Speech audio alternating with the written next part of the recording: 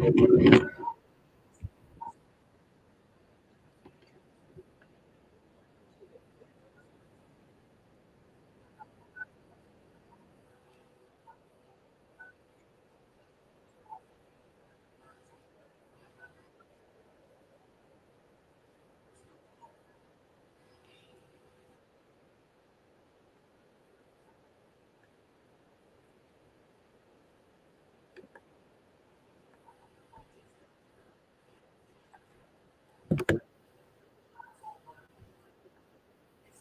fuck?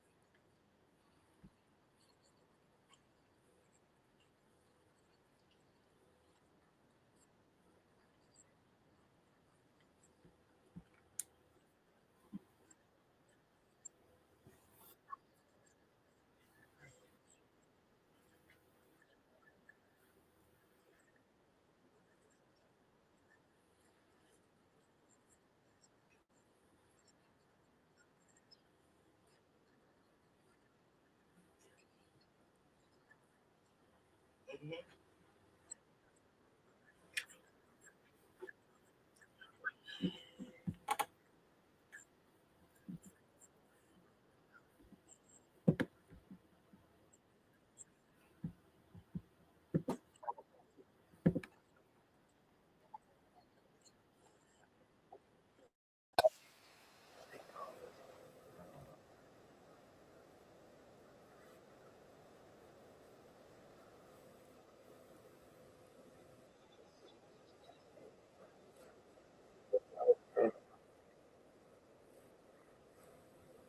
don't know why the fuck. Hold on, I gotta go to my other account. My bad. Get to my. Hold on. That.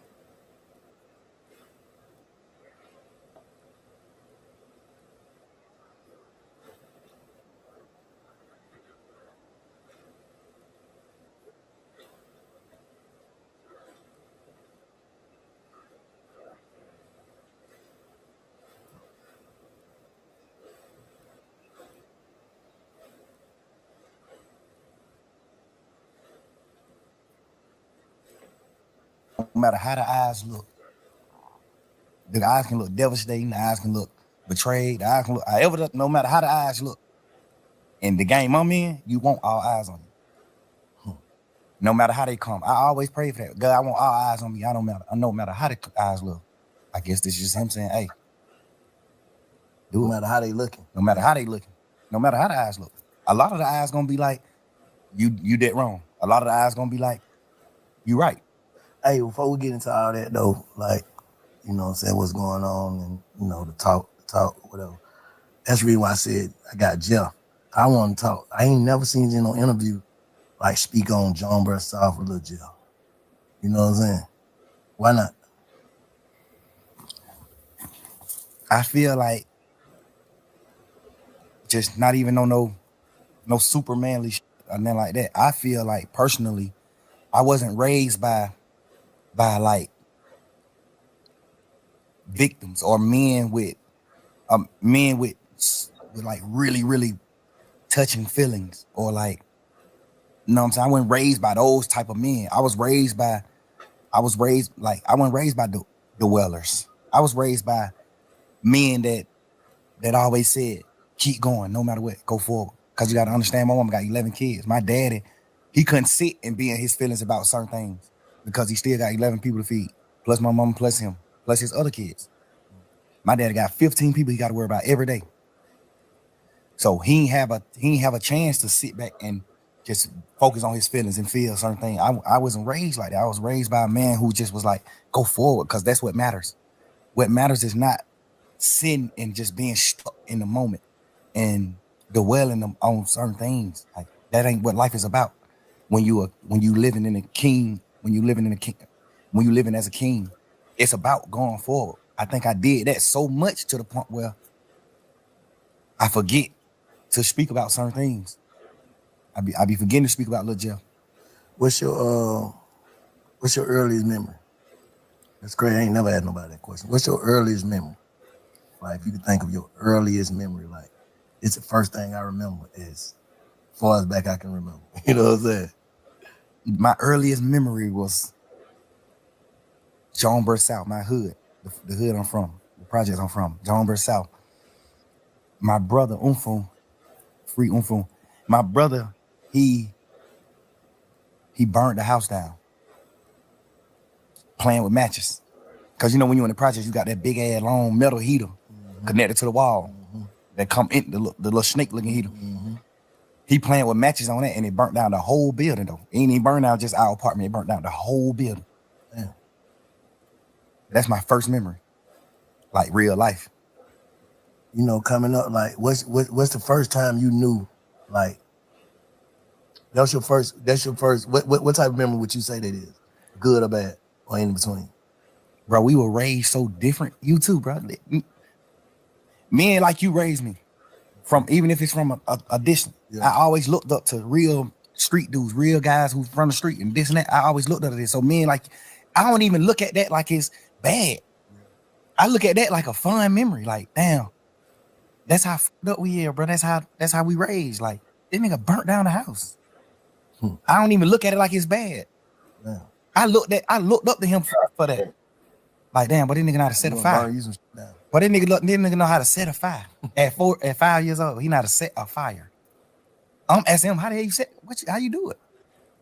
Like, that's just, I'm telling you, that's just how we were raised, bro. That's just how we was raised for real. So I know you got some crazy memories. I was just saying when I asked you the question, I was just trying to think of mine. My first one, but I can't. But I would say, what's your first happy moment? In life? Yeah. My first happy moment was when my mama moved out the projects to a house. When my mama moved into her first house instead of apartment. I was like, damn, bro, we got a house. The house was smaller than an apartment. My mama had got a 4-bedroom house. The apartment was 5-bedroom. You're saying not feeling so confined no more, like around a bunch of people. Now we got rid of some grass. Like, but I got I got a yard. I got neighbors. Like houses. Like I'm waking up, get on the school bus in front of my house instead of the project. It was wrecked across the street from the project though. But so it's just like, you know, but that was like one of my first happy moments and that I remember like as a kid. What's your first saddest moment? I used to go with this girl named Santana in Pool Creek. That's when we moved out of Jonesboro South. I moved out of Jonesboro South when I was like 3-4 years old. We moved to Pool Creek, which is right around the corner from Jonesboro South. And I started going with this girl that stayed like 2 apartments down from me. Her name is Santana. I was going with her like, we probably like 5-6 years old, like kids. I was going with her and we were sitting on a bench. And I think I was talking to another girl and she got me and she hit me with a stick, with a sword, with a real log. Scarred me right here and right here. Hit me with a log. Made you sad? Yeah, because it was like, dang, she broke up with me. I'm like, I lost my girlfriend. Oh, yeah. What's the first time you feel like you felt betrayed? Like as a kid coming up or whatever. My first betrayal was like, cause I'm a kid, so I wasn't introduced to the world or like niggas or friends. You know, you confined to just your household and the apartments you live in. Mm-hmm. So my first betrayal was probably like my other family members, like me hearing my auntie say, you know, she don't want my mom kids at her house because we just too deep. Like we got roaches in our house. Our clothes got roaches, so we might come to her house and some roaches might come out of our house. Now she got roaches in our house, and I understand it. You know, no harsh feelings, but you know that type of shit. The nigga that I am. That's the type I was dealing with in life as a kid. I was dealing with that. Like my mom got so many children to the point where her sisters and brothers like, man, hell no, we don't even want to deal with y'all. No sir, too many of y'all there. They wouldn't even know no bullshit. Just like she like, man, I got a 3-bedroom apartment. I'm goddamn raising my kids a certain way. Y'all over here, y'all grown in hell. Y'all doing what y'all want to do. And like, hell nah, we don't want that shit over here. I want my kids to grow up, a different way. So I get it. You know what I'm saying? But that's the type of shit I was dealing with. Like, that was my first, like, betrayal. Just like hearing my auntie say she didn't want us at our house. We carry roaches. Damn. Hey, shit, we had roaches like.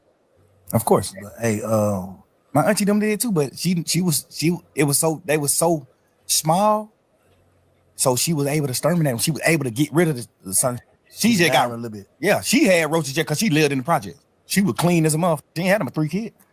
All them were respectful, cool people, cool kids, all that. So she can contain like what's going on in her house.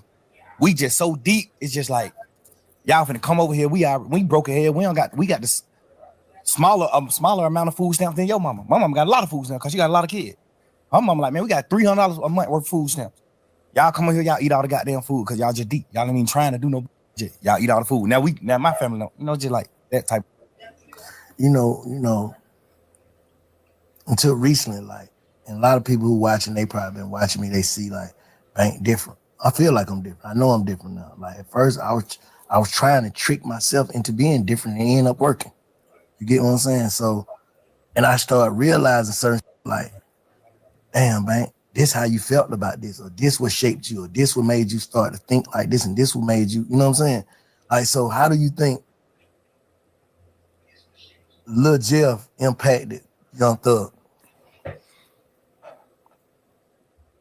A few things. It was a few reasons. A few things, like, from me being Lil Jeff impacted Young Thug.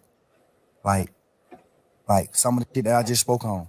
Like, that made me like love people more, because I seen like some parts of my family like not having the gratitude and like love that I wanted as a kid. Like, I actually love my auntie. I actually love my cousins from my auntie kids. I actually love them. Mm-hmm.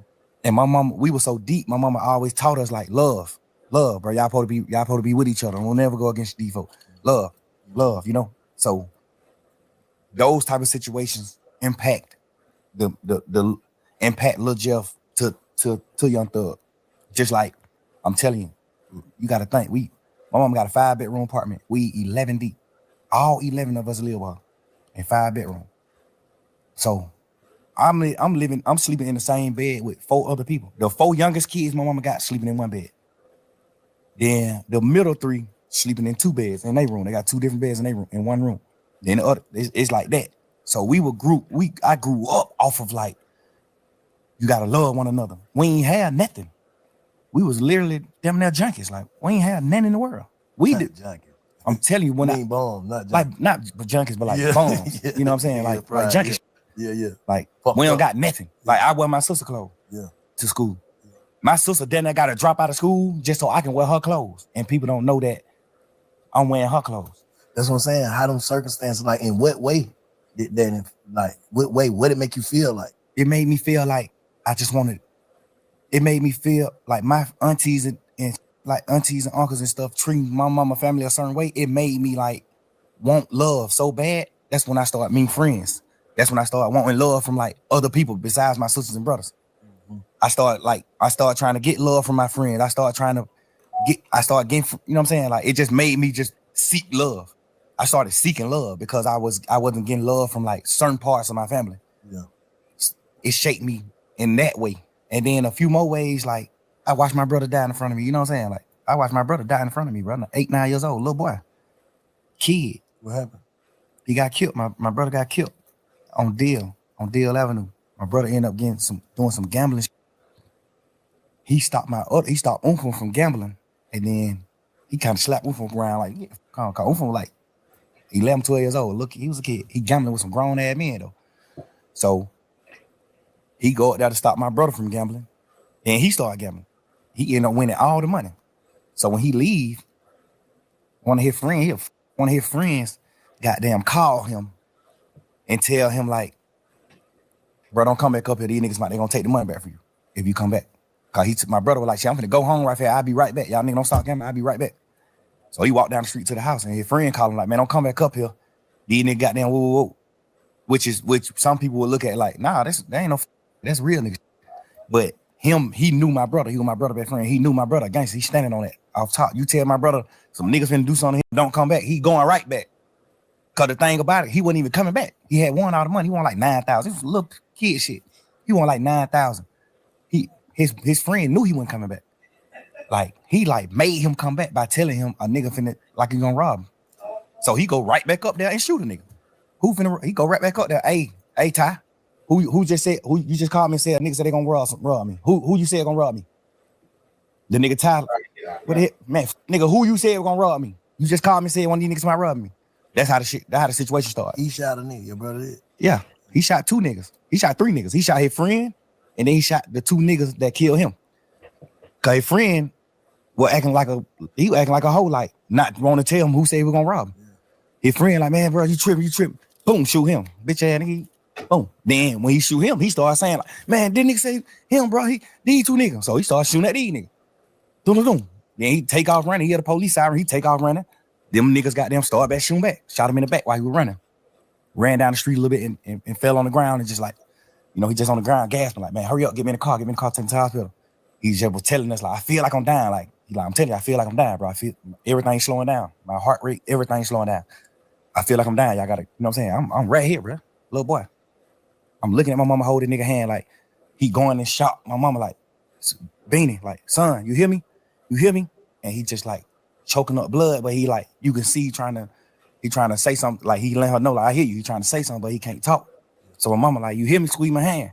I'm holding one of his hand. My mama holding the other hand. She like, if you hear me, squeeze my hand, son. Squeeze my hand. Don't go, son. You squeezing our hand. I'm like, he still, you know what I'm saying? Like, I'm looking at this shit as a kid, bro. Like, so from that day forward, I always said, I'm gonna do something to the nigga that killed my brother. That just shaped my life. That made me cause I played football. I looked up to Michael Vick. I played football. I wanted to rap. I looked up to Lil Wayne. I looked up to Michael Vick. I looked up to Hot Boys. That just shaped me from all that. From that point on, I looked up to like steppers. I looked up to niggas from my hood, from Jonesboro South, that handle their business. That shit just made me a whole different person. That one situation. I was never like 9 years old. I was a kid. So from that point on, how you, like looking back on like, what changed? Like what changed in you? Me. From that day, what changed in me was the way I viewed like niggas that wasn't from where I'm from. Cause that's what it boiled down to. Like a Jonesboro South nigga got killed by a Deal Avenue nigga. So that just started making me be like, man, you ain't from Jonesboro South, nigga. You know what's happening. Now we living that type of life. So that's what I'm saying. Like the situations I was in shaped me in so many ways. It ain't shaped me one way. Cause it was so many different situations, different scenarios to a point where it shaped me so many different ways. Like me not getting the proper love from my entire family made me seek love from niggas and women. Me seeing my brother get killed shaped me to how I view niggas in the street, how I view niggas. Like, you know what I'm saying? It's me playing foot, my dad and like moving me away. Like I ain't never rode the school bus, but my dad took me to school every day. I had a real father.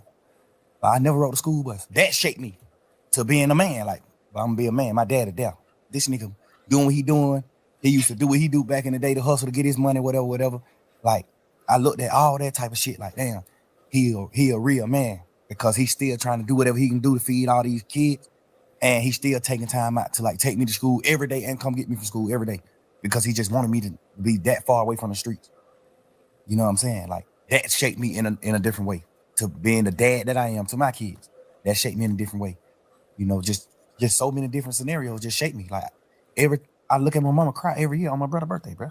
That nigga died 3 days before my birthday. His funeral was on my birthday. Nigga, I remember my 10th birthday, a funeral. I'm going to a funeral on my 10th birthday, bro. My brother, who just told me before he left out the house and died, I'm gonna give you $100 for your birthday. I'm looking at that. Like, nigga, I still wake up right now today. I still want my $100 from my brother. Can't get it. It just certain shit just shake me certain ways, bro. Just, you know what I'm saying? So when you look at yourself, like when you reflect and just look at yourself, how you see yourself right now as a person. Like if you had to judge you, how you see yourself. The crazy part is, bro, I thought I was whole. I thought I was wholesome. I thought I was like the perfect man into this situation. this situation at hand right now made me realize, like, damn, bro, I'm actually fucked up. Like, I was just so, God just created me to be so happy to the point where I know how to like get beyond problems. I just always was happy. My whole trial, I just was happy as hell because it's just like, I ain't got no reason to be happy. But it's just like, I'm just a happy person. I'm just a natural happy person. I could have got a life sentence and went to prison for the rest of my life. And y'all would have been seeing me in prison on photos just happy. Because I think God just created me like that. I be mad at God sometimes for that. Like, dang, bro, why you created me just like so happy to the point where I can't be in touch with my real feelings? But do you think that type shit goddamn make it to where a nigga, cause I'm gonna keep it real with you, Slime.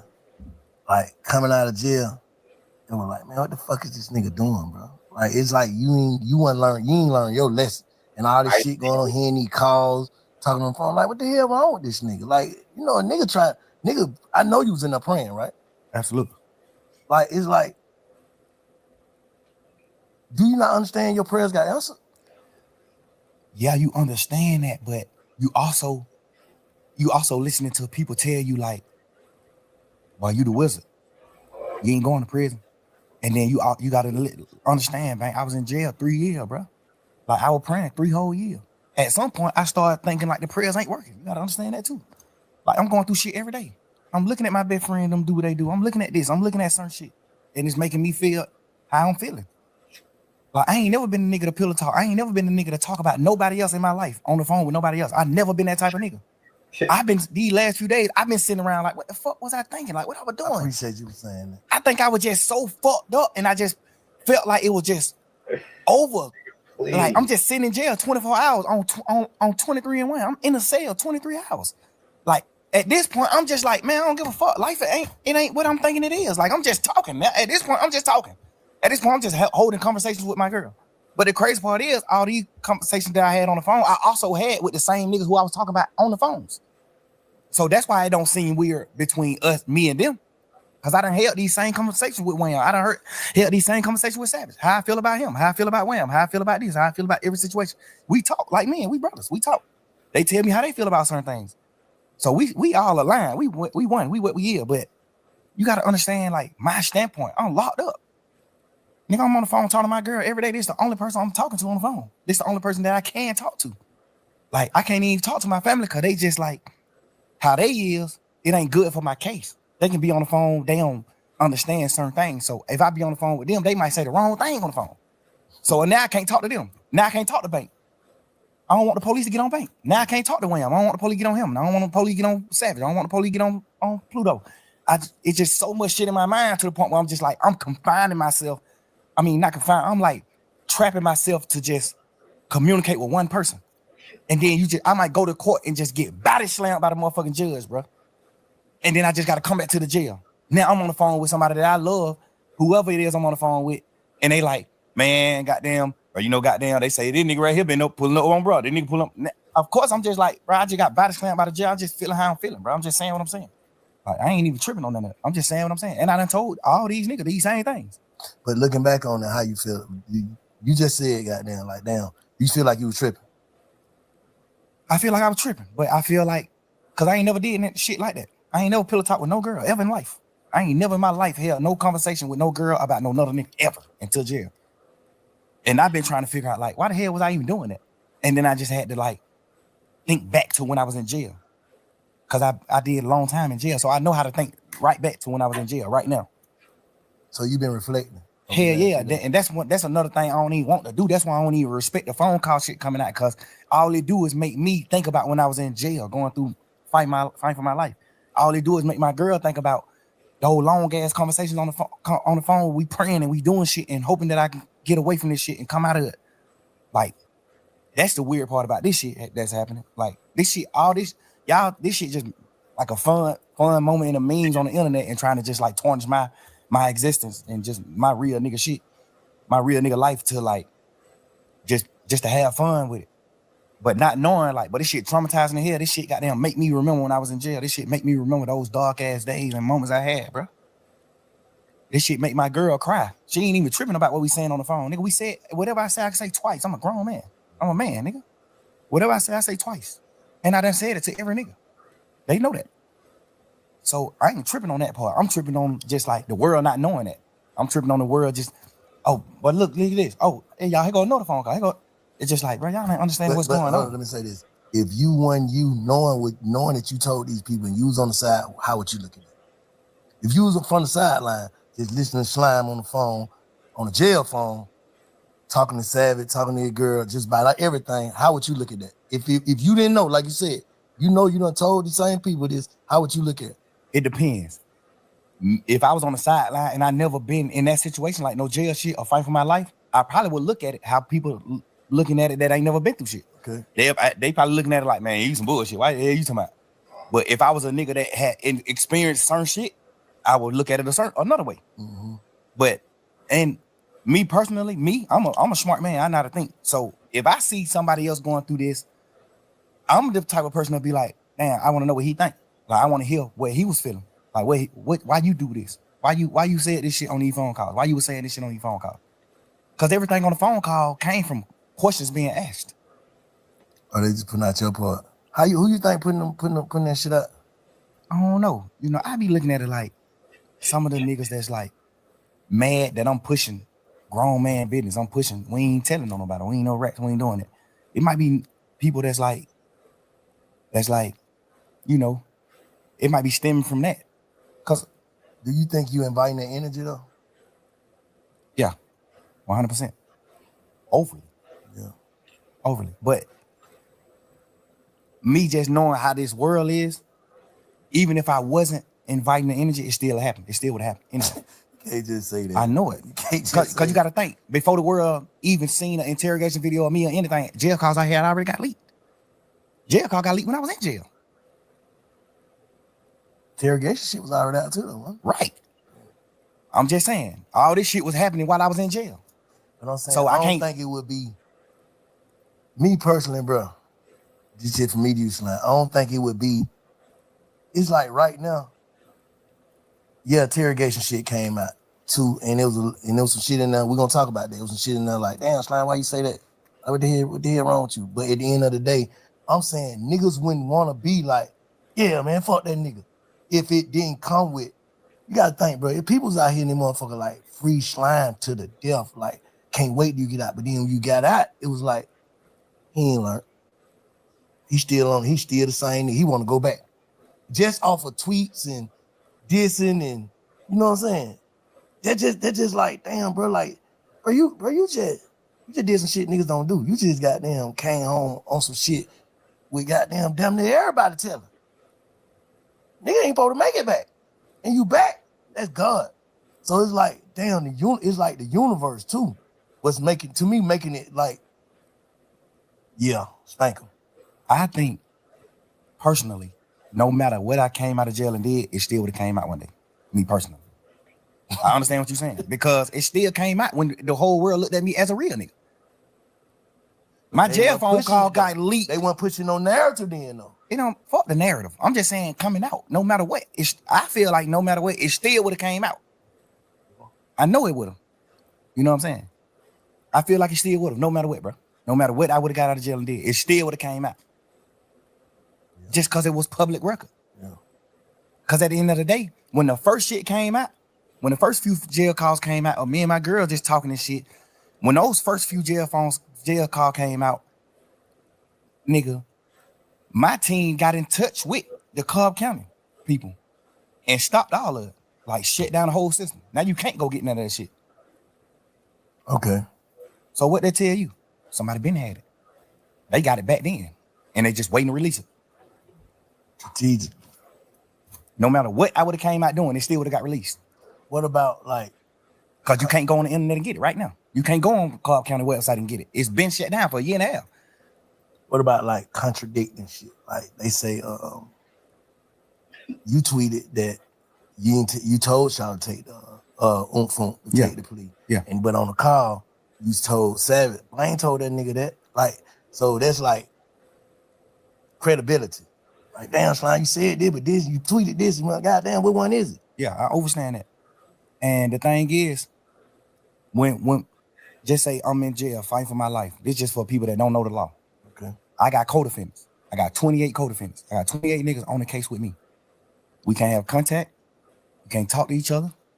We can't be around each other. When I go to court, they got me on a whole nother motherfucking place side of the courthouse. They got these niggas on different sides of the courthouse. Nobody is around each other because we co-defendants. We get another charge if we talk to each other. We can't talk to each other. So when I'm on the phone, a nigga like Savage, he know what he know about the law, but it's some things that he don't know about the law. So that's what slowed me down from calling niggas from jail, because he on the phone just having a normal conversation with his brother, and he just want to know what's going on. Like, shit, I just want to know what's going on, bro. Like, you seen your brother plea? You seen this? You know, he don't know the law. He don't know the side of the law where I got a co-defendant and I can't talk to him. So if I get on the phone on a jail call and tell Savage, yeah, I talked him, I told Umfu to take his plea, that's another charge on me because I don't supposed to have contact with Umfu. So when I'm on a jail call talking to Savage, I got to say no. Hell no, I ain't told that nigga do that. Hell no. Because all they gonna do is take that jail call and play it in court. Now I got to attempt the court charge. So when I'm in the jail, I can't say it. And when I'm in the jail, I'm like, hell no, I ain't told no nigga take no plea. No, I ain't did that. Because I got to do that. I'm on trial. I don't supposed to have no contact with him. If I say I told my brother to take the charge, all they gonna say is, how you told your brother that? You must talk to your brother. Boom. The lawyer can get in trouble. All type of shit can happen. I'm on the phone all the time. Hell no. I ain't tell that nigga take no charge. Fuck no. I ain't tell him to take the plea. No. But when the case over, can't nothing happen to me by saying that. So when the case over, hey, let me clear this up just for the world to know. Because I told Savage no. I told Pluto no. Like, I told a few niggas who asked me, like, hey, bro, you told your brother to do that? I'm like, hell no, I ain't telling him to do that. So obviously niggas that I fuck with in the streets, in the world, they looking at it like, all right, your brother did what wrong. You ain't tell your brother to do that. Mm-hmm. So I got to clean that up. Because I really did tell him after the case. Yeah. After the case.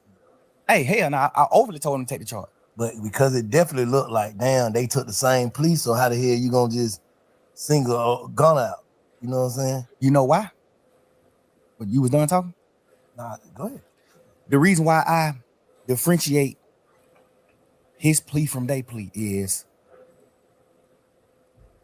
that's like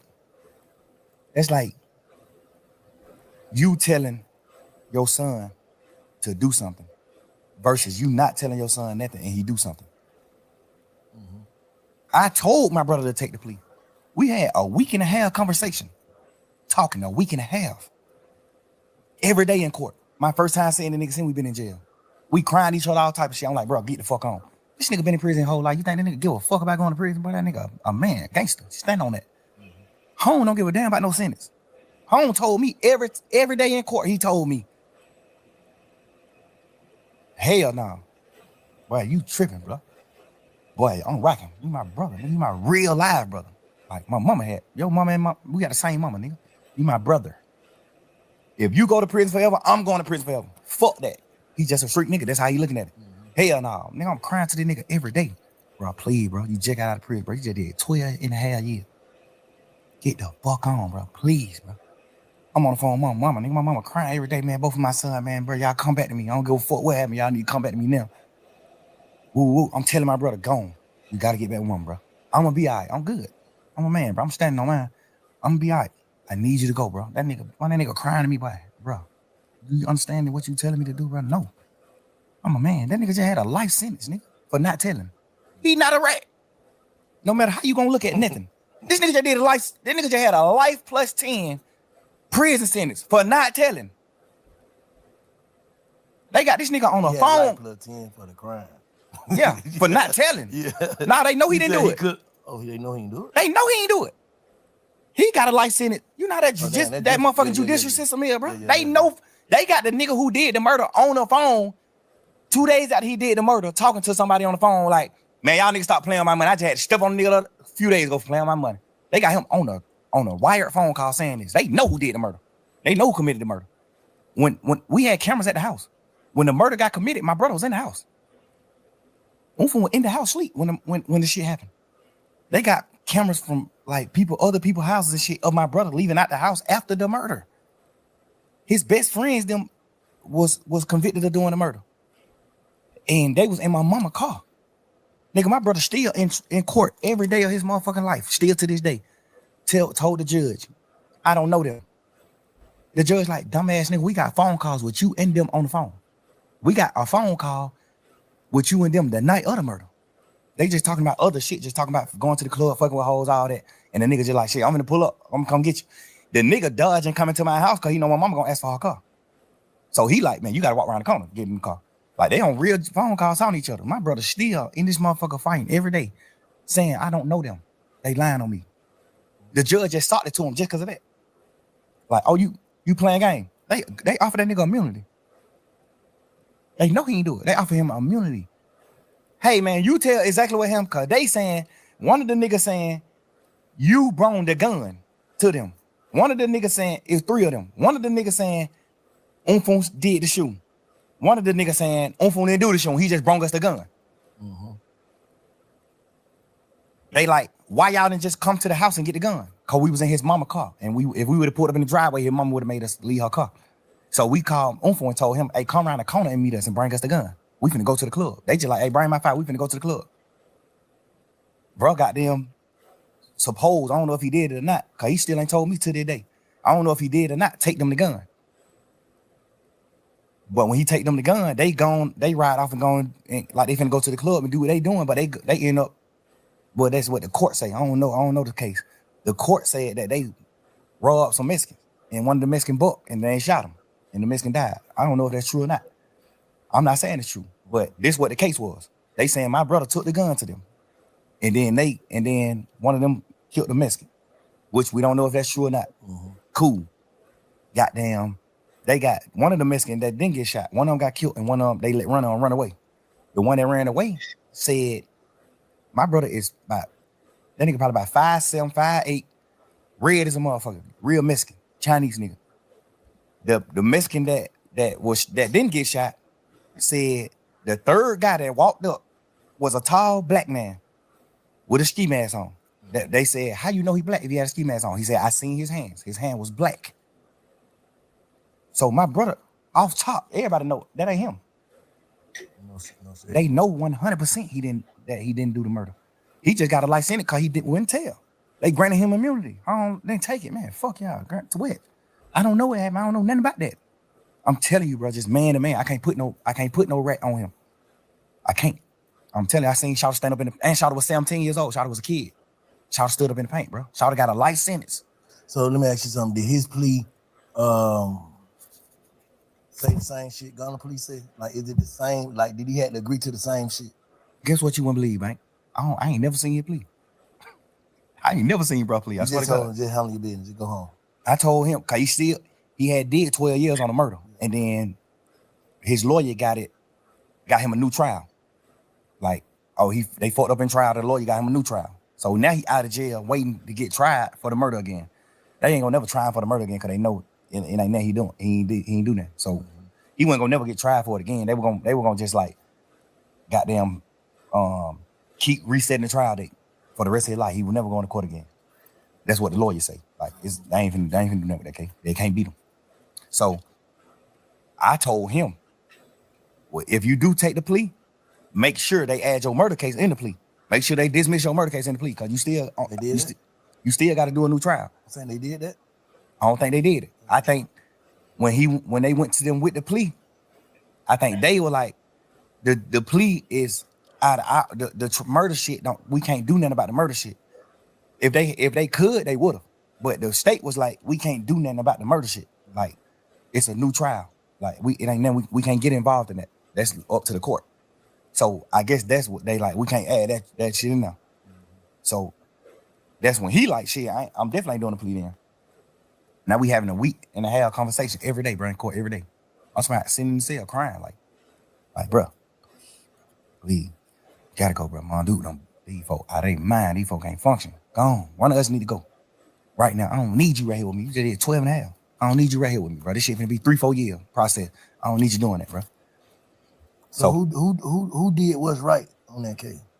Everybody who on the case did what's right, except the niggas who took the pleas in the beginning of the case. Except them. The niggas who took the pleas in the case, that's who did what's wrong. They took the plea and agreed that YSL was a gang. They saying that we got a RICO and YSL is a criminal street gang.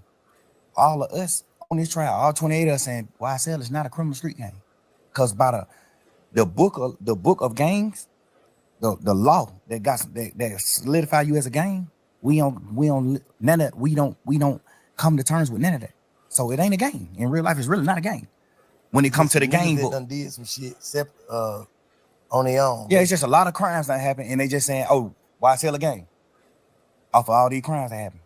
But the law that makes an organization a gang, the law that makes an organization a gang, we don't meet none of the criteria. So we not a gang. No matter how y'all try to twist it, we not a gang. You see what I'm saying? We got every lawyer in this motherfucker saying we not a gang. So who you look at in that shit that took the plea that you be like, oh, I can see how he took the plea? Nobody. Dude. Okay. Nobody else. On phone. All right. Because, and I ain't like saying, oh, he didn't goddamn do us wrong, or he didn't do this. One thing I know is he ain't taking the plea. If I don't make him take the plea, he ain't studying that plea. So why Duke ain't wrong? I just want to know. Like, why? Because Duke plea was from Duke. All Duke said in his plea, he didn't say YSL was a gang or none of that. All Duke plea did was said that Yak was right about telling on him, about what they talked about. Duke plea was just what Yak already had told the police about him. You see what I'm saying? hold on. You said Duke just agreed to what Yak said. Yes. So Duke. Yak, you saying Yak threw Duke up on the bus. And he just said the nigga telling the truth on me. Yeah, because if he say that he not, then Yak got to take the stand on him. Because Yak plea agreement said he got to take the stand if Duke go to trial. That was a part of his plea. What? What I'm saying? What, on their case. So Yak say ain't nobody. He was on Big Face. He said nobody ain't go to jail for what. He said he just was in there running his mouth in the what's the name interrogation room. So how he? What you mean testify? What the hell you talking about? When him and Duke caught their case, Duke was going to trial. What kind of case it was? Goddamn, they got caught in a car. They ain't had no license and they had 2 guns on them. Okay. And they went on a high-speed chase. They took Georgia State Patrol on high-speed chase. So when they get locked up, this is what their charges is. Theft by receiving stolen property, which is the guns, and well, I think it was one of the guns. Oh, I don't know. I know they had theft by receiving and then no license because they were driving. They was in the car. They had a license. Stop playing. That's what. You told on a gun and some license. Stop playing. That was the original charge. Oh, what the other? When the police came, when the police came and talked to Yak, Yak told him what actually was happening. What was happening? Like, he told them Duke got jumped on at Magic City by some ops, by the opposite, and he came to Magic City to get Duke, and they were going to retaliate, go commit murder, go possibly commit murder. They were going to retaliate against the people that just jumped on Duke. That's what Yak told him. Hold up. So, let's slow down. They get locked. They on the way to the op hood. This is what I don't know. Cause I went down. This is what the police is saying. They got caught with some guns and no license, and he turned that into what? He told them what really was happening. Cause the police just like, why? These 2, they ride past the state patrol. It's 2 young niggas with hoodies and ski masks and all that old shit ride past state patrol. State patrol get behind them. They go on a high-speed chase. They go on a high-speed chase. They wreck the car. They get out the car, run. Well, one of them get out the car and run. One of them stay in the car. That automatically make it fishy to me. Who stayed in the car? I think Yak stayed in the car. He but 2 people who ran him stayed in the car. Yak stayed in the car. That's what I heard. Okay. Yak stayed in the car. Duke, when they crash, Duke get out and run. Okay. And toss one of the guns. Got away. Nah, he got caught. He ain't no getting caught. Okay.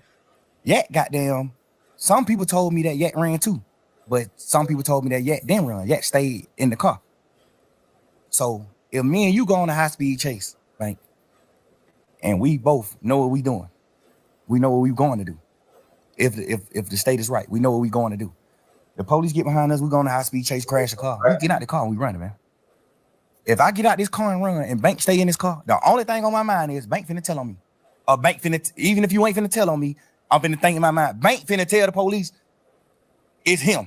Cause what you stand in the car for? He must know, he must got out, basically. Like he must got out. He must know something I don't know. If we supposed to run, basically what you saying, like if you don't run when the police is chasing you, you the one driving. You take them on a high speed chase.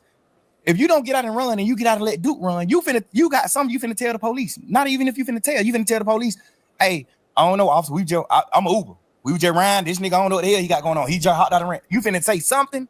Like, I don't understand why you not finna run. Yeah. Which is not bad. And that ain't really bad to me. Because if you could spin 12, you can spin them. If me and you go on high speed chase and I hop out and run and you don't, all you can say is shit. Man, I know that young nigga from the hood. I don't even really know his name. Man, that young nigga told me to drop him off at the girl house, man. I was on the way home. I was finna drop this nigga off at the girl house, man. When goddamn y'all got behind me, but I know I can't go to jail, boys. But the young nigga got a gun, but I know I can't go to jail. So I just went on a high speed chase. Like, you know, it's ways you could flip it and then and make it good. Like, all right, cool. I understand why you sat in the car. If you can flip it, you can flip it. So I ain't gonna say he sat in the car because he was gonna tell, but I'm gonna say it's weird that you sat in the car. Like, so what? All right, fast forward. If you sat in the car. All right, fast forward to what the facts. You say he Duke got jumped on at Magic City. Okay. Call yet. This supposedly. I don't know. Allegedly. Yeah. Duke got jumped on that Magic by some opposites. He called Yak. Yak come get him from Magic. Him and Yak get in the car and on the way to the ops hood. They on the way to the ops hood to retaliate, to go handle their business. Like niggas just jumped on him, he finna go handle his business. They ride past the police next to the ops hood. They on the ops street when they ride past the police. The police get behind them and turn the lights on. They go on a high speed chase. They crash. They get out and run. They get caught. They in jail for driving no license and firearm in the car. This the charges. Mm-hmm. The police come question Duke. Duke don't tell Duke like, man, suck my dick. No. The police go question Yak. Cause I think Yak was in some more trouble too. So the police go question Yak. So I guess that's his way of being like, shit, but I gotta try to get myself out of trouble. I'm in deep trouble. Like, even though Duke got this little bit of case, I got the same little bit of case, but I got more shit. I'm on probation. I just got out of jail. Yak got a deeper rap sheet. So but I thought he said he took the charge though. I thought Yak took the charge. He said goddamn, ain't nobody go to jail but him. Like, he don't want this time, and Duke Duke went to jail, bro. No, I'm saying like convicted. Basically, like Duke got some probation. Duke got convicted. He got probation. 6 month probation. I think he got a year probation. So Shawty went to the Fed though, so he had to take the gun charge. Though. No, he went to the Fed because that was like his 5th, 6th time getting caught with guns. So your 5th, 6th time getting caught with guns. Now the Fed's involved. Now the Fed like, hey man, they keep getting caught with guns. Now the Fed snatch you. Now the Feds give you the gun charge. So you can't take the gun charge. The Fed gave you the charge. The Feds gave you the charge. You didn't take you running around saying you took the gun charge for Duke. Now you didn't. In your interview, you said the gun was my gun, but I gave it to Duke. Everybody know in a court of law, if you say, hey, this is my brick, but I gave this motherfucker to a bank, whoever is in possession of this brick, that's who brick it is. That's a fact. Whoever in possession of this gun, that's who gun it is. I don't give a fuck. You can tell the police 1,000,000 times this your gun. Duke get caught with his gun. This motherfucker is Duke gun. I promise you that. Yeah. That's how that go. So the Fed snatched him, and when the Fed snatched him, his charge in the Feds was the gun charge. It's because he had more than one, but like the Feds just were on him. Like, we on him. He keep getting caught with a gun. He done beat murder charge, all type of shit. He done beat murder charge, all that. So the Fed already on him. He get caught with take the stand. Why? I'm saying. Oh, so Duke didn't go to trial. That's why he. No. The thing about it is, I don't know if this true or not, but Yak told Duke, man, just take the little probation shit. And I feel like he told Duke that because he didn't want his interview to come out. Because if Duke go to trial, you got to take the stand. It's a part of your plea. So you tell Duke, man, take the probation shit. Ain't nothing but a year probation. Take that shit, man. You tripping. Go on forward with your life, man. So Duke take the probation thinking like, shit, my brother took the charge. I'm gonna take the probation for even being around it. They just charging Duke with it. So they give Duke a year probation. Duke take the probation. Word in the street is Yak told Duke to take the probation.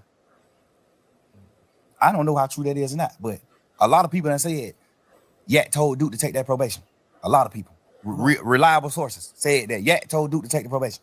I feel like he told Duke to take the probation because if he didn't, he was gonna have to take the stand on him. And he didn't want to take the stand because he already got to go to jail. So you saying he would have took the stand in the Fed when he picked it up, basically? Yes. If Duke, no, it don't matter if the Fed pick it up or not. If Duke go to trial, if Duke don't take the plea, Yak gotta get on the stand and Duke trial. That's his plea. His plea was this. You get out of jail, you do this, you do this. But if Duke go to trial, when Martinez want to go to trial, you must take the stand and speak truthfully about what you told us in this interview. That's his plea. If Duke go to trial, he got to get on the stand. That's Yak plea. And if he'd have took it and she got on trial, what they would have did, that would have fucked the case up or something? Who? That would hurt the case. Like if Duke would have went to trial, Yak would have had to take the stand. Duke would have got fried. What the hell you mean? In the goddamn interrogation, Yak told exactly what happened. Oh. Yak told, hey, man, I ain't even finna play with y'all in here, man. I'm gonna just tell y'all the truth. That's what happened. This what he say in the interview. In the interrogation, man, I ain't even come to play with y'all for. I don't even, man. Whatever I can do to goddamn try to make this shit light on me, bro. Like they like, man, what's going on? Goddamn, ooh. Obviously, the DA's already wondering, like, why the hell y'all nigga on the high-speed chase right here next to the ops hood? They don't know that Duke got jumped on at the club though. This under wraps. It's low. We keeping it low. Just street shit, keep that low. Going on. Goddamn. So when Yak tell them Duke got jumped on that magic, we was on the way to goddamn go straight up hood. That's why in the interrogation room he was saying shit like, they were like, oh, so you and Duke finna go kill? He like, I ain't gonna shoot. I was driving. How I'm gonna drive and shoot? Duke gonna shoot. He say all this shit in the interrogation. You know what I'm saying? Like, this the interrogation room. He's saying this shit, and he took a plea, and his plea was when Duke go to trial, you got to take the stand. So what's the difference between Duke in the interrogation room and that interrogation room, you in the interrogation room? What's the difference? Duke never was in the interrogation room. I mean, not Duke. Yeah. The difference with me and Yak's situation is Yak in the interrogation room telling that Duke did the crime. Yeah. Not no bullshit, no funny shit in that. Go ahead. Yeah. Ain't even no harsh feeling. I ain't mad at nobody or none of that. I live and learn. I want to know what the difference is. I want to know your perspective on what's the difference between him in the interrogation room talking and you being in the interrogation room talking. The difference is he told that Duke was locked up for these crimes. He told the police what Duke did. Mm-hmm. Like you told on Duke. That's the difference between his and mine. I didn't tell on Roscoe. I try to free Roscoe. I'm saying Roscoe didn't shoot at the bus. Yeah. We be serving these niggas when they come to Atlanta. He ain't shoot at this bus. They ain't beefing. Yeah. That's what I'm telling the police. Yeah. Any street nigga in the world gonna understand that. Any street nigga in the world not finna say, oh, I read it, or I did what wrong. No nigga. But what about the niggas who feel like you don't supposed to mention other niggas' name in front of the police though? The police mentioned the names. I just gave them my stories. Okay. The police mentioned their name. I ain't bring no nigga name up in the interrogation. The police mentioned these nigga names. I brought Guap name up, but I brought Guap name up to talk about my dealings with Guap. Like, I'm signed to Gucci. I'm not signed to Bird. Yeah. That's why Guap name came up. You know what I'm saying? I ain't bringing no nigga name up. You acting like I'm in this motherfucker saying, oh, Big Bank Black, a nigga who the police don't know. I'm naming Superstar. The police know every one of these niggas. You acting like I'm bringing the nigga name up there. I ain't saying you. I'm just saying, I ain't saying you. I'm saying like the world. Y'all acting like I'm goddamn bringing up a nigga name, putting a nigga on the police radar. Man, I'm talking about full-blown superstars. I'm talking about signing. I'm signed to Guap. What the fuck could I do to get Guap in trouble? By saying I was signed to him. Like, what the fuck can I say about to get Birdman in trouble? Saying that Birdman and Wayne got a problem, not Roscoe and Wayne. But can a nigga take that as you giving them you pushing it off on Bird? Like that's a motive. I check that motive. No, because at that point it was already on fire. You gotta understand, Wayne had already said they fuck nigga over my money. This shit was on the internet. He already said fuck the a nigga wear a dress, man. You don't listen to nigga music. He already did all this shit. He did. So this shit already in the public. This shit in the public eye. I'm not sitting here telling them nothing, giving them something to go with, a story to go with. I'm in this motherfucker saying, man, y'all, what you talking about? Like, what the problem is with Bird and Wayne? You know what they saying the problem is? They saying that Birdman, they paid him. Mm-hmm. Like, what the fuck is you talking about? Yeah. Like, you know that. Even though I feel like, personally, I shouldn't even been saying that, because y'all already know that. Yeah. So why do I got to sit in here and reiterate that? But, you know, you just a young nigga. You just in this motherfucker thinking you flamming these folks. Yeah. But the difference is, I'm telling these nigga my partner ain't committed the crime that he in jail for. And a nigga like, telling the police that Duke committed the crime that he in jail for. That's the difference. Yeah. Me asking you, do you understand the difference? I understand it different, but like I said, Slime, I told you this, like, you know, looking at it from the side is like, why would you tell that lady, take your number? If you look at the whole interview, and I'm gonna put the not the audio, I'm gonna put the video out so you can see the actual video too. I told the lady to take my number on some flirtatious shit. Like, we just flirting. When we first come in the room, I was flirting with all this shit on video. When we come in the room, I'm flirting with her. When we sit down talking, she's sitting at the table. I'm talking to her. I'm flirting with this bitch. Not mean to call her no bitch. I'm flirting with this lady. Like, and at the end of the video, when everybody getting up and leaving out the room, I'm still talking to her because she getting up late. Like, she still like getting her shit together and getting up. Like, well, all right, goddamn good talking to you. Woo, woo, woo. And I'm like, man, you don't know anything. Get my number, baby. I made promises. You know, I'm just flirting with the lady. Obviously, the world gonna look at how they want to look at it. But that's wrong shit to say, Slime. Now, just looking back on, don't you feel like that's wrong shit to say? I feel like that's the wrong shit to say if I was saying it for the reason, if I was saying it for another reason. I'm saying hearing it. Hearing it. Obviously. You hearing it, what that shit sound like?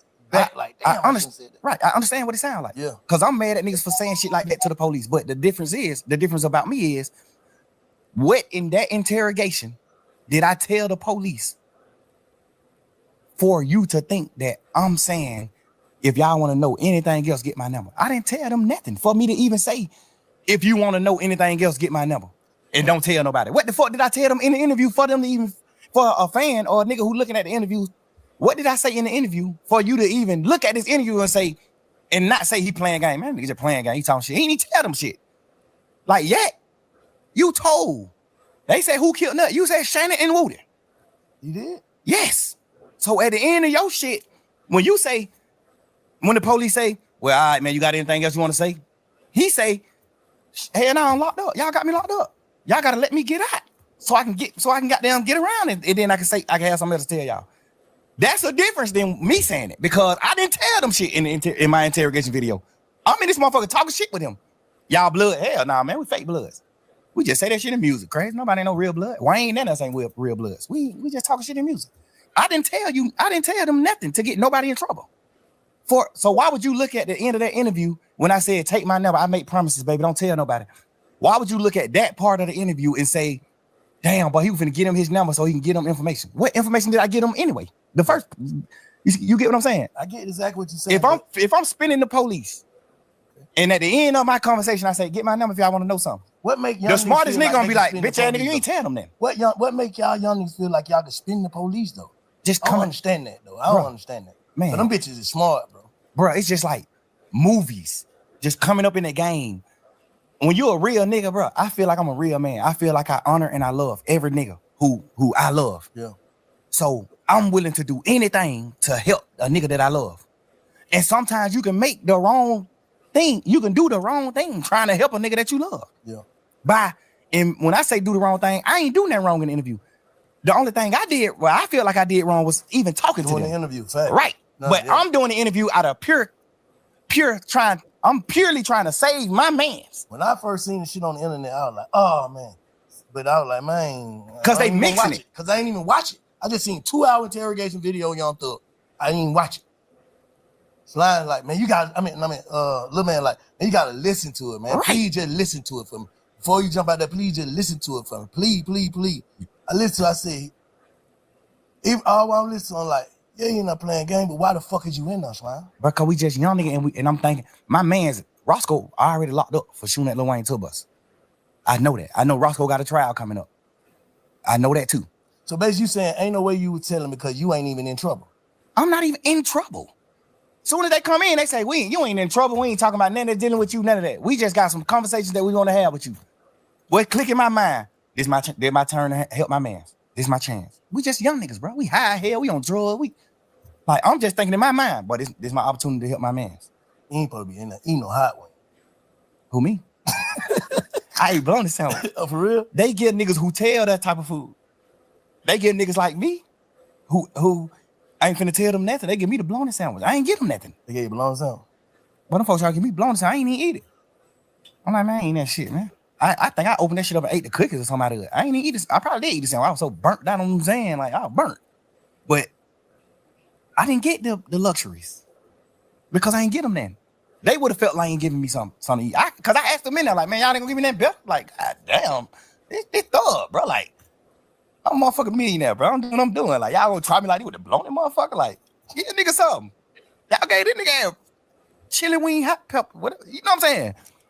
God damn, give me what y'all give me what y'all gave this nigga. I know why y'all ain't gonna give me what y'all gave him. Cause I ain't getting you nothing. You don't get nothing in return. You don't get me doing nothing but denying my partner involvement with that tour bus shoot, denying me being in a gang, denying Birdman having something to do with the shoot with Lil Wayne tour bus shoot, denying me being signed to Birdman. You don't get nothing but denial from me. You don't get nothing but denial from me. Everything I did in the interview was on purpose, nigga. Man, that's crazy. So let me ask you something though. Now let me tell you something, matter of fact. Because I've been hearing all this shit. And you know what I'm saying? A lot of this shit valid. You know what I'm saying? You did do whatever, however. But fuck that. This is how I feel, Slime. Me to you. I know you said this shit probably would have came out or whatever. This would have happened, that would have happened, this would have happened. But what I'm saying is, even in there, I don't feel like you realized what you was going through. And then when you got out, I don't feel like you was focused, bro, the way you should have been. Like, I feel like you taking your blessing for granted. That's just how I feel. Like, I ain't here to condemn or goddamn protect. I ain't here to do nothing but get your perspective and feel your energy, bro. So what I'm telling you, and I'm hoping you feel mine, I'm saying, I feel like you probably got out of jail and truly went with the narrative y'all went with. What was it? Truly humble on the gut. Yes, sir. I don't feel like you came home humble, bro. Enough. And I don't know. I'm just saying, I'm from the sideline. I taught you when you first got out, first day you got out, you gonna live a comment on through. I was like, what I say? Bro, fuck all that. Get home and get to it. Nothing else. I don't feel like you did. I feel like you came home playing again, bro.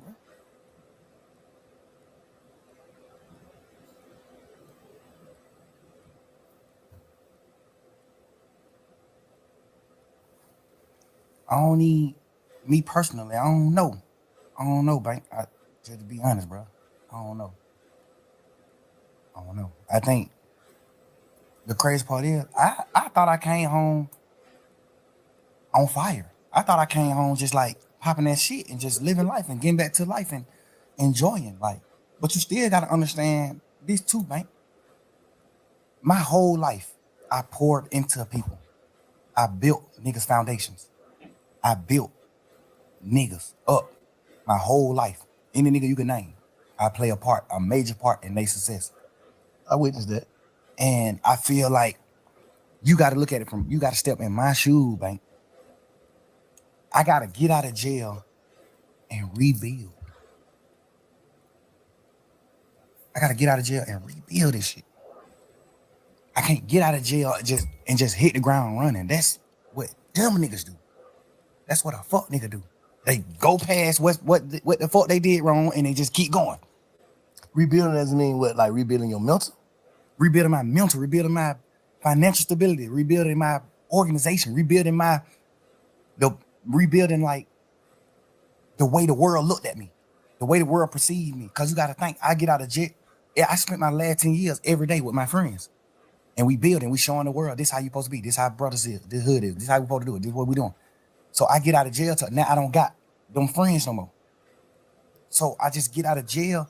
I'm used to being with them. My last 10 years, I've been with them every day. So I get out of jail, now I gotta learn how to not be with them.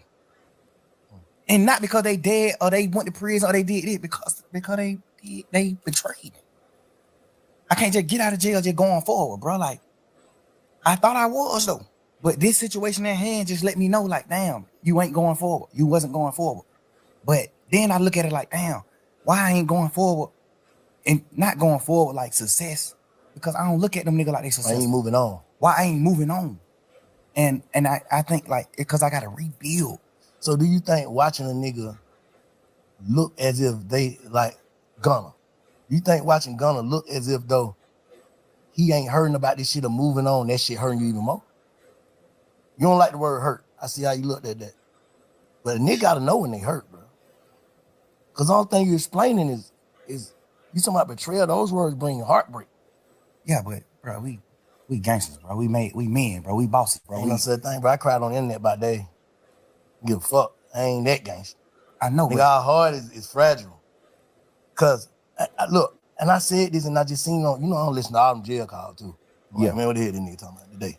But I said, I listened to that motherfucker, and you said something like, cause I had already told Lil, I said, bro, the reason why Slime, and it's just me, I could be tripping. Reason why Slime ain't fuck with Gunna, cause he already done put the word out and stamped it to niggas, and he gotta stand with these niggas. Not saying it's right or wrong. It's like, shit, how the hell I'm finna make these niggas fuck up their friendship or whatever, they camaraderie with the nigga, and then I come home. I feel, and then I ain't never told you this. I talked to Gunna when he first got out of jail. I was trying to get an interview with him. He like, man, I ain't worried about none of these niggas saying, I know my brother in that box fucked up. I was just in that motherfucker fucked up. That nigga mind ain't right. Whatever. I don't give a fuck if he is telling these niggas fuck me. If it ain't fuck me when he get out of jail, they're my brother. You know what I'm saying? I love that nigga. I know he love me. He knowing I wouldn't have did that shit. I triple asked them folk, is this gonna affect my brother? That's what he told me. I took it for face value. That's what he told me. that ain't the truth. I'm just telling you, I'm on the outside looking in. I'm just telling you what he said. That's what he said. He said, Oh, I ain't saying that the truth he said. I'm saying, yeah, that's what he said. He like, I'm just waiting on his word. I don't know, cause his lawyer could have told him. His lawyer could have fed him some bullshit. My lawyer's just a real one. Brian, a real man. He gonna tell you, hey, this what we got strength at in this trial. This what we lack at. This what you fucked up at in this trial. This what you got their ass. So that's part of the reason why I took my plea. Cause he like, you gonna win the case 100%. You gonna get acquitted, but you can't get acquitted for the shit that they found in your house. It's in your house, the house in your name, everything. Like, even though it ain't your shit, they still got it. The law tell the jury you must charge the owner of the house with these items if it's in his house. Mm-hmm. So Brian always told me, like, this is where you gonna get convicted at. This is where I feel like you could get convicted at. He said you still can win it for sure. I think you're gonna win it, but I can't tell you. I can't be no bullshit like these other nigga lawyers. Mm-hmm. I gotta tell you, hey, this is where you strong at. You strong in every corner of this case except this one. The shit they found in your house, you not strong in it. No matter what. 9 times out of 10, you will get convicted of this. No, I'm thinking about you saying like you had to rebuild, you had to move on, and niggas from 10 years. You had your partner that been with you 10 years, and then every day. But I used to see you and Gunna every day. Like every day, like to the max. Like you and Duke day every day, but it was a different every day with you and Gunna. What I'm saying is that shit like a marriage almost. You dig what I'm saying? So it's like you having your wife, bro. And this ain't even just your wife. She came in with you. She came into the relationship bossed up, millionaire, doing this shit. She came a bum. She came with nothing. You made her a millionaire. You foundated her. You built her with all honesty. Like you built her just on some honest shit. Not even on no, I'm finna build this project. It's just like, damn, boy, I look at this little nigga like my little brother. I love that nigga. I'm finna try my best to help this nigga do something. I ain't even know this nigga rap when he first came around me. I just was just like on some shit like, man, everybody with me, I'm taking them with me. We going with, I'm finna figure it out. If he don't rap, I'm finna, whatever we put on this internet and the fans say, what the fans commit him, the fans put on him, that's what I'm finna make him go with. If we get on the internet, he don't even gotta be a rapper. If the fans say, but then nigga got this shit, this nigga drippy as a motherfucker. But I'm finna make sure you fresh as a motherfucker every time they see you. Like I'm just don't do whatever I can do to help my niggas. Yeah. Or my girl, like whatever. I'm doing whatever it takes. You know what I'm saying? So have you ever actually sat down and thought to yourself, how do I really feel about this? Not how. Well, I take it back to this. How do Jeff feel about this before I saw my brother get killed? How would he feel about this? About what? About Gunna. Period. Just all the way. Like, how do you like? I'm trying to get you to tap into like. How do you really, really feel? I know how you know how we supposed to feel about shit. Fuck that nigga crawl me. That's how we supposed to feel. Like how you really feel. How you really feel about this shit. Like I really, really feel. I feel like True word. King True. That's where King Spider come from. King True is the big homie. Who you might King True, our big homie. Yeah. I honor True words to the T, no matter what. I'm with him to the T. He not a bad man. He a real man to me. What I identify as a man. I honor his words. He told me before he died, He didn't tell me on his dying bed. He just told me before he died. Gunner's my son.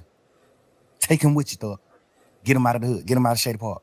Take that boy with you. That's my son. And then just so happened, he just ended up dying. And I honor his word. Bro. I took that nigga with me everywhere, bro. This my man's, bro. Whatever you will, all the bullshit that I knew about you, all the shit you did, the shit that on sitting on the porch talking about your cousin, damn near telling on the goddamn to the Crime Stopper people, all this shit. I knew all this shit later on, but I knew this shit, and I just found a way to love you. You know what I'm saying? I knew it, and I just love you because I just honor true word, and I feel like whatever, I don't know what Truth told you, but I know he told you something good. And I feel like you just didn't honor the word. You ain't honor that, bro. You ain't even honor brotherhood. We ain't even talking about truth. We just talking about brotherhood. We from the street, bro. You know how hard it is for us to become successful men? Make millions of dollars? If a nigga take me from where I'm at, sleeping on my mama's motherfucking couch, to making millions of dollars, I'm dying before I go against him. No matter what, I'm gonna die before I go against him. No matter what. I don't think he fit. Now, like I said, I ain't here to goddamn protect or condemn nobody. I don't feel like he crossed you though. Me personally, as a man, me knowing him, he's smarter than he looked. Gunner's a smart man.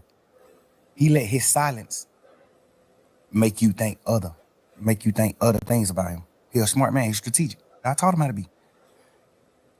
The thing about it is, when it come down to being real, the strategicness go away from me. When it come to being a man, like standing on man business, a man.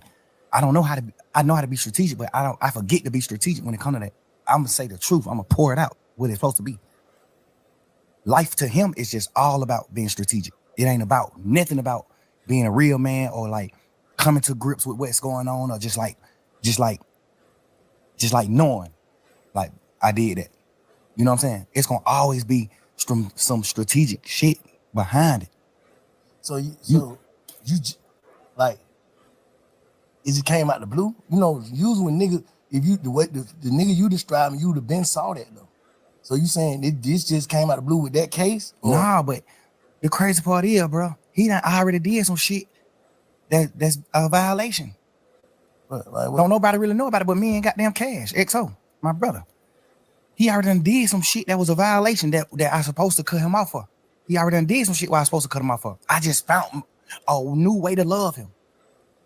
And I try to be how y'all live. I try to look at him from a different light and be like, maybe he ain't understand. Maybe he ain't know. I know he knew though. Maybe he ain't know. The only reason why I knew he knew is because he denied it. Instead of saying, damn, bro, I ain't even know. A nigga that don't know gonna say, damn, I ain't even know that. A nigga that know what he doing, what he gonna say? Hell no. I denied it. Like, hell no, right? Hell no. Like, that's just how the circle of life. That's how I go. You gotta understand, bro. I had that man with me every day since late 2015. I had that man with me every day, bro. I made that man I made him a millionaire. Like, I bought his first apartment that he lived in. I bought it with my money. I made him put his money up. Keep your money. I bought it with my money because I had a little extras. I bought that shit. I went half and half with you to buy your mama house. Your mama first house, get her out of the hood. I did that. Me. I told you to go down there to the country town and get your daddy, no matter what your differences is with your daddy. I told you that. I know for a fact, me personally, I know your dad don't look at you like a real nigga. I know that. This is my man's. Your dad is my OG. He don't look at you like that. I made you go get your dad. I made you reunite with your family and do the right thing. I just poured my all into him, bro. I gave this nigga more time than my children, bro. I gave him more time than my kids. I gave him more time than my old lady. Like, I poured my life into these people, bro. Like, every second. I went half on your mama house and bought your mama house, bro, because you didn't have the money. I went half with you. I bought your brother his first truck and let you present it to him like you bought it. Your brother on the internet, man, yeah, fuck that nigga thug. Like, nigga, you don't even know what's going on. Like, you don't even know, bro. Relax. This shit that nobody don't know, but we men, so we can't speak on that type of shit. We men, I ain't do it for that reason. I did it because I just honor my brothers. my friendships and brotherhood. I honor that shit. I love you, bro. So, man, that's cool. So you still love him? Bro, I poured so much into this nigga, I can't even hate him, bro. I thought in jail, I thought I hated him when he took the pleas and shit. When they did that, I thought I hated these niggas. Nigga, my girl made me realize, like, boy, you don't hate him. You just mad at him. Yeah. You don't hate him, bro.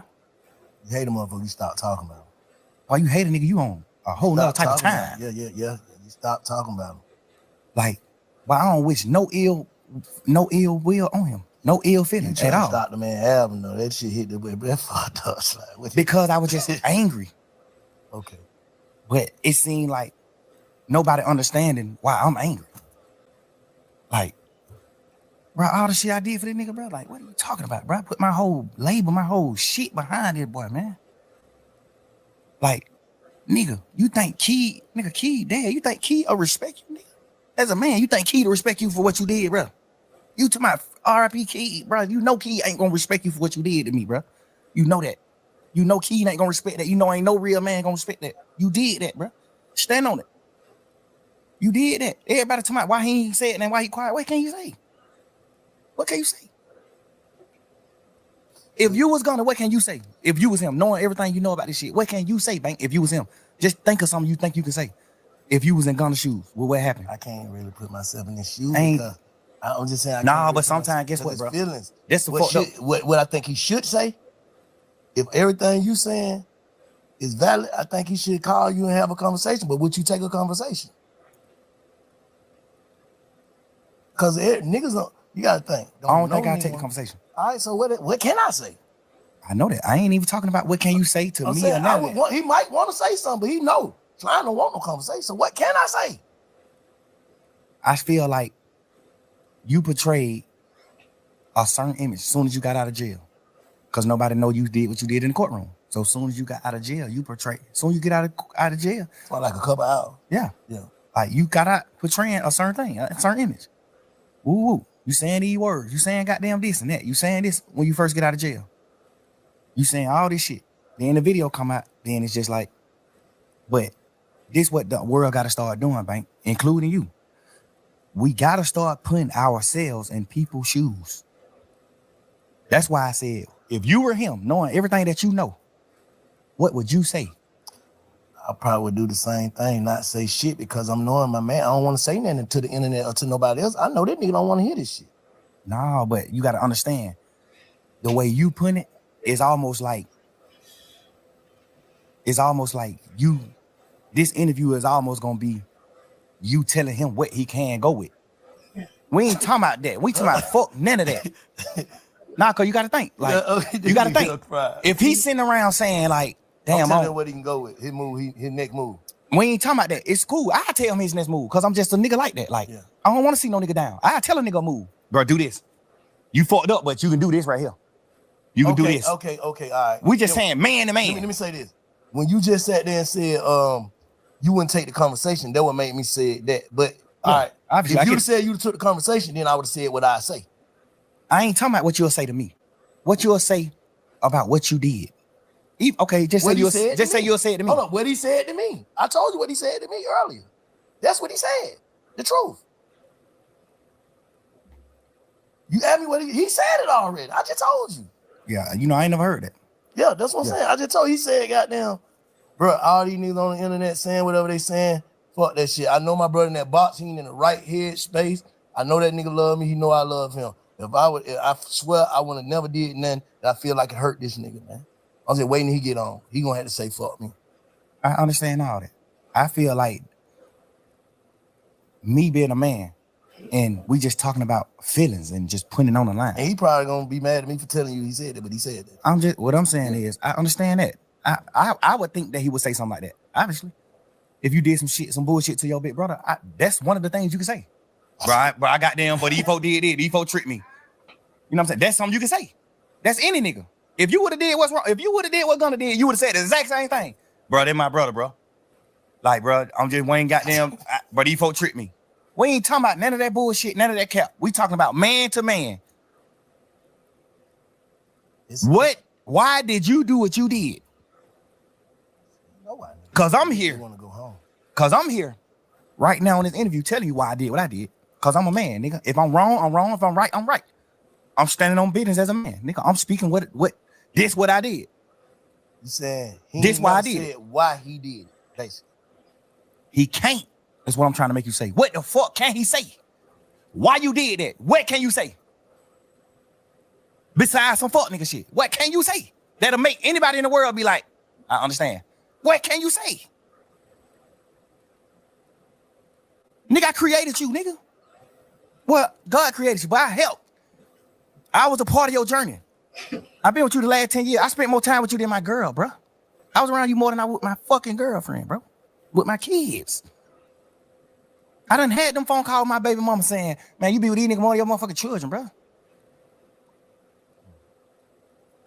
You supposed to be smart enough, and I know you smart enough. You supposed to be a man enough. You supposed to be smart enough to say, I'm not finna do that. So I know all this shit that nigga sacrifice. I'm not doing it. In your mind, you taking that nigga fuck you. That's what it is. What else can it be? Obviously, you gonna say, well, I'm finna do what I'm finna do, and goddamn, I'ma just keep telling the world, man, and my brother, I love him. So you saying his whole campaign is a PR stunt? Not even to like bash him and that, bro. Cause I'm really. But that's what you saying? Yeah, I ain't even trying to. I'm just saying, like, I ain't even trying to bash him and that, but it's like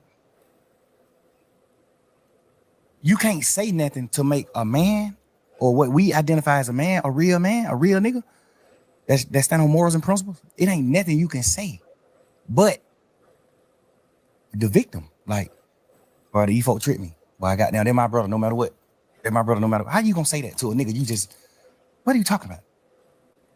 We all in this motherfucking trial pushing YSL is not a game. This is the narrative. What's the worst betrayal you can do from in a trial where we saying YSL is not a game? What's the worst you can do? Say it's a fucking game. Yeah. Nigga, them folk called you second in charge. Them folk called you CEO, second man in charge. Hold up, let me say this though. What about the niggas who actually started YSL with you? Didn't they take their plea before Gunna? No, he the first plea. For real? Gunna took the first, he know that. You know that. I didn't know that. Gunna took the first plea. I thought them niggas already telling you. No, Gunna took they had already told back in the day on crimes and shit that they was involved in and all that. On the RICO? Nah. No, see, look. The RICO came in 2022. I'm thinking. The RICO came March 9th, 2022, man. What's the little dude's name? May 9th. From your hood that's DK. Started, and who is another one too? Slug? Yeah. Yeah. I'm thinking that them two already saying like just say Vincent, if me, Shy, and Cub start a game, right? Yes. And we all identify as the three founders. Right. And we signed Thug. And the two founders saying, yeah, it's a game. But Bank saying it's not. How is Thug wrong for just being an artist by saying it is too? That's what I'm thinking happened. Nah, that ain't what happened. That ain't what happened, man. The first plea took was Gunna plea. Ever. The first plea took was Gunna. Slug, all them took pleas after Gunna. Everybody took the plea after Gunna. I can't even be as mad at them as I can be as him. I should, because y'all still grown men. No matter what they niggas say, y'all grown men. Just like me. When he said YSL was a game, the smartest thing for me to do is say, yeah, it is a game. Fuck it. One of the niggas who they saying is a founder of it, he not even a founder. One of the niggas who they saying is a founder of it that came on out and took a plea and said it's a game. You'll be a motherfucking idiot to sit in here saying that it's not a game. When you got a nigga who these folk done labeled as the second man in charge. That's what I thought happened, but the other way around. No, he took the plea first. Gunna took the plea first. Damn. Then them niggas started taking the plea when we started going to court. Gunna didn't never make it in the courtroom, remember? The first day of court was November 17th or December 17th. One of them days were the first time we wasn't on Zoom. The first time we went into an actual courtroom, all 28 of us. But watching that shit from the street, but that shit was like some DJ, another one. Every day, another one. But the crazy part is, another one. Get what, Bank? Even if them niggas some bullshit anyway, but some bullshit too. But even if them niggas just look at it from their point of view, niggas like DK, Slug, all them niggas, I still don't respect them niggas because you just not men. Y'all niggas not men. Should no nigga make you do nothing that you don't supposed to do. But just look at them. Okay, Gunna take a plea. He the head nigga in charge, according to the DA. Yeah. Thug is boss man. Thug John got it. What they saying? Thug John got it. I'm not no John got it now. I'm a real man. Solid nigga. I build foundations. I help niggas.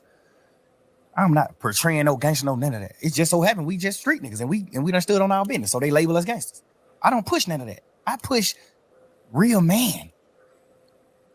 They saying that I'm the founder of this shit, and this nigga is the head man in charge. He the second boss. When this trial started, they not saying DK is the one of the owners, Mundo one of the owners, Slug one of the owners. They not saying none of that.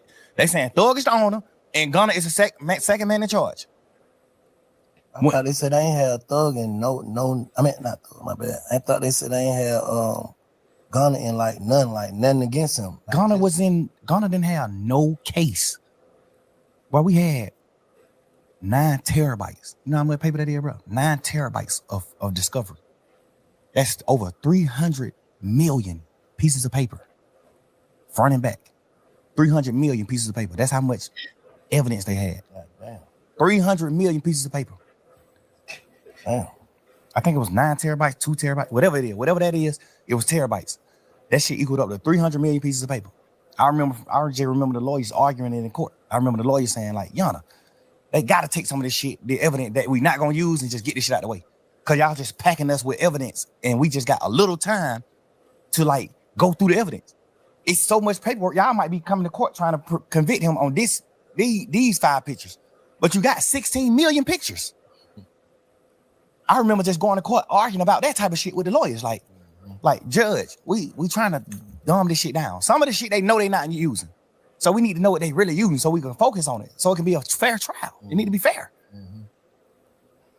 So I'm saying that to say, out of all that paperwork, bro, Gunna's name went on 1 piece of paper out of 300 million pieces of paper. You know that? Yes. Hold up. Let me. I get your slide. Let me play devil advocate right now, okay? And I ain't trying to protect or defend or offend nobody. I'm just gonna keep saying that. What I'm saying is, all right, y'all ain't talking, right? Y'all ain't talking. Yeah. So I mean Gunna? Yeah. While we locked up? Yeah. Nah. Okay. I called a few times trying to talk to him, but they were just giving me the runaround. That's when I started figuring out then, like, yeah. all right, I don't get it. Your girl, his mama, you know what I'm saying? The women in your ear, like, they done got you in some, basically. You ain't on no paperwork. So basically, it's just like when Umfum called his case and went to jail all that time for nothing. That's how he would probably feeling like, I ain't finna go to jail for nothing. I understand it. Okay, I'm just saying, like, I'm just putting that in perspective. I overly. Because you got people that's watching this don't give a fuck, know nothing about no street code, no nothing. I know, but we talking about street niggas. Okay, yeah. We're not talking about none of that. So you we ain't consider talking about no Gunna as a street motherfucking nigga? white boys who went to college. We talking about street niggas. You consider Gunna as a street nigga? Yes. And not an artist? You portraying a street nigga. Okay. You talking about no telling in your song. You talking about street nigga. You talking about stepping on shit. You talking about all type of shit in your music. You standing on street nigga business. You do everything street niggas do. That's a fact. You are portraying a street nigga. If you're not a street nigga, don't portray it. You portraying a street nigga. Street nigga aneurysms. You portray every one of them. Nigga, that's a fact. I look at you like a street nigga. You my little brother. I love you to death. I look at you like a street nigga though. I don't look at you like a dork or no lame or none of that. I look at you like a fly nigga. You just kicking your pimping and doing this and that. But I definitely look at you like a street nigga. Okay, look, let me say this. And this is the last thing I'm gonna say, because I don't want to sound like I'm trying to offend no nigga, but can you look at it like, bro, you got it. You had to be in a fucked up mindset if you played guilty knowing you wasn't guilty. Overly. That's one of the things why that's why I'm at the point now where I'm like, I feel like my back against the wall and people ain't heard me out. So now I understand his point of view. Like, damn, that's why I say shit like, I would love to hear what he got to say. Cause then I can actually judge him. Tell it to you. Say it, nigga. Say it publicly. Don't tell you. Me. Publicly said YSL is a criminal street gang and it must end. You publicly said, yes, ma'am, when they said, I know 3 or more co-defendants on this case. Well, 3 or more co-defendants on this indictment, which is the 28 niggas. I know 3 or more niggas that committed these crimes: murder, attempted murder, aggravated assault, damage to property, shooting at houses, petty car thefts, armed robberies. You said, I know 3 or more people on this indictment that has committed these crimes publicly. They asked you that in the courtroom. You said, yes, ma'am. First of all, you don't know nobody on this case. All 28 niggas, they from John Burr South, Cleveland Avenue, and other places like that. He from the South Side. He don't know nobody on this case. Guess what's so weird? Out of all 28 people on this case, all you know is 3 niggas. Me, Gunna, and Duke. That's the only niggas you know on this case, Gunna. So when you said, yes, I know 3 or more niggas that committed these crimes, who the fuck is you talking about? Me, Gunna, and Duke? Because we the only niggas you know anyway. I know you could have been talking about anybody. It's cool. But just so happen how the dice roll, you don't know nothing but 3 niggas. So who the fuck you could? Like, if he would have went to trial, the state, if his shit was getting used in trial, which it was, unless I got out the case, his plea agreement was gonna get used in trial. I know they saying like, oh, he ain't had to get. I thought an Alfred plea don't mean that. Yes, he had to get on. He ain't had to get on the stand. You know they pushing all those narratives. He ain't had to get on the stand. He wasn't gonna testify against nobody. Yes, he was. If you look at the end of his plea, that shit say this plea agreement could be presented in trial, and if any questions come up about this plea, however they wrote it, if anything come about this plea, you must come testify truthfully about what you said in this plea. Nah. Nigga, look, every one of they plea said that, except mine. Every plea said that except mine. In Lil 9. Every one of them niggas who took a plea in the beginning of that trial, plea said that. Duke plea said the same thing. Oh, you ain't got to get on the stand. Duke had to get on the stand. The week the case was over with, Duke was getting on the stand that week. The week all us went on and took our pleas at the end of the trial. Duke was getting on the stand that week. Duke was outside the courtroom, sitting on the bench, waiting to get called in to get on the stand. So how Duke did what right now? Because he didn't say why I said it was a game. He only said, when y'all put Duke on the stand, Duke can't send nobody to prison. Duke plea only saying that a nigga told on him. Okay, I'm right. When nobody on that case but Duke and Yak. Only thing Duke plea said was, this nigga Yak told on me, and I'm just agreeing to it. Because if I don't agree, I'm gonna have to go to trial and Yak gonna get on the stand on me. So he gotta take the plea. The thing I don't respect about Yak is, before we knew Yak told, when Duke took the plea, I was pushing the narrative like, that fuck nigga Duke did what wrong. Like, damn, but my best friend? Why Duke you do that? I'm pushing that shit every day in trial, every day. Yak sitting right here with me, bro, every day. Yak, my little brother, I love this nigga to death, bro. I got this nigga mama house. The house this nigga mama living in right now, I paid for this house. Bro, you sitting right here with me every day, bro, face to face in this trial. Me, you, and Shannon, the last 3 niggas on this trial. And Lil Quay, I mean. Me, you, Shannon, Lil Quay, and Lil Rod. We done got down to 5 deep, 6 deep. You know how we is in this motherfucker. Man, back against the wall. Fuck that, nigga, we rocking. Fuck these niggas. These niggas left, we gone. Fuck that. We rocking. You sitting in this motherfucker every day with me, 2 years straight after them folk took their plea. And you let me paint this narrative to you, Shannon, and you agreeing with the narrative that Duke told on you. We sitting back in the back of this courtroom when we on trial every day. I'm coming back in the courtroom. We coming back from in the courtroom. When we leave out the courtroom, we go in these little cells behind the courtroom. We sitting in these cells. I'm in these cells. We just talking like men, like brothers. Damn, boy, that nigga Duke, bro, I can't believe Duke, bro. I kind of can get it with Yak. I mean, with Gunna, cause he done betrayed me before. So I kind of get he'll betray me. But I'm looking at Duke, like, Duke my best friend. Duke been with me the last 20 years. Like, you my best friend. I'm from John Burr South, you from John Burr Road. Duke my mans. Duke name tattooed on me. Duke my mans. Gunna too, Yak too. These my boy. Like, these my boys. You sitting in this motherfucker every day. And we in this cell crying to each other and talking like, damn, boy, these nigga really betrayed her. These nigga left her, bro. This nigga Duke now fucking. Cause Duke plea sound crazy. Duke plea saying, yes, I got jumped on that Magic City. Yes, me and Yak went to go retaliate and commit murder on the opposites. Yes. So Yak sitting on the trial with me. So I'm looking at it like, Duke, you took that plea and said that? Fuck, nigga, you did that? Why you just told on Yak? I'm sitting in this motherfucker every day with Yak. Every day. I'm sitting in this motherfucker with Yak every day. I'm like, what damn, this fuck nigga Duke just crossed you like that, bro. That nigga Duke just got you sent to prison, bro. You going to prison yet? But Duke just got you sent to prison, bro. Damn, Duke. This fuck nigga sitting in here with me every day saying, man, fuck that nigga. Man, fuck them nigga, bro. We gotta goddamn, when we get out of this shit, we make it out of this situation, bro. We gotta go forward, and it's just us. We ain't hang with none of these niggas. We ain't fuck with these niggas. Fuck these niggas. Bro, these niggas told on me, bro. These nigga did that, bro. Damn. Every day. We did this shit every day for about just under 2 years, bro. We was on trial every day. The whole time, when them niggas took the plea, the whole time from that day forward, we just sit in this motherfucking cell just going through it every day. Like, damn, but these nigga did that. Knowing damn well the whole time you told on Duke, bro. Duke took the plea because you told on him. And if Duke didn't take the plea, you would have had to get on the stand on Duke because that was your plea agreement. Your plea agreement was if Duke go to trial, you got to get on the stand and testify that you and Duke was going to go kill these niggas because they jumped on Duke. You got to get on the stand and say that because you said that in your plea, sir. If you get on the stand and you say something different than that, they're going to treat you like Moontoon. You going to prison. You got to get on the stand. Moontoon went to prison? Yeah, because he said this in his plea agreement. Yes, Thug, when Nut died, we pulled up on Thug. He gave us some money to lay low. We did this and did that. He said it in the plea. But one thing I do respect about Moontoon is when he was doing his plea, you know, you negotiating back and forth with the state. So when Moontoon was doing his plea, he was telling them to take that out. Like, hell no, that ain't what happened. When Nut got killed, we didn't pull up at Thug condo and he gave us some money to lay low. That ain't what happened. Thug didn't pay us to kill Nut. No, he was saying take all that shit out the plea. Like, hell no. But the state tricked him like, we ain't taking it out the plea, but you can agree to it now. And when you get on the stand, you can speak your truth. So he like, y'all sure? Because he know if I get on the stand and say something opposite of what I saying in this, I can go to jail. So are y'all sure that I ain't gonna go to jail if I get on the stand and speak my truth? They just wrapped him in the bag. They just wrapped him up.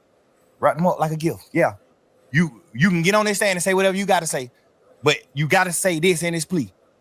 So that's why he was on the stand. That's why Moontoon was like, nah, like, that's why the judge was like, so when you said this in this plea, you saying that ain't really what happened.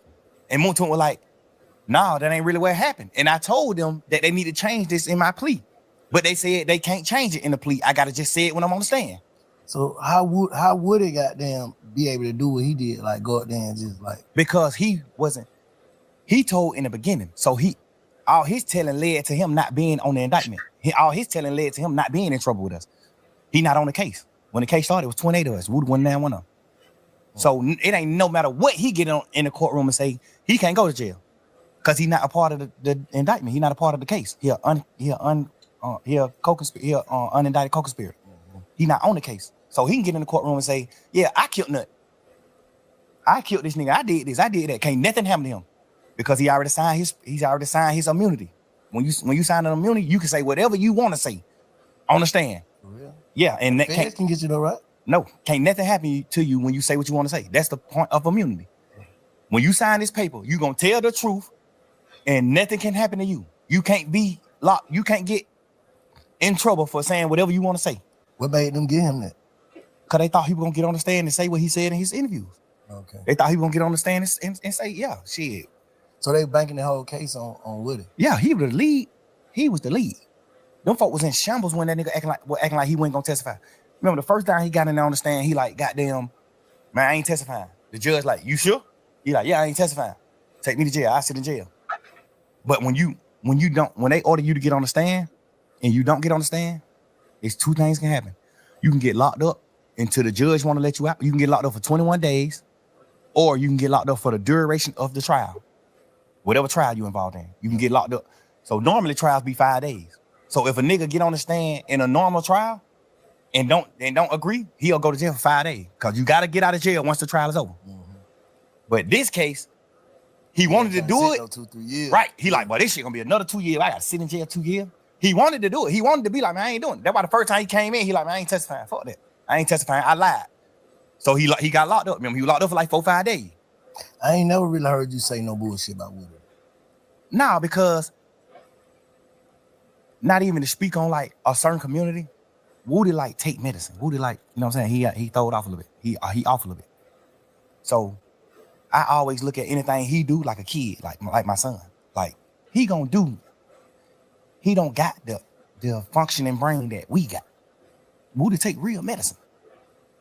So I ain't even sound like he got a lot of sense to me. Yeah, but that just come with like you just learning what to say when you going through life. You just learning things when you're going through life. You know what I'm saying? I told the craziest niggas in the world are always the ones who you think got the sense. Like, but that nigga ain't crazy. Man, that nigga take real medicine. He overly did what's wrong. Definitely don't respect what he did, but I respect what he doing though. You could tell he different. That's what I respect. Like, Yeah, you can I don't even be judging at him because like I be seeing him doing his little shit on the internet where he's just like talking to kids or he's just trying to do things. He go to the college trying to talk to. He just trying. Like, I don't respect niggas like. Right, I don't respect certain niggas because you'll get out of jail and still be doing the same thing.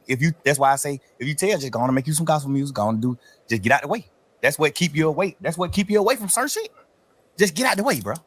I don't respect no rat, but I respect if you tell, you can't portray no street nigga. You got to get out of it. You got to get out the way. Once you do that, yeah, I agree with that. You not running around acting like no gangster. You not doing none of that no more. You ain't doing none of that. All that shit is dead, man. You told it's dead. I think he for real about trying to change it. I understand but it's just like I think so too, cause he crazy enough to the point where he don't got to change and he still won't be at fault because he really crazy. He really throw it off. But the fact that you crazy and you still trying to change, it's like I say less. Why you let Roscoe get on there and stir that pot though? You got to think, bro. I can't talk to certain niggas, but it's just like. With Roscoe, that's my man. He just love me. You know how that shit go. Like he love all us. Everybody who's on this shit, he love all them niggas. He just upset too. He just mad. He love all these niggas, bro. He just the same way I was in that interrogation room trying my best to get him out of trouble or trying my best to paint a picture of him. Like, man, hell no, Shot a real. Shot ain't do that. Yeah. He just doing the same shit on the internet with me. Like, he just looking at, he know me. He like, man, hell no, Shot ain't none of that. Shot ain't no rat. Shot a man. Shot a gangster. I'm telling you, he ain't no rat. He a man. Not even a gangster. Shot a man. I respect it. It's just the same shit I was trying to do with him in the interrogation room. He just doing the same thing with me. Like, he just trying to take over for me. You know, that's just how I go, bro. When you're a man in the real heart, bro, with a real heart, bro, you standing on real business and everything just ain't a chess move to you, bro. You gonna have faults. You gonna have hiccups. You gonna have certain shit because you just a real person. I just don't like to see the city in the climate that it's in. It's like too divided, bro. And then they trying to say like you the head leader of dividing the whole city. Like all your beefs divide this shit. This nigga thug this. See, like how you speak on that? See, the thing that made me not say nothing to Rollo is because when I first got locked up, the narrative that the DA was pushing was he divided the city. He made all these people beef, which is a complete lie. I made niggas get together. I stopped a lot of beef. I stopped a lot of niggas from getting beef. I only had one beef my whole life. And it wasn't even my fault. I stopped a lot of niggas from beefing. I got Wham and Savage on the phone to stop whatever could have happened with them. I got niggas on the phone. Hey, bro, we brothers. Fuck that. We ain't talking about no internet shit and what's going on in the world. We talking about real life, nigga. Both of them can get on your motherfucking platform and say the same thing. Yes. That nigga got both of us on the phone and told us, man, y'all nigga acting like fuck nigga, bro. We ain't beefing, bro. This Atlanta, bro. Everybody in this rap game, everybody in the industry all over the world look at Atlanta like the hometown of niggas who stick together. So that's what I'm on. Everybody. Ask Wham. Ask Savage. I got them on the phone to stop their beef. And other niggas. I got a lot of niggas on the phone to talk about a lot of shit. I got goddamn Lil Key and Ola Runt on the phone. Hey, bro. Me and Guwap motherfucking big homies in this shit, man. In this rap game, man. We real niggas, man. We big homies of the rap community. Mm-hmm. Like, we ain't doing that. Ola Runt, you up on the Gucci, Key, you up on the me. Y'all nigga, we ain't doing that beef shit. No. Mm-hmm. When 9 Vicious and Uzi Vert, like they finna get into, hey man, y'all nigga call me. We ain't doing it. What aspect, what in my entire career that's been up on a fucking microscope, at what point in my career can you or anybody in this world honestly say he stirred this pot? They can say, I'm glad you had that. They can say the shit you were telling baby about P is like trying to break up a family. No, but from my point of view, the family was never a family. From my point of view, just being real. I told baby in Allure inside the strip club, don't sign that deal with P.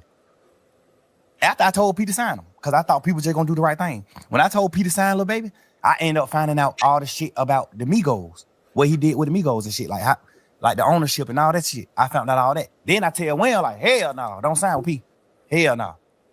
Hell no, don't sign with him. Inside the club, nigga, in the strip club.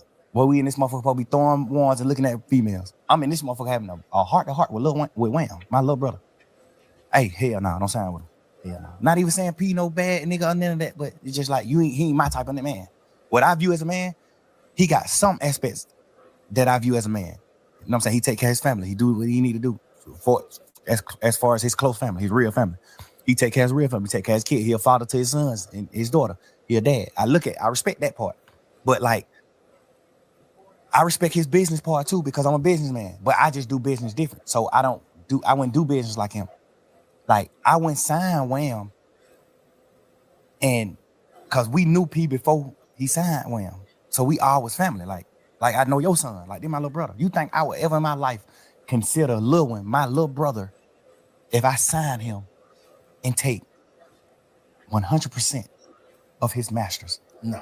100% of certain shit. Like any percent. You think I would do that? This my little brother. Me personally. It's business though. This shit business. I know, but you supposed to get some. I understand that, but a lot of shit is fair. Cause P a mastermind in his music game. He know rappers don't get rich off of music. Rappers get rich off of their shows, their endorsement. They don't get rich off streams. We get rich off shows, endorsements, and masters. Mm-hmm. Rappers get the last money. Rappers will be okay with the master money. Nigga like Swiss Beat, Missy Elliott, Timbaland, they got rich at an older age. They got rich off of their masters. They was able to sell their masters. You see what I'm saying? And get a bankroll. We know that. P know that. But we watch P pouring the baby like a motherfucker. No, he didn't. Because you got to understand, Wham took off as soon as he started. He didn't even get a chance to spend no real money on baby. Wham took off top his first song. The first song he put out with Trippy. Like the third song. Then we had that cause me and Wham went on tour. That nigga left them. We was on a little tour, a little run. Yeah, but he was already doing freestyle. Yeah, he did that. What the name of that song was? For my dog. Freestyle. Anything is an option. Money is an option. Shit. Yeah. And then that shit with Marlo. And then that goddamn what's the name? But freestyle was out when all that was out. Freestyle was out too. Freestyle was just his biggest song at that point. It was? Yeah, all that shit came out around the same time. All that shit probably came out the same year. I'm saying that to say he didn't have to spend money on Wham. He spent money on Wham just so he can have leverage to take a certain part of the cake and say, I spent money. He didn't have, I'm a businessman. I'm telling you, bro. Man to man. I tell P to his face, just man to man. No problem with you, no ill feeling, no nothing. I just tell you man to man, face to face. You didn't have to spend no money on Wham. I spent a lot of money on Gunna because it took Gunna a few years to blow. I put that nigga on song. Me, Travis Scott, and Gucci, all type of shit. Gucci them on the phone like, who the hell is brother? I'm like, they Gunna, they my new artist. I'm got them. Travis Scott, these folk don't know who this nigga is. They don't know him. Like, I put a lot of push behind it. It took him 4-5 years to blow. Wham blew first year rapping. How did you spend any money? I know the real business. I ain't going about for what, because you got to understand, most of us just regular street niggas. So we looking at it like, damn, but these niggas going back to back road rest, but these niggas doing it. Man, that shit $3,500 a day, man. That's it, $3,500. You done made 50 million off of Migos and Wham. Of course you supposed to buy Wham a Rolls Royce truck. It's his money. Of course. I bought Gunna a Rolls Royce truck off of my money. Not no money I made off him. I ain't never make $1 off Gunna. Ask him. Never. This my little brother. And I spent millions on that nigga. We just was still getting money. I'm still getting money, so I ain't never tripping. I ain't never get to the point where I was like, damn, I need the money. I was just still getting money. God was just still blessing me with money. So I ain't even never have a chance to be fucked up and try to get some money from Gunna. I never did that. I always helped him. He always fucked his money up and had to come to me to get money. Always. I never made $1 off of this nigga, bro. And in my paperwork, I don't even remember my deal with him. I think my deal say something like 50% master, 50% of all money that come in, all revenue. My deal with Gunna. I probably got 50% of everything that ever came out. Cause I had a bullshit manager at the time. I had a fucked up manager at the time when I created my label. So my manager was one of them type of niggas like P, like money hungry motherfucker, like the nigga Manny, the nigga from New York. He was one of them niggas that was just like a money hungry nigga, which not bad. I respect him. He made me a lot of money too, but he the one who structured my deals, like my paperwork. When you sign with me, he the one who structured the shit. So I signed Gunna back then when my label was under his structure. When That's just your way of doing business, because you doing business out your heart. Other niggas doing business. I understand that. Yeah, that's what I'm saying. Like that's I ain't tripping on the business. He signed Migos from Gucci. That's business. You don't know them none of that. You and Wham Big Homie is best friends. Wham is your little brother. Before Wham was rapping, Wham little bro. Like been coming around you, been doing certain shit, been at your studio, been doing shit, just gambling before he was rapping. Like this real family, this little bro. I'm telling you, him and Wham was like brothers. All us was brothers. Well, me and Wham was brother and P and Wham was brother. You know what I'm saying? I never really looked at P like a brother. I always looked at him like a businessman. Like, what's up, my boy? Like, you know what I'm saying? I ain't never look at him like family. Cause we in business. We damn near competition. Not to me, cause I fuck with your artists. I did songs with Migos when I was lit and they won. I did songs with Wham before he made music. I paid for Wham's first studio session, not no fucking P. I paid for that. I paid for his first song. I did the first feature with him, me, when he was just a regular young street nigga gambling. I seen that. I'm telling you, this all facts. This ain't nothing P can get on here and twist and lie and say. This ain't nothing Wham can say, lie and say. This is all facts. You didn't have to spend no money on Wham. You didn't. You ain't have to spend no money, bro. Just me knowing the business. Me being a boss man, a CEO in this business. You ain't have to spend no money on him. He blew too fast. If anything, you probably spent goddamn $500,000. And that was just because you wanted to. Not because you was trying to make him blow. That young nigga blew up so motherfucking fast, bro. You ain't even have time to spend no money. That nigga was doing show. That nigga was, bro. Nigga, I've been rapping since 2006, self. Little boy. I blew up 2015. We spent a lot of this shit trying to blow. Wham blew up first year rapping. At what point could you spend money? How? I don't know their business, so I'm just saying. Telling it to me. I ain't even saying they business. I'm just saying I don't know that business. I don't know the musical business. I know it. Yeah. I'm a CEO. He ain't had to spend no money on Wham. He spent money on Wham, but I feel like he did it strategically. I feel like he did it so niggas like you and niggas like us, that's regular niggas, that's street niggas, can feel like shout it, help young niggas blow. Yeah, because he already had a label, already had a machine, so like, damn, they just put Shout the machine, he blew up. But you really, we can say he blew up fast because he had the machine too off the rip. I think he had the street machine before that. I think most definitely he did have that. I'm telling you, that nigga been getting 10,000, 15,000 likes on his picture when he was a regular person. Yeah, no, I agree with that. Yeah, I be wanting to give P the cookie because I respect some of the business he do, some of the shit he did. I respect it. I be wanting to give him the cookie, but I'm just a man, bro. I'm a real nigga. Think P love Wham. No, I ain't saying he don't. Yeah. No, I ain't saying that he don't. I'm just putting that out there because I know like this shit crazy. I just fuck all that. How do we get the city back to? I feel like the best time I say y'all nigga had, man, when goddamn, because by the time y'all nigga really hit that summer, it was goddamn you, Rudy, Prom, goddamn Baby, goddamn who else with y'all? It was just like it was looking like Atlanta. Remember what that video was? ATL. They sent me the song to get on the song. ATL song with Marlo and goddamn Wham. That shit was looking like, these young niggas got it. They got the city. They got it. Like, because that was right after who had it? Future. Let's say Future. And your era, Future, you, Rich Homie, all that. But it was like you were bringing, because you right there with them young niggas. Like, I'm bringing a new era. That's the Baby, the goddamn Marlo, the Rollo, just all that Problem Child. Everybody like, fuck that. We united. Like, how we even get back for the city to be that? That's what I want to know. What I want you to think about is who united all them niggas together. Slime did it. Thug did it. So how we do it then, Slime? How we do that now? Like, how we do that? I think at least to the point where it don't be no bullshit. Because all this shit is going on, all this talking ain't gonna do nothing but build egos. Niggas will vomit to each other and, hey man, you gotta stand on that ego. That's why you ain't gonna never see me condemn a nigga on these podcasts, bro, because I already know how this shit go. Niggas ready to go out bad behind their ego and their name. So nigga, when I first came to shit, I fuck these niggas. These niggas don't want to do nothing. You know what I'm saying? But now it's like, I ain't on that, bro. I'm trying to, cause I already know, bro. It's like, how the hell y'all niggas beat these folk and think these folk happy y'all beat them? I know they ain't, bro. That's what I'm saying. Whoever, the energy, whatever, nobody, like, you can't bring that energy back, bro. Niggas can't do that shit. Niggas ass gone. Like, when that boy fell out that motorcycle, they put the young nigga Woody. When he fell out the motorcycle, they just put out the what's name at first, him laying on the ground. But I prayed for that young nigga, like, man, I hope he ain't got shot. Hope he all right. Hope ain't nobody shot this boy. Because it finna be some, man, niggas going to jail for good. Facts. For good. Like, fuck all that. Ain't finna be no more of that maybe shit. And it gonna be them other people.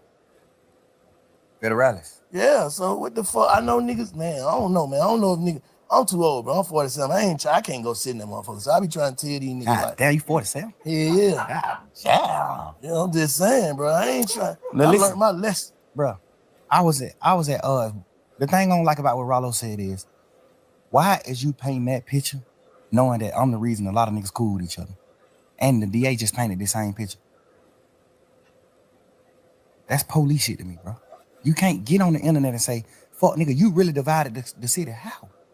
How the hell did I divide the city? I brought the city together. I was at odds with Lucha. Ask Niggas Lucha had this. to pick sides, though. No. Yeah, for sure. Niggas Of had course. to pick sides, so that's dividing, though. No. Because if a nigga don't fuck with you, niggas ain't fuck with you. No, that's not divine, bro, because you gotta know you gotta know the background. You gotta know what's happening behind the media. You gotta have when me and Lucha was at odds and in the hype in the hype of the beef. Ask Lucha what I did with him. At the hype of it. Bro, this shit ain't got nothing to do with me or you. Let's make a song. I don't want no smoke with you, bro. I tweeted it. Go on Twitter. It's on my Twitter still. But they Back consider then. it trolling. No, it's not. I say it could be considered as trolling. Man, if a nigga get on the internet and say, you're a sissy, you're a punk, nigga, I fucked your hoe, woo, woo, woo, woo. If a nigga get on the internet and say all that, and I get on the internet and go up on his, if I reply to him on the internet and say, my nigga, I don't want no beef with you, no none of that. Let's do a song, bro. That's not trolling. I'm saying, And I ain't saying it was trolling. I'm saying it can be considered that. It can be considered as Yeah, trolling. but ask Lucci yourself, and I bet you he gonna say it wasn't trolling. Oh, you saying because you know he knew he can't take it. I'm talking about the people perception. For sure. I ain't fuck the people. We talking about us, real life. You saying he know, like, you already had them reached out to him before you even put that up. You said to him and in public. I said in public. At the hype of it. I'm not known for that. Thug known for standing his ground. A nigga say something about, man, nigga, fuck you, what? I'm on that. You know I'm on that. What? I'm not known for that. Nigga, I stopped from doing that and said, bro, let's do a song. I did him on Instagram too. We did him on Instagram. I'm like, lame man, nigga, let's do a song. I don't want no beef with you, bro. It's gonna doing the song, it's gonna be bigger than beefing. I'm telling you. I could bring you up to my level. I'm telling you. I DM him this. But you know, we in the hype of the beef. But don't nobody know that though. I know that, but I don't care to express it neither, because I'm a real man and I don't do shit for certain reasons. I do it because what I feel. Like, this me. You know what I'm saying? You know what I'm saying? Now we get to the point where I'm doing the interview with you. Now I'm telling the world, like, that's what I'm saying. I'm making a point when you said, how could Rollo do that? I'm showing you how he could feel. No, like because I done had conversation with him too. Oh. I done had conversation with Rollo too many times before he read it. I done had too many conversations with this boy. I wasn't even tripping on him writing because it don't got nothing to do with me. I'm mad that you did what wrong because I looked at you like a real nigga. But it don't got nothing to do with me, so I ain't tripping. I ain't gonna fuck with you, but that don't got nothing to do with me, so I ain't tripping. You see what I'm saying? But a nigga came out, the same nigga who said that, like how what's his name did. He said that, man, such ain't tell on me. That's what Roscoe said, right? Yeah. Clean and Listerine. Yeah. But Roscoe said the niggas, Sean, who niggas saying told on Rollo, came and said the same shit. Like, bro, they must trying to put some shit together, bro. Like, basically, you ain't tell on me. So, but nah, that ain't basically, you ain't telling me. What he saying? He didn't tell Rollo. Why would he be on the phone with this nigga? This nigga got a dog food case. Why would he be on the phone with Rollo? I'm just asking. I'm playing double. Why would he be on the phone with Rollo acting like, nigga, you ain't telling me? Nigga, you can't call me if you told on me. This the difference. You got a man who ain't really got nothing going on in the world. So he damn near gotta go for certain shit. He damn near, cause shit, Rollo is the nigga in they hood. He the nigga who getting the money he getting in they hood. He damn near gotta take care of you, even though you locked up for some shit that could possibly have something to do with him or some shit like that. He the nigga like you damn near got to just go with him. You don't got no other help. That's number one. But that ain't facts though. That could be. I'm just saying that could be. Could be okay. When it comes to certain niggas. Okay, yeah. Like, and then we gonna speak on the real facts. We ain't gonna speak on what some could be. The real facts is you have paperwork where you're saying, yes, he said this. Yes, he said this. Yes, he do this. Yes, you got paperwork Where on you. Paperwork at though? He got a big ass book that ain't in that book. Bro. Where the paperwork at? Bro, this nigga done got so much shit sealed. And listen, bro, I don't even care to do all this type of shit in the interview. We we can fast forward then. Man to man. Yeah. Rollo, I don't even give a fuck about who he told on. I know 100% he was gonna take the stand on me and Lucci. I know, nigga, that's a fact. On my freedom. On my freedom. That's a fact right here. On my freedom. Fact. He agreed to get on the stand on my case. Whatever he knew about me and Lucci beef, if he knew something. He ain't know that. He was in jail then that whole time we beefing. You just squealing, bro. You just in there, bitch. You just trying to get out of jail. You locked up for some punk ass, pet ass weed. Nigga, sit down. Sit down. Like, you did all this extra shit, all this extra talk, bruh. I know for a fact you are gonna take the stand on my case and Lucci case. All right, we finna fast forward this shit. How do we stop giving a fuck about what goes on in the real street? Niggas is millionaires. Like, how do we stop giving a fuck about this street shit? That's all I'm saying. Like, I think we got it better than a nigga, but how do we stop giving a fuck? Because to some people, the shit we talking about is ignorant. To some people, yeah. To some people, but not where we from. We try to uphold some shit though. Ain't even about upholding. It's about manhood, bro. We men, bro. We ain't gonna do that. No, I'm asking. No, we men, but I'm still having a conversation with you though. Fuck. Like, I don't get that. We make $1 trillion. But still, though, it's still. Would you look at Elon Musk like? But you ain't.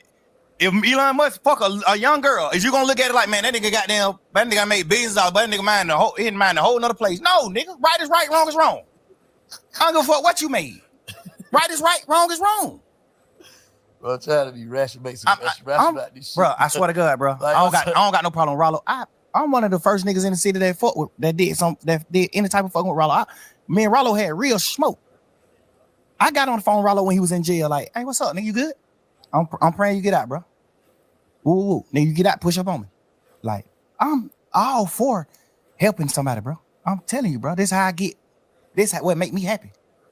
Helping a nigga is what make me happy. Not even getting millions. But y'all nigga leading the game though, bro. Like, we what? Leading the game. Like, you one of the biggest niggas in the game, bro. I understand. So it's like you gotta kind of set a precedent for the young niggas. You know what I'm saying? Like, all right, cool. That cool. That what we know, bro. All this shit you talking about come from trauma. You saying it, man, but it come from trauma. You just said you was just a kid, didn't know nothing till your brother got killed. That shit fucked you up in front of your face. Like, damn. Fuck that. Then murder came to your mind. Then this shit came to your mind. Then the way a nigga living, all this shit. That shit is untreated, some untreated shit, bro. The way a nigga think is untreated, dog. That's all I'm saying. I ain't saying that a nigga, nobody wrong, nobody no fuck nigga. Everything that we all went through and going through is a trick bag. I'm already knowing that. That's why I don't go against niggas. I don't go against niggas, bro. I try my best to put my best foot forward, bro. I always do, bro. You know how much shit I could talk to you about right now, bro? And you gonna say, damn, but these niggas is fuck niggas. I don't care to talk about that shit because we just move forward. I'm happy as fuck. I'm running around living my life. Well, I think I'm happy.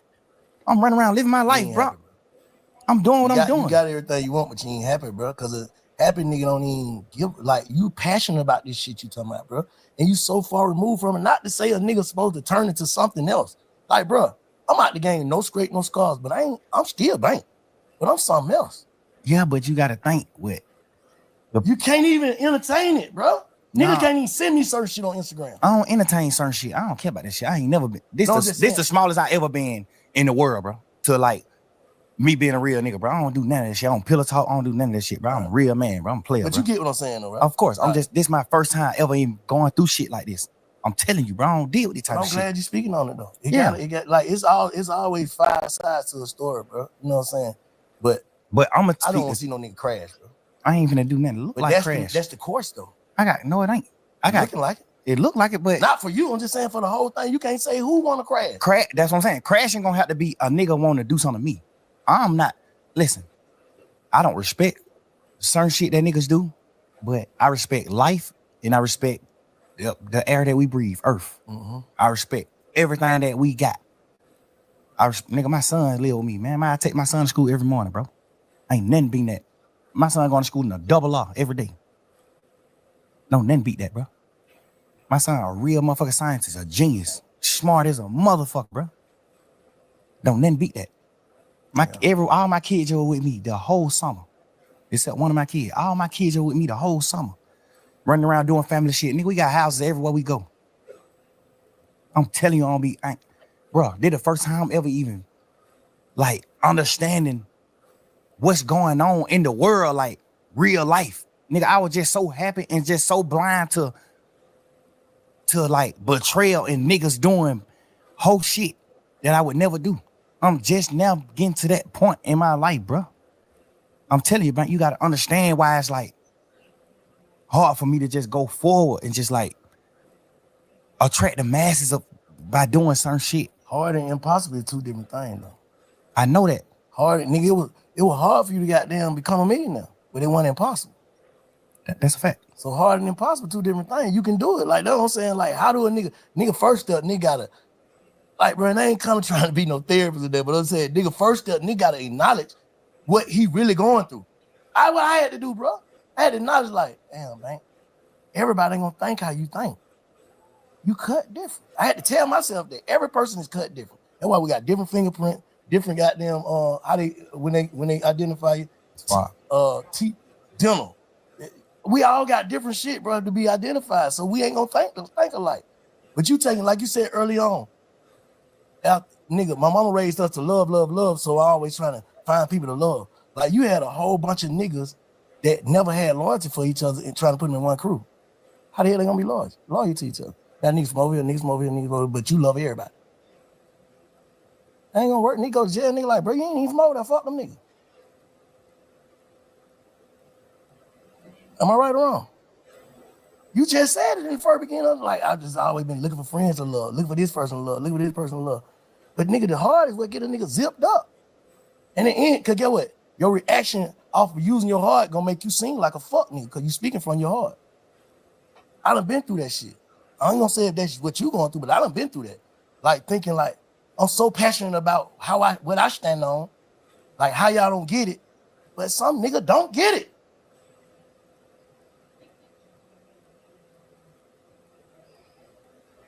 Now I don't get it, right? You saying I don't get it, Slime? You get it, bro. Just you gotta. That's why I'm just like, you gotta understand, like, bro, I did so much shit, bro. Just like, I raid these niggas, bro. I raid these niggas to like honor life, be men. I raise a nigga to be a man, bro. Like, I can't go for what you saying because I know I played a part in raising them, and I ain't never did no whole shit to them. None of these niggas will ever be able to get on your podcast and say, I did. Was grown when you met me. No, but I still raised you. Still, nigga, I was grown when you met me, but you still raised me in certain ways. I'm telling you, certain ways I look up to you. And you ain't never got no money together. Nigga, I raised some of these niggas and we got money together. That make it even deeper. We stand on certain morals and principles, bro. When I speak on Umfo Tagana or Pluto or Wham, when I speak on him, before this situation, when I speak on him, guess what I say to them? Oh yeah, you know, Shawty got a life sentence. Shawty sitting on that bunk right now for not telling. We instill that shit in each other. Bro, how the fuck is you going, like, just man to man? How the hell can you go against the grain? And that's why I look at niggas like you, cause guess what? I respect you cause you don't take nigga sides. You don't do certain things. You tell us what's right and what's wrong. Cause you an older street nigga, you're an OG. You tell us what's right and what's wrong. I live all these morals with niggas who came in the game with me, bro. I teach all these niggas do sucker shit toward me, bro.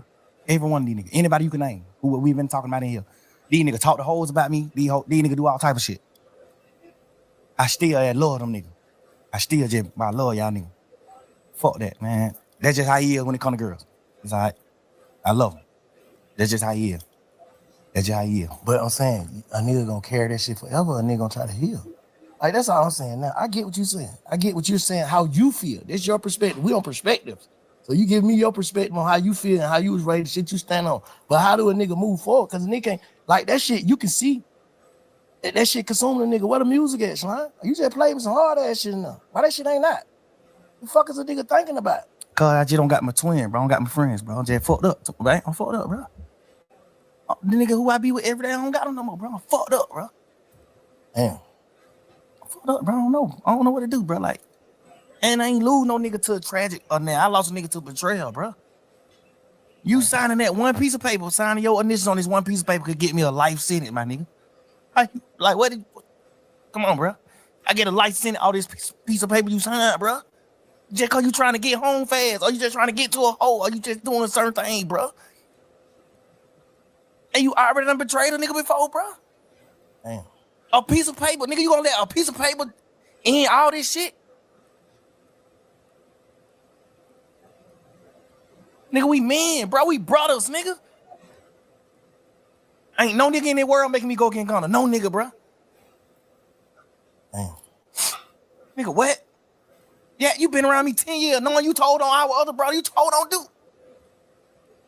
Bro, you told on Duke, bro.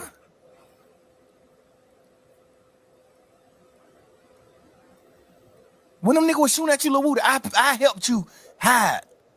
You ain't had nothing to do with nothing. He said I helped you hide. I gave you money to put your family and your baby mama and they mamas and sisters them in hotels and do this shit just to help you. I know you ain't had nothing to do with none of that shit. The police know you ain't had nothing to do with none of that shit. But the niggas in the street didn't know though. It don't matter.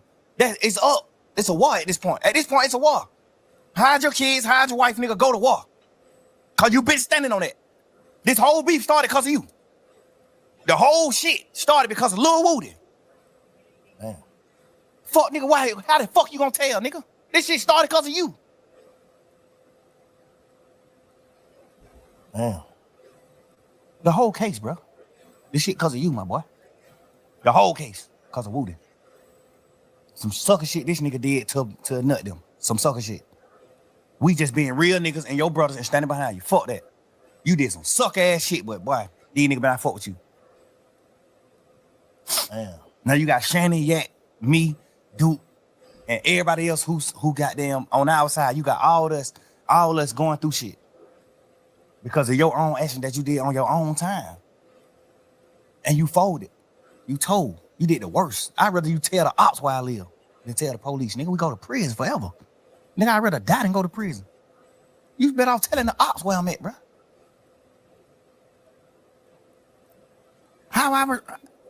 What the fuck you mean move forward, man? You want me to just get out of jail like these pussy ass niggas and just go forward and don't speak on shit? Just go forward and live my life. Just woody do. Yeah, I got blessed. They let me out of jail. Woody do, woody. I can't. I don't know, man. 2 years trying to be healing, bro. You in there talking How shit. the fuck I'm a heal in the midst of the fire? How I'm a heal in fire? Damn. Tell me So how. basically, what you saying you trying to block out a lot of shit. You suppress it. That's what they call it. They're trying to go forward. Still trying to be young thug at the same time, trying to hold up an image, basically. Being a real nigga, I ain't holding no image. No, I'm just saying image. This shit ain't no image. This shit real life. I'm saying that you ain't hurt though. Oh, the image of I'm not being hurt. Yeah, for no, sure. I'm talking about I ain't even that's know. an image, because a nigga be hurt. Yeah, but I ain't never even woke up until right now talking to you and noticed that I was hurt. I ain't never even knew that. I just thought I was just running around just living life like, fuck this shit. God just made me a happy person. I'm just happy. I think I'm happy. That's why I just told you earlier when you said why you ain't just doing what you supposed to do when you got out of jail. What I know you to do, bro. Why you ain't just being Michael Jackson? Nigga, I thought I was. I thought I was happy. Hell, I'm just chilling. I still just wake up some days and get in my feelings about certain shit. Cause I feel like, Gunna, you my brother. I love you to death, nigga. Why you ain't gave me an explanation? You know how to get in touch with me, nigga. My daddy put me in your group text. I don't even want you to have my number. My daddy put us in a group text. I called my manager like, hey, who the hell number this is? He goddamn made some phone call. He come back, that's Gunna number. I tell my daddy, man, what the fuck would you put me on text with this nigga for, bro? What the fuck you got going on? Cause he knowing too. Like nigga just hurt, bro. Nigga. I think goddamn. But guess what? Gunna didn't take advantage of that. I wouldn't even probably care to hear the shit anyway, cause I feel like once you break a rule from your manhood, once you rat or once you turn, and I don't got nothing against people. It's people that work for me. But when I look at you a certain way, if I look at you, if I meet you and you, it's like, okay, if I meet you and you portraying that you a man and you not, I don't got nothing against people. Yeah, no, I get what you know what I'm saying? If you portraying a certain thing, you deceiving. Right. Yeah. I can't look at you the same. Yeah. I ain't mad at you for being, so what? Everybody, whoever, so what, nigga? I don't got no problem with people. People work for me right now. Yeah. I'm damn near around people every day because they work for me. I don't got no problem with them. I don't hate that I even brought this shit. I don't want you to take it out, but I hate I even brought it up because I don't even want the LGTB. They get what you saying. I don't even want that community to even think that I'm against them. I'm overly with y'all. You folks. saying DL, bro? That's what you speaking of. Like if I look at you like a man and we fucking bitches together, girls together, and we doing certain shit, and I look at you and a man like boy, that nigga, and then I find out it ain't really nothing you can say to me. Yeah. I'ma just look at you like you broke a man code. You broke a code that men with backbone stand up to. You broke that code. You can talk, you can say whatever you want to say. You broke a man code. I don't look at you the same. But in real life, I don't even want to hear what you got to say, but you still supposed to be a real nigga to say, I'm finna say it. I don't give a fuck if you want to hear it or not. I'm finna say it to make sure he know. And that's why I'm doing this interview. He might not be one of I'm just speaking, stir the pot. That ain't stirring the pot. Get on the internet and saying how you feel about betraying your brother. How the fuck is that stirring the pot? Yeah. How? You ain't getting on the internet saying, oh, this nigga did this nigga did this, and bring the other. You ain't doing all that. You get on the internet and saying, even if you're not on the internet, my daddy put us in text message. So you can't even do no interview in the future. In the near future, you can't do no interview and say, I ain't got his number. I ain't got in touch with him. You overly got my number. Overly. That just further my conspiracy. You saying even after all the shit all the jabs you been taking, you still supposed to submit? Cause you know you wrong. It ain't even about submitting. It's about speaking your piece. Did what it is, bro. Yeah. So basically, I don't like, bro. Imagine, nigga, bro. We fighting to say YSL is not a game. Me and Bank best friend. They're my mans. We done made all the millions in the world together. I gave you the millions. We ain't make them together. I gave them to you. You get on and you take a plea and say, duct tape is a game and it must end. Just be a man. You don't think that you owe Thug an explanation? No matter what Thug saying. Thug can say Bank a rat all day. Bank a rat. He a motherfucking rat. Nigga, I can say that all day. And you can't say nothing about that because you did. But that's gonna stop you from giving me an explanation? As a man. So maybe he need to get in touch with his feelings. As a man, bro, you supposed to, bro, this what I did what I was thinking. If you rocking with it, you rock. If you're not, fuck it. How can you just do what you did to me and then just go live your life like ain't nothing happened? Like, how can you do it, bro? I can't do that. I feel like I ain't do nothing in the world wrong in my interrogation. And I still can't just go by living my life without addressing it. I still gotta address it. Cause you know it's wrong for you being in there. As a man, I gotta explain this to niggas that I love, that look at me like a gangster, that look at me like a man. Yeah. It's niggas in this world that's gonna be like, boy, what the fuck is you doing? Yeah. Practice what you preach. Yeah, yeah. That's why I'm speaking on it. Cause I'm a man and I got real feelings and I care. Yeah. And I'm gonna make it right. How the fuck I'ma just go forward? How? That mean to me, you never felt the way I felt about me. You never did. Nigga, I'd die before I go against that nigga. Even to this day, still. I'd die before I go against him. The only thing I'm ever say, you a rat. You a rat, bro. You a fuck nigga. You did what wrong. You betrayed me. Man, being a part of his demise or anything like that, I'm never doing that. Nigga, I love the nigga mama. That nigga mama like my mama, nigga. Nigga, I bought his mama her first piece of jewelry. Obviously, he presented it like he bought it. I did that. She probably never know that. Get what? We can talk about that shit all night, and I tell you, I'm gonna just bring it back to bro. The shit got you fucked up. You said that, right? And you agree, right? We just unlocked that, right? How do you heal, bro? How do you move forward? Period. No, Bank. I ain't. That's why I'm talking to niggas like you. Bro. That's why I talk to OG. Bro, you gotta put me down. I don't know. You gotta put me. Somebody tell me what I can do. Like, bro, I'm just telling you. With the stick. I'm telling you my. I was girl, how you heal then? I healed it like that with soap and water. So one ain't gonna hear this shit, man. Yeah. Guess what? You more in touch with your feelings because you're an older man. You more in touch with how life is. You done been my age before. I ain't been your age. That shit. So you could tell me if you know.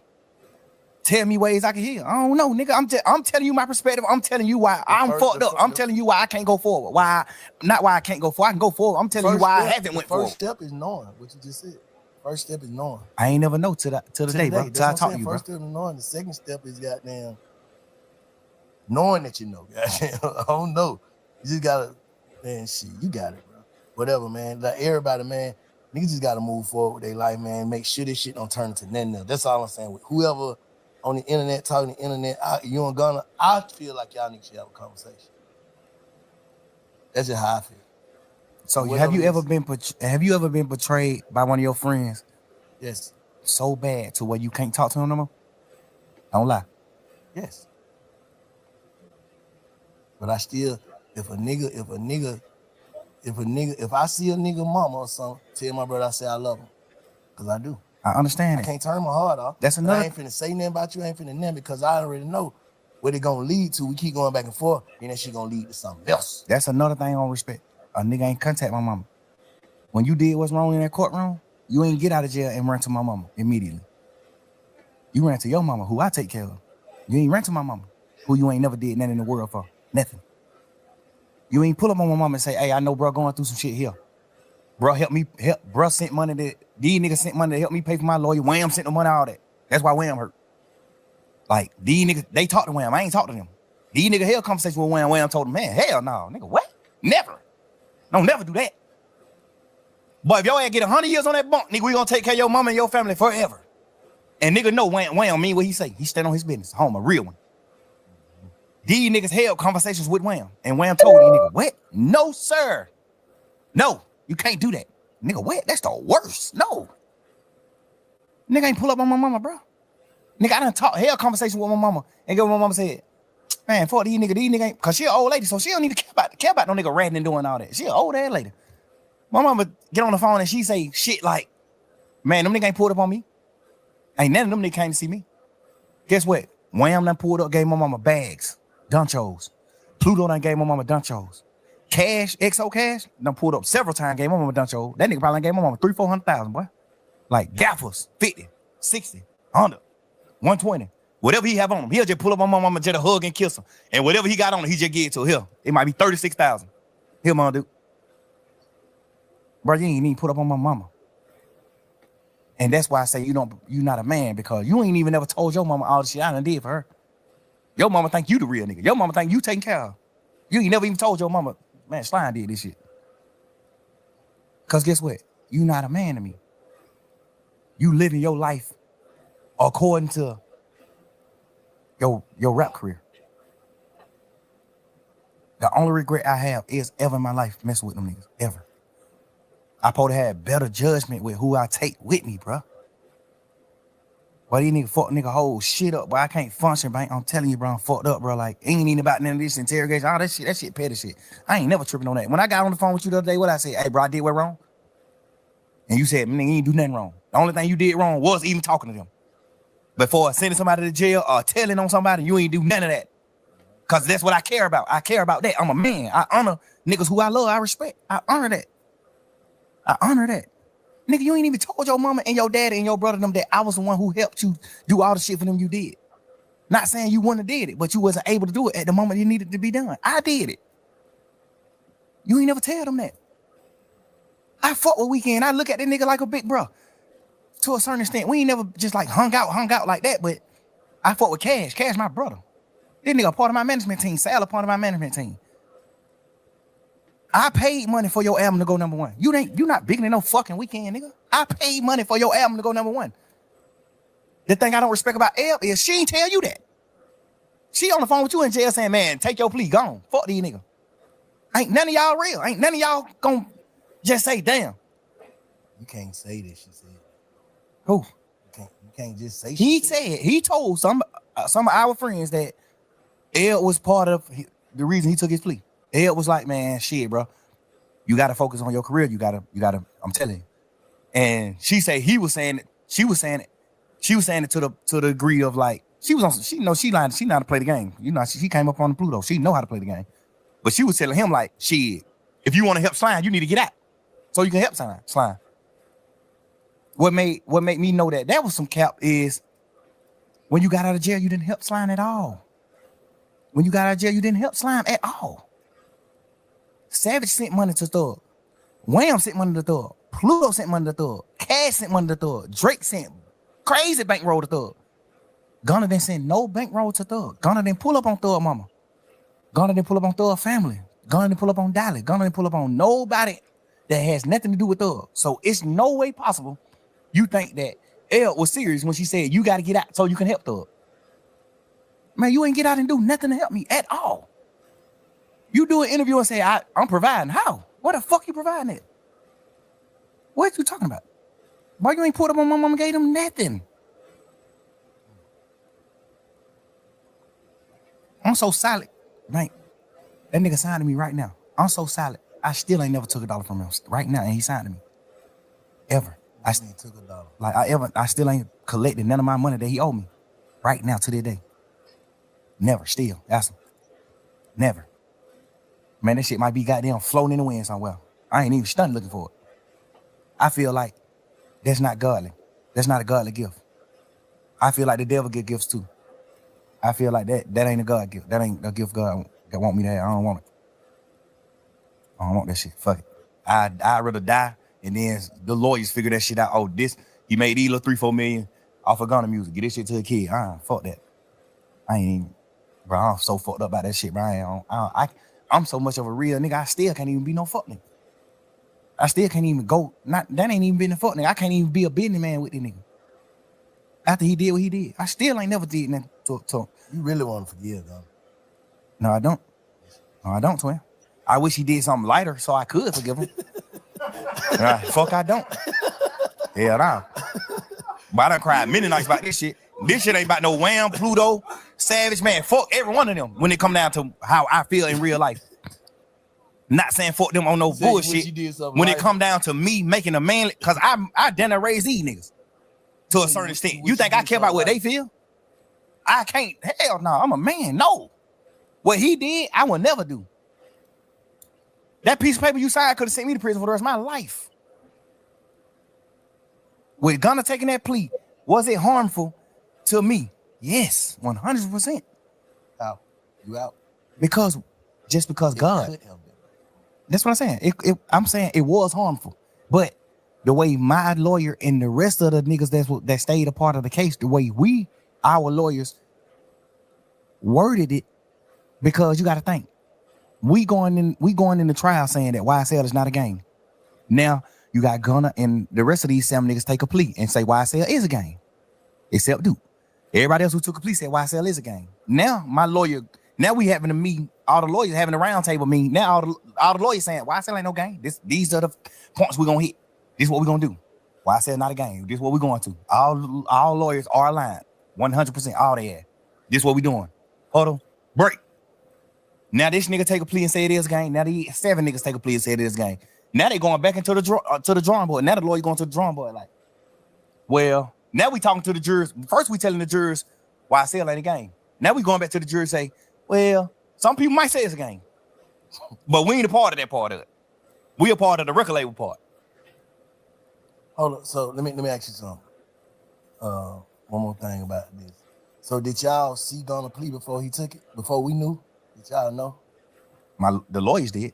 They ain't tell y'all? My lawyer told me. I'm saying like my lawyer said, I think Sergio Kitchens is gonna take a plea today. I said, you think so? He said, yes. So he didn't get a chance to get in touch with his lawyer and be like, hey man, no, man, let's stay on track. Of course, we did all that. His lawyer, my lawyer was the head honcho of the lawyers. He telling everything that happened in that trial came from Brian. Everything. He told every lawyer what to do, what to get up there and stay. Max Sharp is top tier. Brian told that nigga everything to say to help Shannon. Everything. Nigga, them niggas talk to each other every day. Obviously, Max Sharp, mastermind, and he know how to protect. Nigga, him and Brian in the same office. Brian gave that nigga rooms in his office. Brian owned his whole building, this office space. He got 10, 15 rooms. Man, Max Sharp, 5 of these rooms, yours here. Like, but these niggas in a huddle 3 years straight, nigga. Everybody on one accord until that happened. When he took the plea, the niggas who got off the case was out of the huddle. All the rest of the lawyers who still was on the case was still in the huddle. But we had to change the plan. Hey, we gonna run to the right. Now we got to change the plan. Hey, we gonna run to the left and we gonna say shit. Some people did run to the right, but we ran to the left because it was open. You gotta think. Do it hurt the case, nigga? You got jurors sitting in this bitch saying, we don't know none of these niggas. We know Young Thug and Gunna. Every juror. We know these two people. These are superstars. The rest of these niggas is nothing. We know these niggas.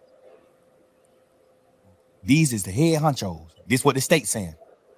The state don't even got to say it. We the two richest niggas on the case. The jurors gonna think that anyway. The state don't even got to say it. They would have been better off not even painting that narrative. Because the jurors already thinking that. They was painting the narrative so bad to the point where it made the jurors like, man, now you just talk. It might not be like that. It might not be like that. You better off not even speaking on that and just letting the jurors just come up with that themselves. Because they were going to come up with it themselves anyway. If I'm looking at 26 niggas in the room, 28 niggas in the room, and 2 of these niggas millionaires, okay, these the 2 bosses. That's what I'm thinking anyway. But when you take your plea, now it's like we go from YSL not being a gang to, well, my YSL is a gang to certain people, but not to Mr. Williams. Mr. Williams is all about music.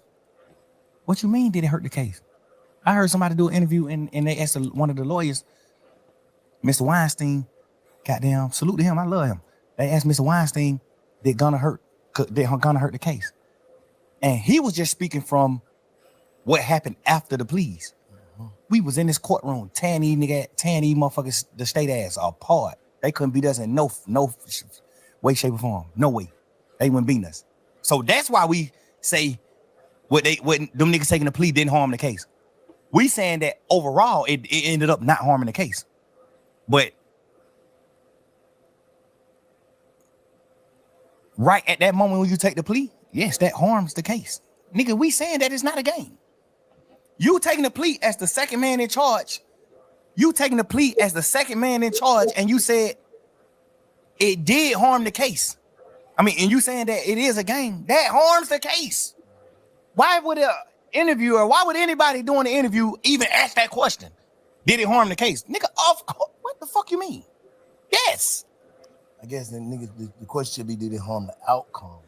It ended up not harming the case because of the masterminding of the rest of the lawyers as the court case, as the trial went on. So basically, in your mind, you feel like this nigga got out of jail feeling like, man, this nigga, he gone. Hopefully. I feel like all of them took a plea in the beginning because they thought we were gone. They thought, nigga, what the hell? What the other reason is? You went from a real nigga, a stepper, a real live street nigga, respected street nigga, to a rat. Cause you thinking Somebody on that hey, little damn, man. All right, twin, I'm gonna hit you back. I love you, bro. I'm doing an interview. nigga bad. He just he ain't even know nothing about that. He just speaking like we just talking man to man. That's why I ask you questions like Bank, what man to man. I understand the light and the political. I understand the political shit around behind everything, but just man to man, brother to brother, big homie to little homie. If you go into jail and you plea out before the trial even start, what the fuck are you thinking? Boy, that shit over with. Man, you don't remember them Zoom calls that was all over the internet? The Zoom calls when we was going to court them first few times on Zoom. Before we made it to the courtroom, we was on Zoom. When we was going for buns and shit. Man, you don't remember me asking that nigga on the Zoom? We don't even supposed to talk. I broke the law. I'm on the Zoom. I said, Gunna. You look at me on the Zoom. I say, you good? Cheering up, nigga. You good? He say, yeah, that's some shit. I forgot what he said, but the energy was just down. Not even on no bullshit, no funny shit in there. Like the energy was that down. Yeah. So it just automatically made me start thinking like, little bro, you good? I'm not saying that you know rat. And then at that point, I'm just like, nigga, what you going through? You good? And that's why, cause I'm a big brother to these niggas. So that's why I do shit like head up when we on these calls. When we in this courtroom, man, head up, chin up. Fuck that, nigga. If we go to prison for the rest of our life, whoop they do. We go to prison, nigga. And we fight to get out this bitch. If we beat these folk, whoop they do. We beat them. We go forward. That's how I go. But can a nigga feel like, shit, well, it was still a nigga left on the case and you took your plea? Yeah, but my plea didn't say my plea couldn't harm nobody. You see what I'm saying? Yeah. My Now, plea, break it down for us, man. my plea, I ain't say YSL no gang in my plea. I ain't say nothing in my plea. That's why I didn't do the plea. The state offered me a plea, and they wanted me to say YSL was a gang. I'm the owner of YSL, the gang, and YSL must end. In the state's plea, they say all this in their plea. I told them I'm not doing that.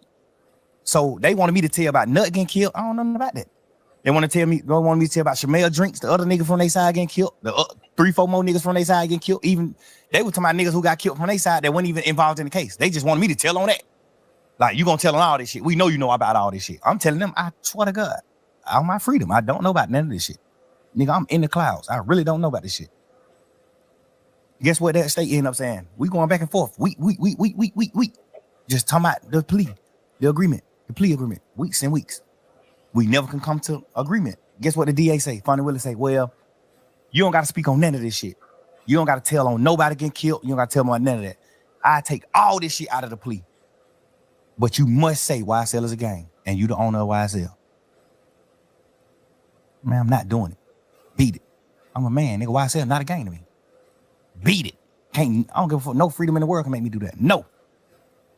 Guess what Brian say? Shit, I ain't gonna do the plea. Fuck it. Let's go on finish trial. Say less. The next day he come to me with a plan. He say, you ever heard of a goddamn non-negotiated plea? I'm like, nah, what's that? He like, well, you don't got to deal with the DA. You deal directly with the judge. That means you get up in front of the judge and you say, you guilty of these crimes. I say, I'm not guilty of that. I'm not in the gang. I'm not guilty of YSL being in the gang, the RICO. I'm not guilty of that, Brian. So I don't want to get up in the courtroom and say I'm guilty of that. That's not true. I don't want to get out of jail that bad, Brian. That's not true. Let's let's finish this trial. And he ain't want to do the plea anyway. Brian like, man, we're going to beat the sleaze out of that motherfucking ass. I'm just telling you, you can't get convicted of this because it was in your house. So that's why when we did the non-negotiated plea, Brian, when we was talking to the judge, Brian was talking about the charge that I had. And Brian like, hey, we plead nolo to this charge. We plead not guilty to this charge. We plead not guilty to this charge. We plead not guilty to these charges. We'll plead guilty to these charges because this the shit that they found in his house. Mm-hmm. I'm on probation for the shit they found in my house the day we went to jail. I'm not on probation for nothing that the DA was trying to say I was guilty of. I'm only on probation for what they found in my house. That's first of all in my plea. My plea was non-negotiated. I went straight to the judge. Hey, Your Honor, I'm guilty of these crimes. I'm guilty of having these controlled substances in my house. I'm guilty of having these pills in my house. I'm guilty of having this weed in my house. I'm guilty of having these guns in my house. I'm guilty of having this serve in my house. That's what I'm guilty of. RICO, being in a violent criminal street gang, why I say all that shit, I'm not guilty of none of that. I ain't doing that. Guess what the judge said? I agree. I'm going to find you guilty of this shit that I found in your house. So my plea was the plea that I was going to end up with anyway. Because if I would have beat the case, I still would have got found guilty of the shit that they found in my house. You think you got more time? You think you got some jail time if you went all the way through it? No, because she ended up, Shannon had got found guilty of one of his charges, the having a firearm as a convicted felon. Mm-hmm. So he probably went to jail 10 years for that, off top, 10 years. And it was a switch, 10 years off top. He got acquitted for everything else, all the murders and shit, he got acquitted. But he got found guilty for that one charge. Because they got to find him guilty. That even if the jurors want to to say that he innocent, they can't. So Shannon kept aside all the way out too? Yeah, that's just the law. But when he got found, when they say you acquitted for everything, but you guilty of this gun charge, we in our mind thinking like, dang, like they even go to prison for the gun. Get what the judge say. You've been through enough. I'm gonna let you out. So I feel like now, if I would have stayed in the trial, I would have got found guilty of the shit that they found in my house because it ain't no law that tell the jurors they can get around it. It ain't no way to get around it. So the jurors like, fuck. Ain't nobody claiming it and shit. Like, fuck, we gotta find them guilty for this. It's no way around it, even if they want to. You see what I'm saying? They can't let me off the hook for it. I gotta get found guilty of that. So why the fuck when I not take a plea and get out of jail today or some shit I know 9 times out of 10 I'm gonna get found guilty for anyway? At the end of the trial, I would have got found guilty for the shit in my house. I would have beat everything else. I would have got found guilty for the shit in my house, and she didn't send Shannon to prison, so she probably wouldn't have sent me to prison. She probably would have said the same thing, like, all right, I'm gonna give you probation for this shit in your house and go on live your life. Cool. I still would have, the same shit I'm on probation for now, I still would have been on probation for at the end of the trial, because it was no loops for the jurors to find me innocent for that. 100% you get found guilty for that. They can find you, they can say you ain't guilty of it, but it's like them not being real. It's like the jury's just not being real. Like, well, it ain't nowhere around this shit. This nigga ass is guilty of this. It ain't nothing around it. No law that makes me overstep that. He guilty. So what's your temperature with Lucci right now? Ain't no temperature with him. Man, bro, I pray that nigga get everything he deserves. Everything. I told that nigga, even in the midst of our beef, I told that nigga, bro, I said some bullshit in it too, but I was speaking really from the heart, real. Bro, I respect everything you do for your mama and your kids. I respect all that shit. If not, I would have been did something to your ass. That's what I tweeted. I said, if I ain't respect what you did for your mama and your kids and how you look out for your family, I would have been did something to your ass. I'm just a real nigga. I respect how a nigga treat their family. Like, but I respect it. He was an active dad in his children's life. Still right now, since he been out. I still be watching him now since he got out. He's still an active father. I respect that. Man, I don't want no harm. I don't want to do that to you, bro. You're a real man to me. Why the fuck would I want to kill a nigga that I think is like me? You're a real man to me, bro. But leave me alone too, though. Like, stop. Don't fuck with me neither. Cause if it have to go a certain way, then we got to go a certain way. So, but that was my way of trying to just tell niggas like, hey, bro, I ain't on that. I ain't on that, bro. I'm living life. I'm doing shit, bro. I'm doing shit in this world for real, bro. Bro. And the nigga, he tweeted me 1,000,000 times. Fuck nigga, you ain't nothing like Tupac. Nigga, you a rat. I mean, you're a goddamn punk. You gay. You wore a dress. You did this. You did that. Woo, woo, woo. He tweeted me probably 20 times in a row. Every day, just judgment. Agony, every day. I tweeted him one time. After he tweeted me 20 times. I said, nigga, if I ain't respect what you did for your mama and your children and how you looked out for your family, I would have been did something to your ass. If you read that tweet from me, what you'll say? What you'll tell Lucci? Man, leave that nigga alone, bro. Right? Yeah, I say he trolling. Hell no, that ain't trolling. I'm just saying, but I say he trolling, but he don't want to do nothing to you. I say that. Right. He trolling, but he don't want to do nothing to you. He really want to end with that tweet. Yeah. Because me or him don't got nothing to do with it in real life. Me and him don't got nothing to do with none of the beefs on both sides. Me and him don't got nothing to do with it. He just loved Nut so much, he just asserted himself in the shit. But I thought they were saying about a girl, though. Hell no. That shit was trolling. When he said he fucked my girl and all that shit was trolling shit. No. We were trolling. That's what I'm saying. That's what niggas thinking like. Yeah, nah. Hell no. Whole beef behind. No, sir. This shit is behind Nut. Woody broke in Nut car and stole his jewelry. And I'm saying all this shit because it's all public record. We already done said all this shit on the stand. Him and the DA done said this on the stand. He broke in Nut car and stole Nut jewelry. He didn't know it was Nut car. He seen a peanut chain. He said, oh shit, this nigga Nut chain. He called Nut and said, hey, bro, he ain't put it on himself. He just said, man, some young nigga broke in your car. They brought the jury to me. And Nut like, all right, bring the jury. I ain't tripping. Nut a player. I ain't tripping. Nut, bring the jury to me. Woo. He bring the jury to Nut. Get jury Nut back. Get Nut his jury back and goddamn gone on by their business. Nut ain't tripping. Nut like shit. I got all my shit back. I ain't tripping. But you got niggas who with Nut who like, man, these fuck niggas just played. Let's take it down. So the whole time, me and Nut on the phone every day trying to stop these niggas from beefing. Like, man, bro, we ain't on that, bro. Nut getting money, I'm getting money. Like, nigga, we were hanging out. I turned Nut on to Bird. I brought Nut around Bird. Cause I know Nut best friend, the nigga who they call Birdman from Pink City. I know him from being Nut friend. I don't know. I ain't never seen him though. I probably seen him 2 times in my life. Mm-hmm. But I know him and Nut used to call themselves Bird and Slim. Mm-hmm. So when I got on and I met Bird, get what I told Bird in Miami. Man, you got to meet these niggas from the hood, from the city. They call themselves Bird and Slim. You got to meet these niggas. Like, bro, I'm 100% the most genuine nigga you could think of, bro. I'm telling you. It's a real fact. I wish Nut would live so he can say the same thing. I turned him on a Bird. The pictures when you see Nut on a boat with Bird, I'm here. I'm there. I took the picture. I got Nut phone and took this picture. Man, Nut take the picture with this nigga. I know y'all look up to this nigga. I told Bird, man, Nut is supposed to be Slim. So you got to wait. The other nigga, Bird, who used to be with Nut, he was in prison still. He was in jail doing some time, doing a bid. So I told Bird, man, like, man, you got to meet the nigga Birdman from Atlanta who called himself Birdman. He bald and the nigga tattoos in there. He really think he Bird. I'm like, he in prison right now, but you got to meet him too. Like, I turned Bird on the Nut. I had Bloody J around Birdman trying to do deals. I turned Bloody J on the Rocco. I've been lit in this town. I made niggas lock in. Me and Bloody J them started off beefing. about them saying that Boo was a rat. Boo told on Mo. We ain't never seen that paperwork. Still to this day. They typed up some. You right. They typed up some paperwork one time, and it was fake paperwork. The only reason why we knew the paperwork was fake because they misspelled words. Ain't no motherfucking DA office misspelling no word, dumbass nigga. They misspelled prosecution and all type of shit. You saying they made some fake paperwork? But these niggas had some fake paperwork saying that Boo told on Mo. Mo told me this. Boo told. I seen Boo get on the phone with Mo myself. I seen Boo on the phone with him myself. Witnessed it right there. Boo said, man, these 4 times you said I told on you, Mo. Get what Mo said. Man, I ain't told no nigga that. I ain't told nobody that. But I fuck with you, Boo. Man, nigga, every time I see you, we there. Like, hey, I ain't told nobody that.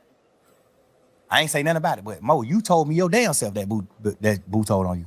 Man, these nigga ass, all this shit kept. I made these niggas get on the phone. Some paperwork though, that shit kind of different. Yeah. You see some paperwork. What? When you see paperwork, supposed to believe that. When you see paperwork, this paperwork. Yeah, this shit paper. I don't give a fuck how they spelled it. I'm just saying. Nah. When a nigga see it, no, cause you gotta. Everybody make human mistakes though. No, we gotta know theatrical. Hell no, nigga. Well, when a prosecutor typing up, you can get a new trial for that. If they misspell some words in this paperwork, nigga, you can get a new trial. Right. The fuck you mean? Them folks ain't making no mistake like that. I promise you that. Look at our paperwork. I bet you whatever you think you want to bet ain't no misspelled word in that motherfucker. Nigga, this the real law. Any mistakes, you can get a new trial. Anything. Nigga, folks ain't making no fucking mistakes. Nigga, you crazy? Especially on those certain words. They are prosecutors. Big bank is motherfucking big facts. How the fuck I'm gonna go for some paperwork and big bank spell big facts wrong? Nigga, what? How the hell the prosecutor gonna spell prosecution wrong? What are you talking about? Nigga, beat it. What are you talking about? And they had more than one misspelled word. They had like 4 or 5 misspelled words on the first piece, on the first sheet. The state of Georgia versus this. That was wrong.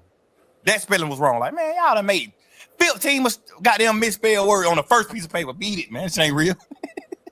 That shit ain't real. But even if it is, God bless the dead, Boo dead. So what? Even if it is. Even when I figured out, because Mo told me himself that Boo told.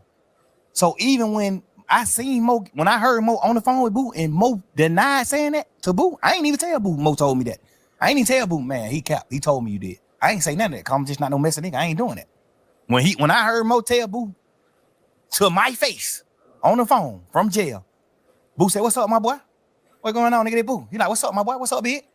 He like, "Man, I'm trying to see what the hell going on in these streets, bro. You know, I fuck with your game, bro. These niggas my goddamn you saying I told on you, bro." That nigga said, "Man, hell no. Well, you know, I fuck with your gang. Every time we see each other, we goddamn greet like players. But you know, I ain't saying no shit like that, man. Don't let these niggas goddamn woo. I heard him say this out of my own mouth. And I ain't trying to stir no shit up within they crew. Man, all them niggas, man, I respect all gangsters, all real niggas, all niggas that do what they supposed to do. I see Mo take care of family from jail. I respect the boy. I done been on the phone a few times. Even throughout the beef, I done been on the phone with him. Hey, bro, man, I ain't got nothing to do with that shit. Keep that shit away from me. I'm trying to do what I need to do with this rap shit. I made it out of Cleveland Avenue, nigga. I got 6 motherfucking kids, nigga. I'm doing what I'm doing. That's why I was fucking with nigga like Bloody J. Nigga like Ola Player. I was fucking with them niggas. I was fucking with Big Nut. I got 5, 6 videos with Birdman with Nut in them. With Greeting. Like, nigga, I shot. Ain't no harm in my blood with Days Loaf in they hood. I shot that motherfucker in Pink City. In they projects. Where they hang at right now. I shot that video there.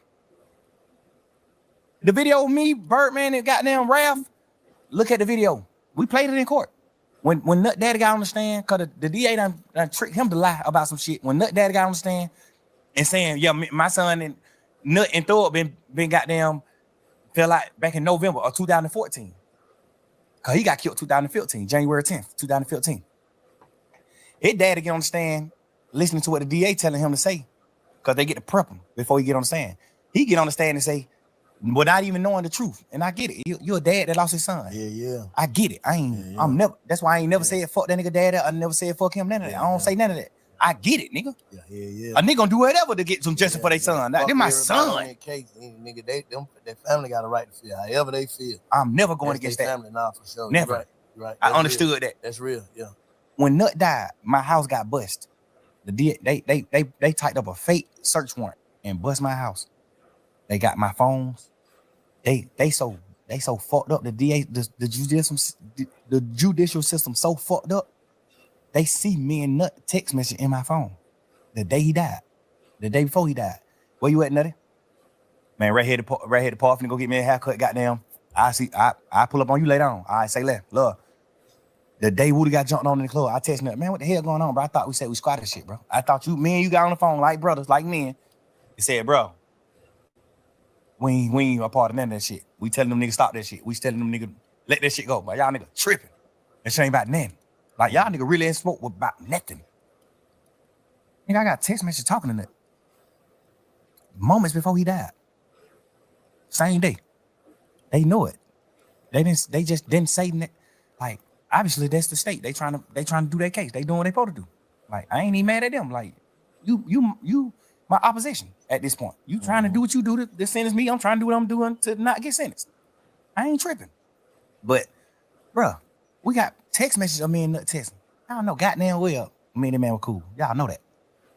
I ain't care my flights, man. We do this shit all night. What you want to say to the city before we get out of here? Listen, man, I tried my best. Put the mic. I tried my best to make this city one, unity. I tried my best. Anybody from this city, including Rollo, P, all y'all niggas. I don't got no smoke with y'all niggas. I don't want no gangster shit to go on with y'all niggas. I ain't got time. Like, the street shit is already over with. Once you tell the street shit over with. Like, you can't kick the street nigga shit. And I ain't even saying that to bash no nigga. Like, why would I want some smoke with a nigga that I already done told on somebody that work with the police? I thought you didn't say something else. I'm just saying, just real nigga shit. But still though, bro. Like, listen, I don't want no smoke with y'all nigga. Even if y'all didn't tell.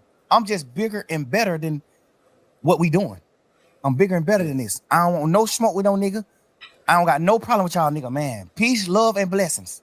I hope everybody live their life and live and rejoice. I hope everybody in this world prosper and get what they need to get. Everybody. I don't got no hard feeling with no nigga. Even the niggas on this case. Even the niggas that I'm mad at. I'm forever mad at.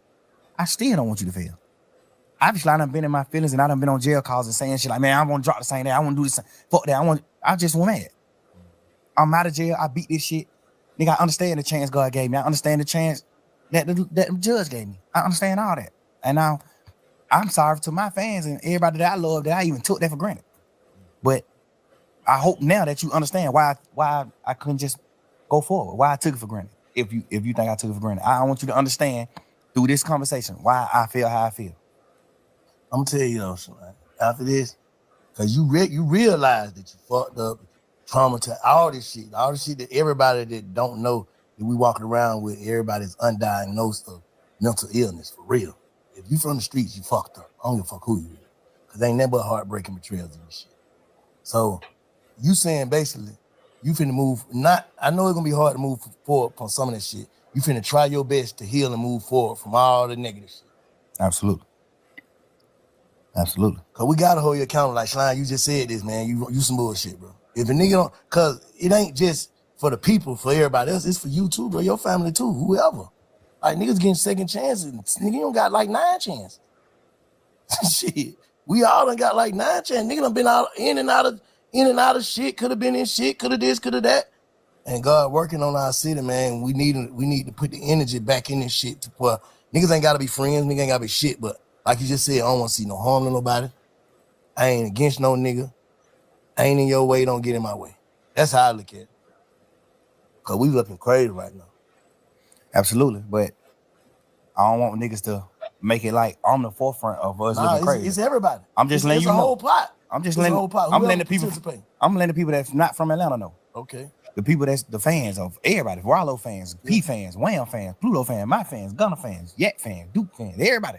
I'm letting everybody that's not a part of Atlanta, that don't know the inside scoop, that don't know what's going on. I'm letting be the head. We just all ingredients.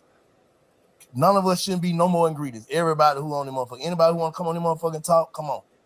But no ingredient. Don't be an ingredient, bro. To the devil gumbo. Shit. I want everybody in this world to prosper. This is my honest God opinion.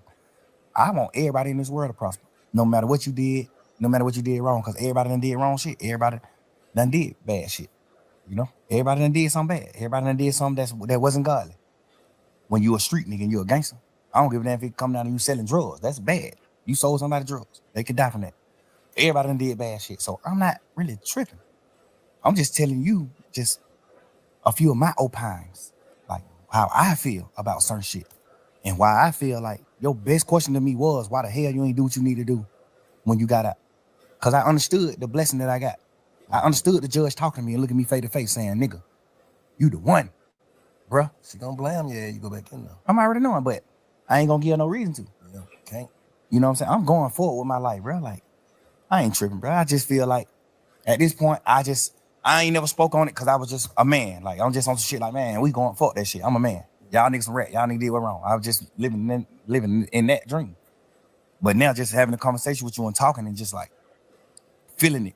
Like, it just feel like I gotta just go on. I gotta move on. But I just wanted Gunna, Duke, Yak, you, all my fans, Rollo, P, Wham, Pluto, everybody, Weezy.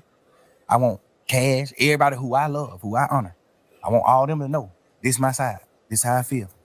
This is why I'm how I am. This is why I stream so much on them niggas. This is why I'm how I am. I feel betrayed. I feel hurt. I feel whatever you call it. I just feel it. Nah, this shit was big, bro. I appreciate you for even calling me, let me be a part of it, you know what I'm saying? Witness a part of your pain and your journey and the way your perspective of shit, you know what I'm saying? I just hope you goddamn allow us to be a part of goddamn your healing journey, bro, for real. Cause the nigga fucked up. Just gotta get this shit right, King. I'm trying my best, bro. You think I should let people just witness the healing, all that shit too? What you mean? You think that's good? Like obviously I just spoke my pain and what I feel about my whole situation in my life to the world, it just took me a lot to do, but I did it.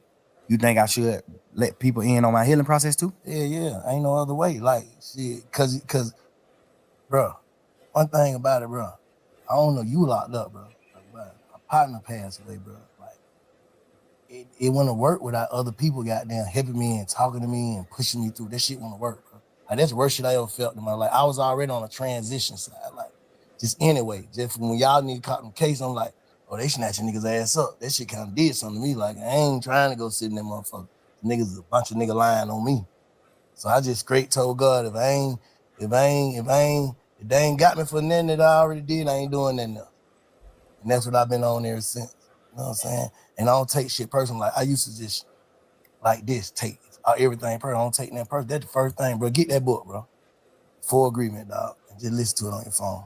Whenever you ride to the studio, Full Agreement gonna show you, but you can't take shit personal. Have you ever read the Fifth Agreement? Nah.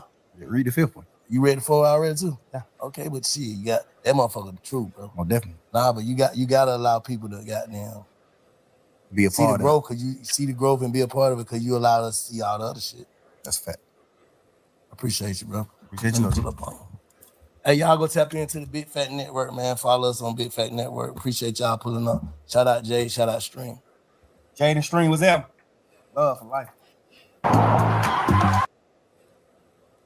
That's what's up. You know, Young Thug was really convincing, you know what I'm saying, on his presentation. He's pretty much saying that he really didn't have nothing to do with that bullshit. Like, maybe he didn't tell. I mean, the most we do have on Young Thug is him saying that, you know, give the prosecutor and the DA the number and he'll get at him.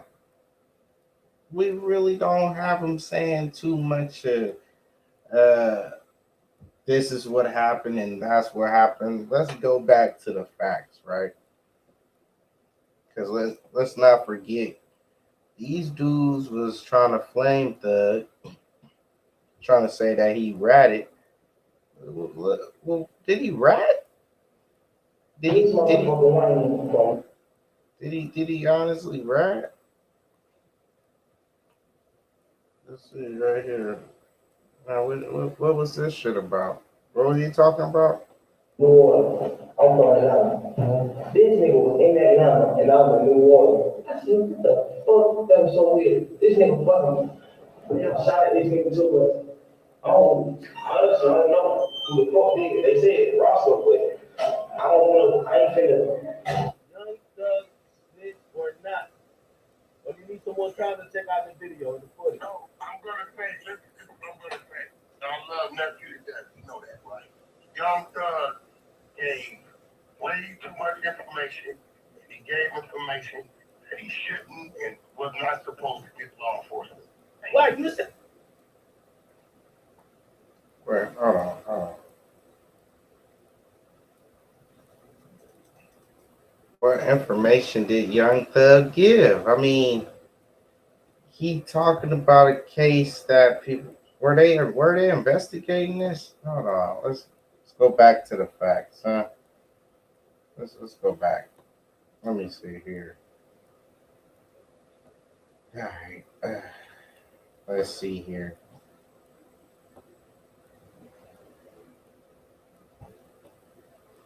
Oh yeah.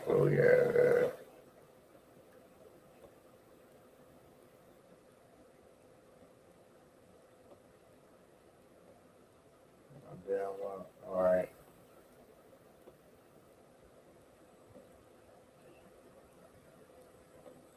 All right. So, did Young Thug snitch when he brung up the Roscoe and Wayne's tour bus thing? Did he tell?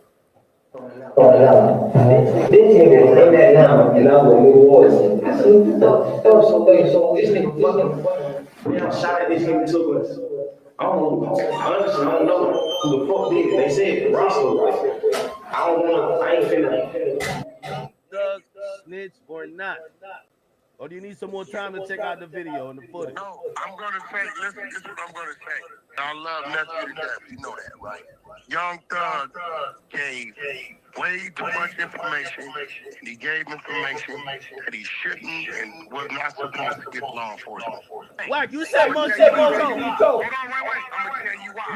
You said loose cannon toe. You said they working. And it told. Listen, that's a fact. Listen, man, I'm gonna tell you this. There's never been a time, right, where Young Thug has given me reason to call him out his name. If I got an issue with Thug or something Thug has done, I'm gonna call him. I'm gonna tell him how I feel about something. The situation in front of me, the situation is not right. But what's not gonna happen is I'm not gonna call Thug out his name. I got a lot of love and respect for him. Dude, is it distasteful to me? Absolutely. So Whack, you're proving my first rule of snitching. If we like you, you ain't tell. If it was Gunna, you would have said he a rat. No.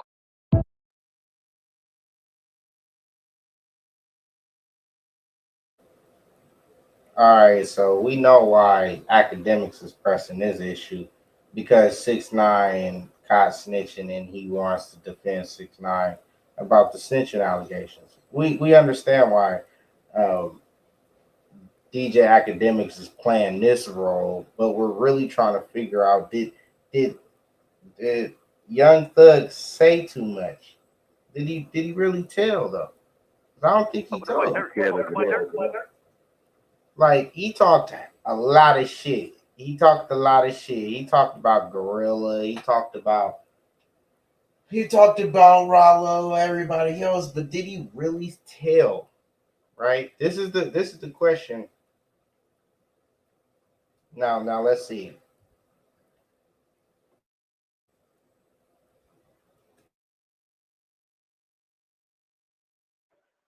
Yeah. You need to make that nigga. You need to make that nigga. I don't know. I did a lot of player shit for the boy too though. When the boy career went where it supposed to be, man, Pluto. I really like locked in with him. Like,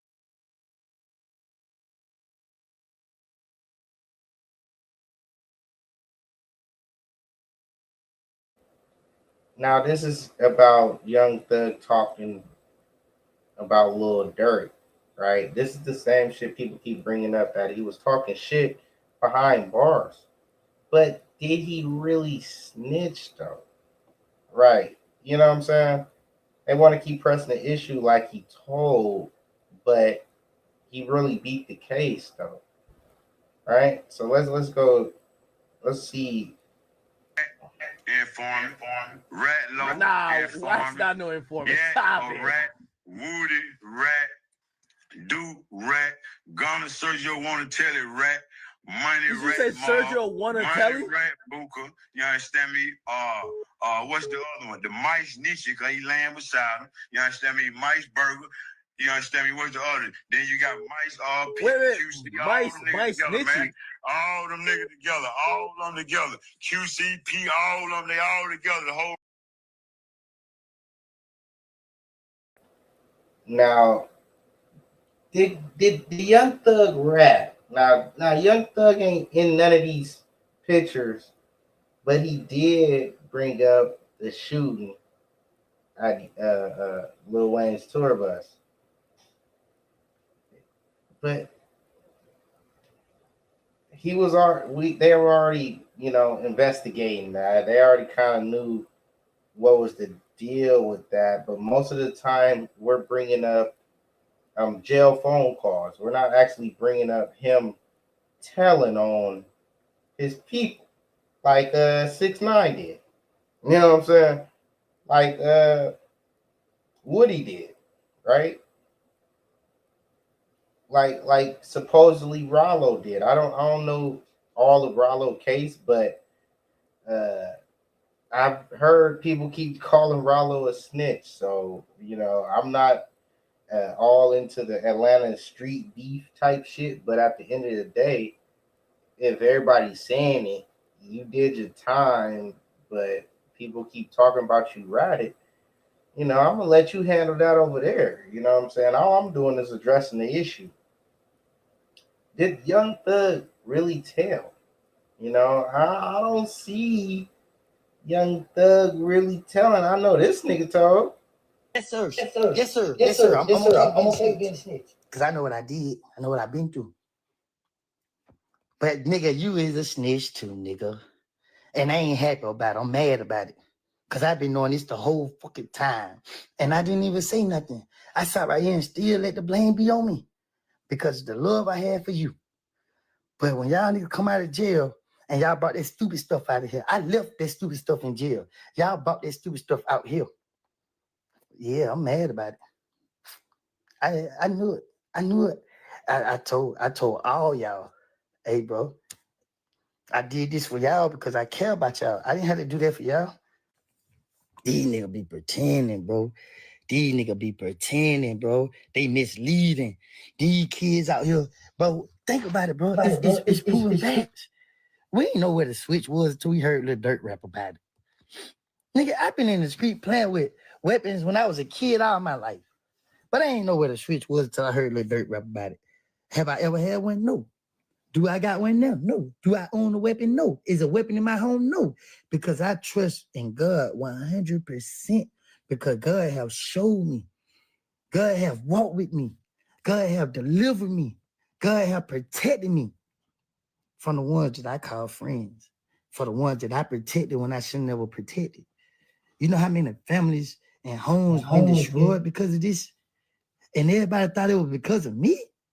And guess what I did? I let them think that because of my heart towards those I care about. I let people blame me as the person. I let people crucify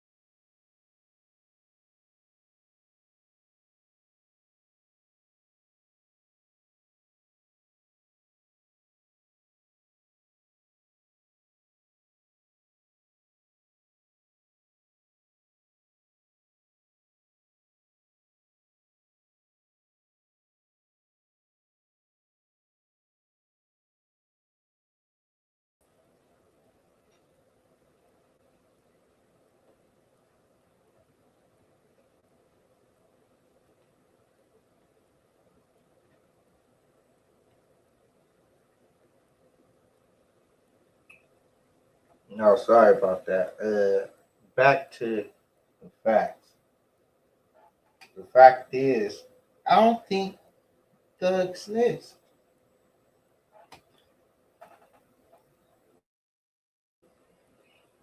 Did Thug snitch? Right now, let's go. We were just listening to Woody ads, right? Now let's go to another cat that has the drop on you know what's going on in the motherfucking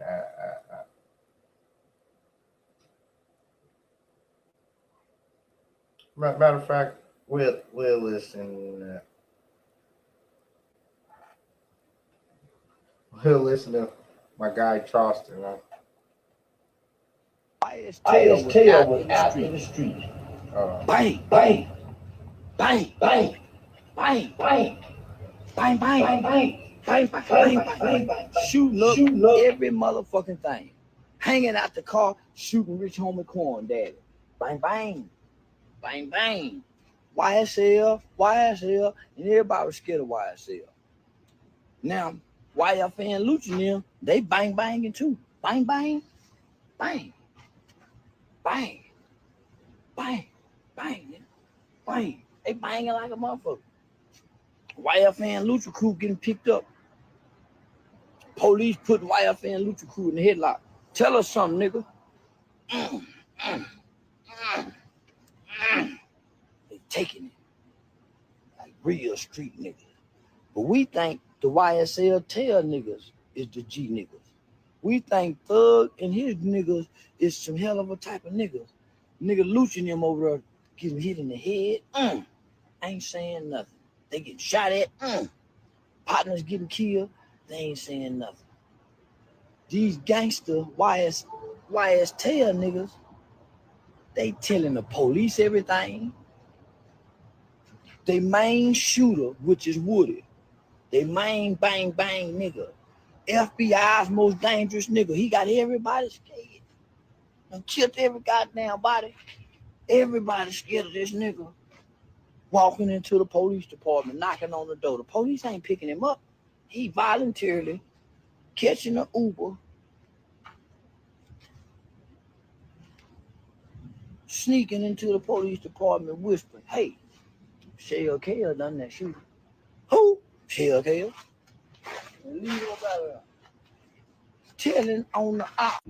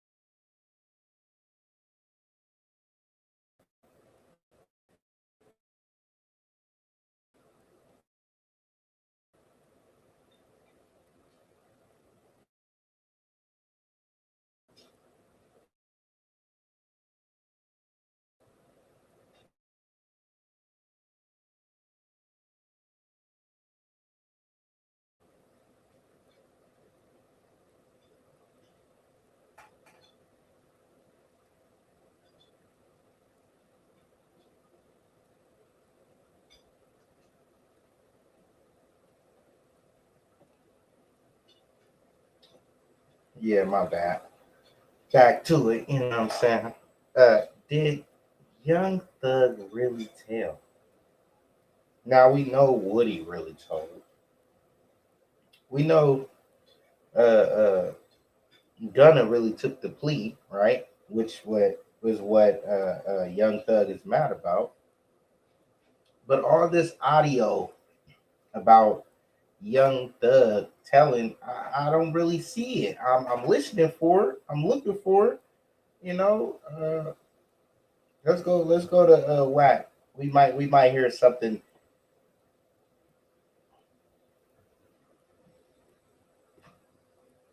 don't know. I don't know.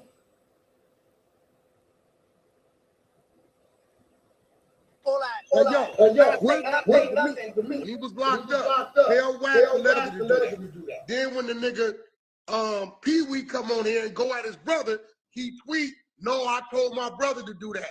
Then Sandy Nash released the goddamn audio of him telling old boy, "I ain't telling him to do that." Nigga, He's a compulsive liar. He's a compulsive liar. You know, everything in the dark comes to the light, Wax. So why he can't do a feature with 6ix9ine now? What was the reason? 6ix9ine, what was the reason? Remember they all said 6ix9ine is the rat. We can't do features with him. Hold on. Kodak Black kept it gangster. He kept it real with Wack. He did it. But nigga, 6ix9ine, your case was what year? 2018. This nigga was already telling. Rollo, he was already telling. Nigga. But that's what I'm saying. Like, what's up? Yeah, like, where the energy at? Yo, remember, what? What's up with LA? Why nobody from LA got nothing to say? Like, what happened? Like, what's the politics? Why everybody so quiet? Listen, no. Everybody out here saying he told. They ain't. You gotta remember, you know, when it comes to social media, it ain't nothing but a handful of niggas. Now, I don't know what these other niggas are out here doing. I gotta go see what community doing. Yo, and mark my words. What's today's date? August 29th, right? 29th? August 30th. It's August 30th, 2025. Listen, is that a little dirt get that 200 years for murder for hire in the feds? Or if that boy come home, that boy told, nigga. Dirk ain't did no telling. Nah, leave Dirk out of this, please. Dirk ain't did no telling. Dirk is the last hope. Dirk is the last hope. But Dirk ain't did no telling. Yes. You see that little pretty pussy his girl got? He want to make it home to that. No, man. He want to make it home to that. No, man. He's not doing that. Dirk a Muslim. No, man. Dirk not different. He want to make it home to that. And by the way, I just want to put my 2 cents. I want to put my 2 cents in this. I spoke to a lot of people from Atlanta, you know, not Rollo, but from Atlanta, and a lot of Atlanta loves Thug, and whatever y'all are saying, they don't agree with. That's cap. You guys like. No, I'm serious. That's cap. I guarantee. That's cap. Let me tell you everybody who actually thinks that Young Thug did that is public saying. Now, where he fucked up at is when that nigga mentioned my brother's name. Of course. When he mentioned old boy. Well, I talked to him today. Yeah, he mentioned Pete today. I don't know. Yeah, it's a different environment now. Yo, what? Listen, if Atlanta don't agree with it. This is Atlanta. I'm in Atlanta right now. The people you talking to is in Miami and shit. Them people ain't in Atlanta. Now, what the hell is you talking about? I heard the majority of Atlanta street niggas, they feel different. They rock with them. Of course they gonna feel different. Nigga, look with T.I. right now. They okay with T.I. T.I. got caught with 300 guns at Crime Stoppers. T.I. got caught with 300 guns with no Crime Stoppers. We got all T.I. paperwork. But we ain't on T.I. today. But we on Atlanta. We ain't on Atlanta. We not on Atlanta. We on Thug. Yo, Rollo, I'm not even trolling. Rollo, I'm not trolling. I spoke to a bunch of people, and I'm not talking about 1 or 2. I spoke to almost close to 10 dudes, and I'm not going to ever mention their name, but like, these are dudes.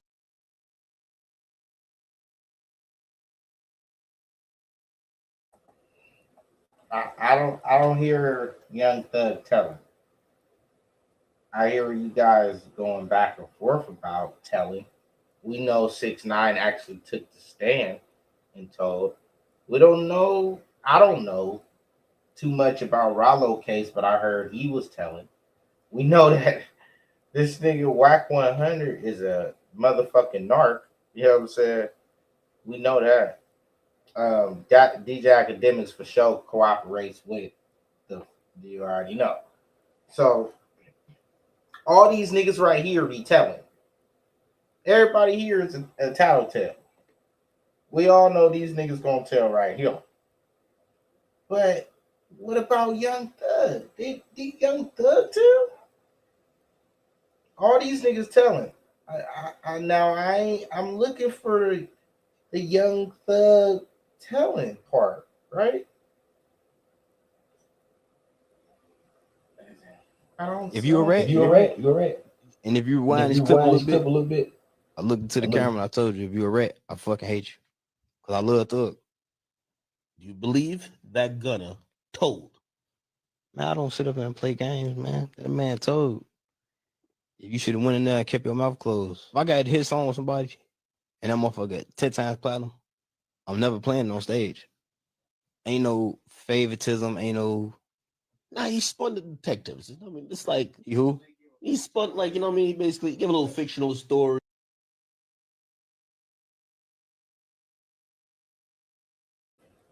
Now we know Durkio solid. Durkio solid, right? He actually slid for Vine, he slid for the homie, right? Durkio rocking with Thug. Gunna hurried up and took the plea while Thug was still fighting his case. Now this is a violation.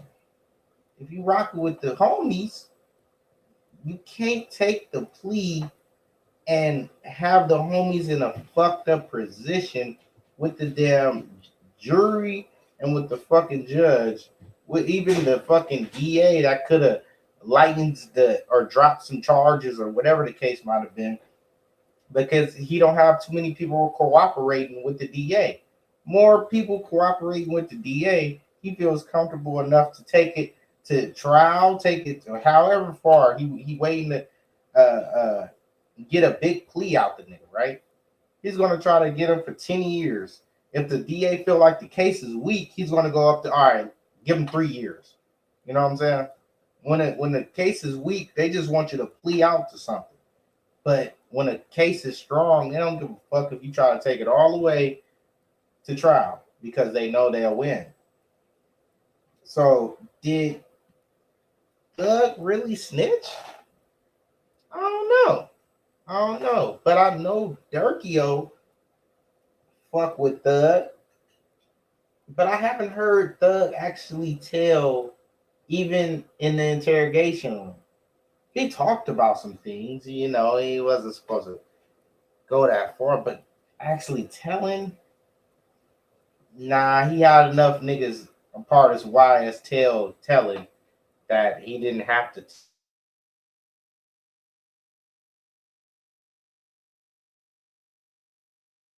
up a little bit.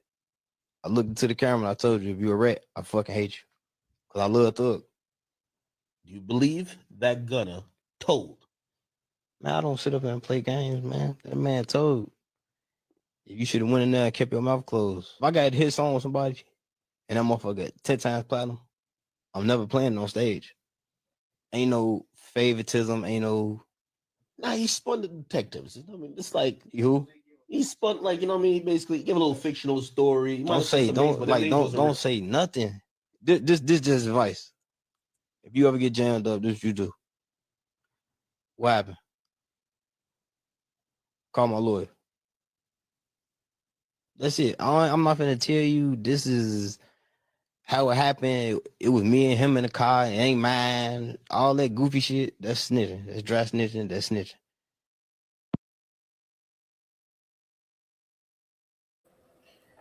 Now, we hear Durkio fuck with Thug. Durkio rocking with Thug. Durkio a real boy, right? I can't see nowhere where Young Thug told. Um, we know he took it to trial, so he damn sure couldn't tell nothing else. Like if he knew he was gonna take it to trial, he wouldn't have told. He's not gonna, try to take it to trial and tell on himself. That's crazy. So for Gunna to to plea out early while his homies is fighting the case, isn't snitching, but it is because he kind of had to, say that YSL was a gang and kind of fucked up Young Thug's defense as he's trying to beat his case. So yeah, that might be snitching, might be considered snitching. But this is fucked up. This is fucked up. Let's see what another Charleston White. They say I'm wrong for snitching. So when Woody come home, they clap for Woody. Oh, Woody's so loving, but this nigga done killed a bunch of people. Now Young Thug done come out snitching. Thug got a video in the interrogation room for 2 hours, having dialogue with the police about crime and criminals. A real FBI guy, a white guy, he's the new Donnie Brasco of today. It was one white guy who worked for a gang unit. He went inside of a neighborhood and arrested over 50-something gangster Crips by himself, playing a blood, dressed in a red uniform, and arrested all Crips by himself. He bought crack from the ones that sold 20s all the way up to the ones that sold keys. Right. He beat up a few of them, went undercover. He didn't have no money, and he did this with $1,500 to the FBI got on the case. Once the FBI got on the case, he was able to go full undercover and got these guys. This guy was somebody we all looked up to. Guy by the name of Kevin Spencer. We all looked up to him. He was the epitome, like how Young Thug is. Yep. He was that in our city. The baddest nigga ever. So once he snitched on his Woody. He snitched on his Woody. But he told everybody, can't nobody beat me up, nigga. So I'm gonna come back to the city. I ain't going to witness protection. This nigga attacked me because of this. But the black community is cheering him on. He was a gangster killer. All the niggas in the neighborhood scared to call him a snitch. I publicly call him a snitch. So nigga, won't nobody publicly say, man, Kevin Smith is a snitch. All the niggas still hit his G's and his C's. Twisted Black, the famous rapper, came home hugging and made a song about him snitching. But he'll beat you up if you say this. So he catch me at the barbershop. They set me up because I'm the only man in my city. The community act. Now, I don't like perpetuating the bullshit because this nigga Charleston White is a goddamn lie. We know damn well this nigga be acting, posing shit, acting like this happened, acting like that happened. Like we can't even take this nigga serious or hear this nigga out because he's so full of shit. You don't know what the fuck is the truth. Now I was trying to listen to Young Thug actually telling in the interrogation room. I can't find that. I'm going through shit every day. I'm looking at my best friend, them do what they do. I'm looking at this. I'm looking at some shit. And it's making me feel how I'm feeling. Like I ain't never been a nigga to pillow talk. Nigga, now you know damn well you've been pillow talking this whole time. You made Gorilla cry and shit. Everybody know you was doing too much. Thugger. But that's all leaked phone calls. That is not snitching. That's not telling you. Yes, he was in an interview. If they sitting there, they got you on a 48-hour hold. If they want to keep you in an interrogation room and you want to talk shit, you could do that. They want to try to keep you in an interrogation room. They could keep you however long they want to. But we know we know that this nigga Woody snitch. We know that Charleston White is snitch. We know half these dudes that's on this internet calling Young Thug a snitch is the snitches. Y'all the snitches. And Young Thug was the real nigga? I gotta go with Durkee. I ain't gonna lie, I gotta go with Durkee. If Durkee say that nigga solid, I damn near gotta believe it. Let's see. But Act jumped on it. And his narrative is that people like. Now we're gonna let Whack 100 break it down, right? Let Whack 100 try to get the truth out of this shit. Like, we know he's an informant. We know he a tattletale. But this nigga does have a little bit of information, right? Maybe he has a couple things, a couple details that we might want to hear. I know he respect Young Thug and he wouldn't say nothing against Young Thug, but he called Gunna a snitch. So, and a lot of niggas is calling Gunna a snitch. Wham calling Gunna a snitch. Niggas calling Gunna a snitch. But they're not saying Young Thug is snitch besides the snitches. Can I see the interrogation video where this nigga told? That's all I want. That's all I want to know. Where the fuck is he telling that? Anybody? Then You ain't that. And he right. Now, I'm not going to say he ain't that, but I know the dude. I got some respect for the dude, so I just won't disrespect his name. Now, Gunner, I'll call him a rat. Thug, I'll tell you what he did in the interrogation room is against the rules. He shouldn't have did it. He said too much, did too much. There's no explanation for that. He's dead wrong. But I won't disrespect his name because, that's my partner, man. You know what I'm saying? That's my partner. I ain't going to even sit here and lie. Am I selected politics? A little bit. I'm not telling you, no, that ain't what it is. But I'm not going to disrespect my man's name. I hope Thug would understand that. So, See, now this is important. We're not hearing that Young Thug actually told. I have no real evidence right here of Young Thug telling. We hear Whack 100, the biggest mouth in the West. He says that Young Thug said too much in the interrogation room. I agree, but if you're in the interrogation room for 48 hours, right, and they're just fucking asking you questions, you can start talking about fairies and donkeys and leprechauns and all kind of dumbass shit. You can say whatever you want to. Now, is that actually cooperating with the cops? Because I just started talking about my life story, and motherfuckers gonna have to respect it, yeah. And just whatever I say, is that really saying? He did say a lot of though. He did say about the. I don't know. I let Whack 100 break it down a little bit more because I'm not convinced Thug snitch. I'm not convinced. Today we coming up with the New Testament. What we feel the new rules of the street should be. And I expect all of y'all to make this go viral, right? Because we gonna go from 1 to 10 with a bonus 1. That last one, a lot of y'all probably ain't gonna like, but some of y'all old school dudes ain't gonna like. Let's start with number 1. New Testament rules of the street, number 1. You can snitch on somebody who snitched on you first. Hey, that's the first new rule that's being proposed for the New Testament of the streets. Rule number 1, you can snitch on somebody who snitched on you first. That means if y'all get busted, dude come back there and say, hey, man, your man just gave you up. What? Play the recording? Yeah, man, guns under the seat was yours. That was all his. Now you can say, what? Matter of fact, not only them ain't my guns, he got a style spot up under the air conditioning unit. Listen, man, we just going off of what we see the youngsters gravitating to.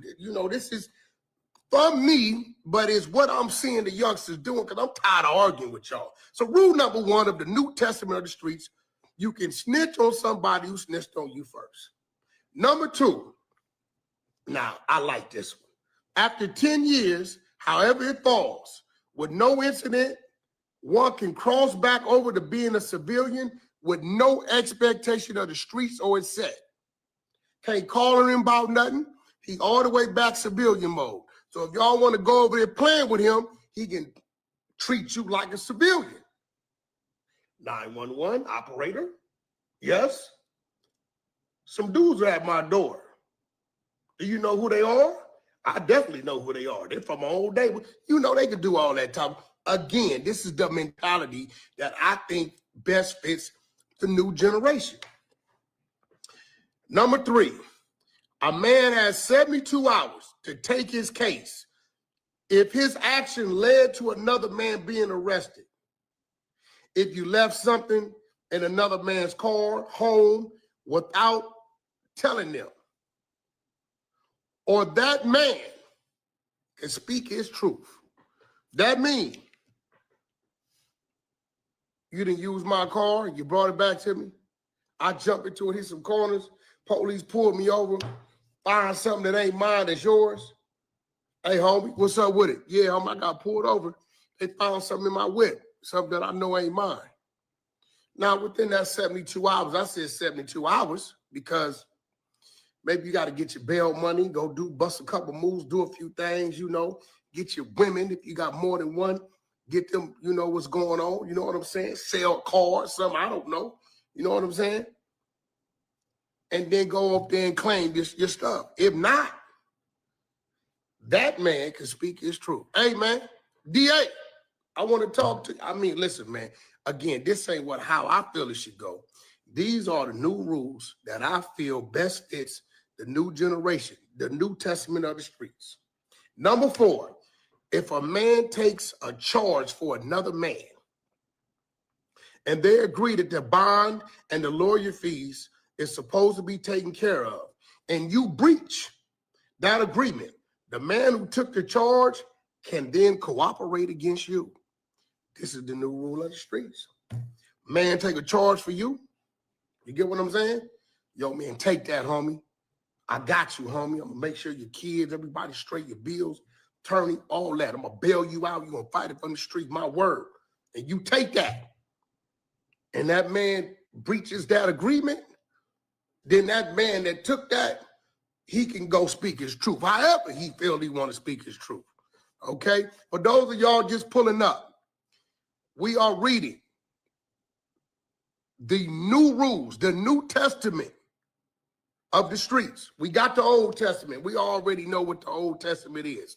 You know, if I got to go to the Old Testament when it comes to telling this, you cannot, under any circumstances, give information to law enforcement that involves any other name outside of yourself. You cannot. It don't matter how it go. Nigga, throw something by you, see him throw it, you can't say that. You got to beat it, fingerprint it. I don't know what you got to do. But these days, things is a little different. Gunner told he didn't tell. Thug told he didn't tell. Buster Richie told he didn't tell. This dude told he ain't told. OG, gangster from Santana down there, he told he didn't tell. Oh, it was this, or it was that.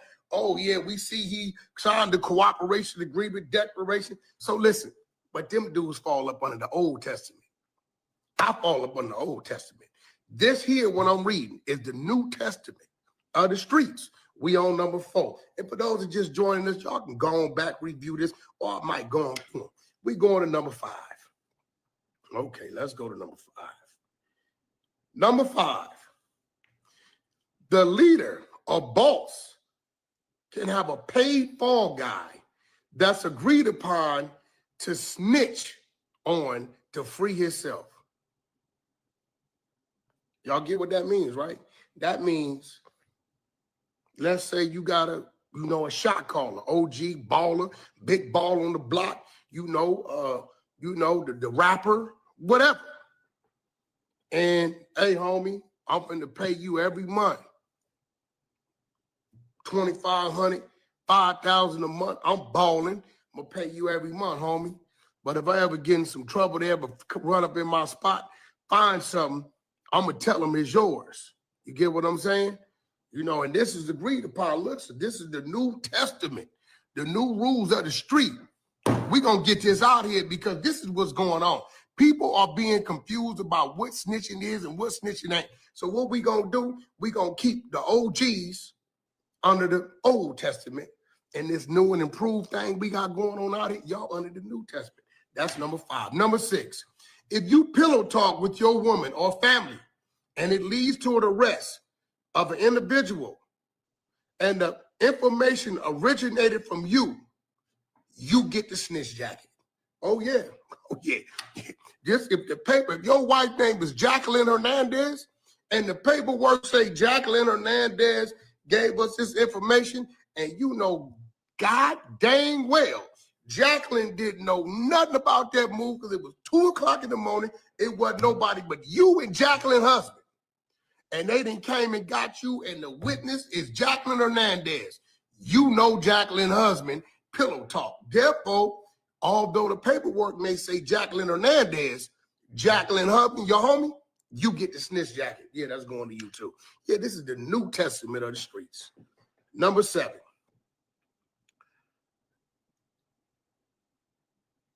If your spouse, husband or wife, boyfriend or girlfriend, or non-street individual calls the police, you can deal with it as a civilian and give statements to defend yourself. Hey, look, man, we see a lot of, dude didn't gang bang.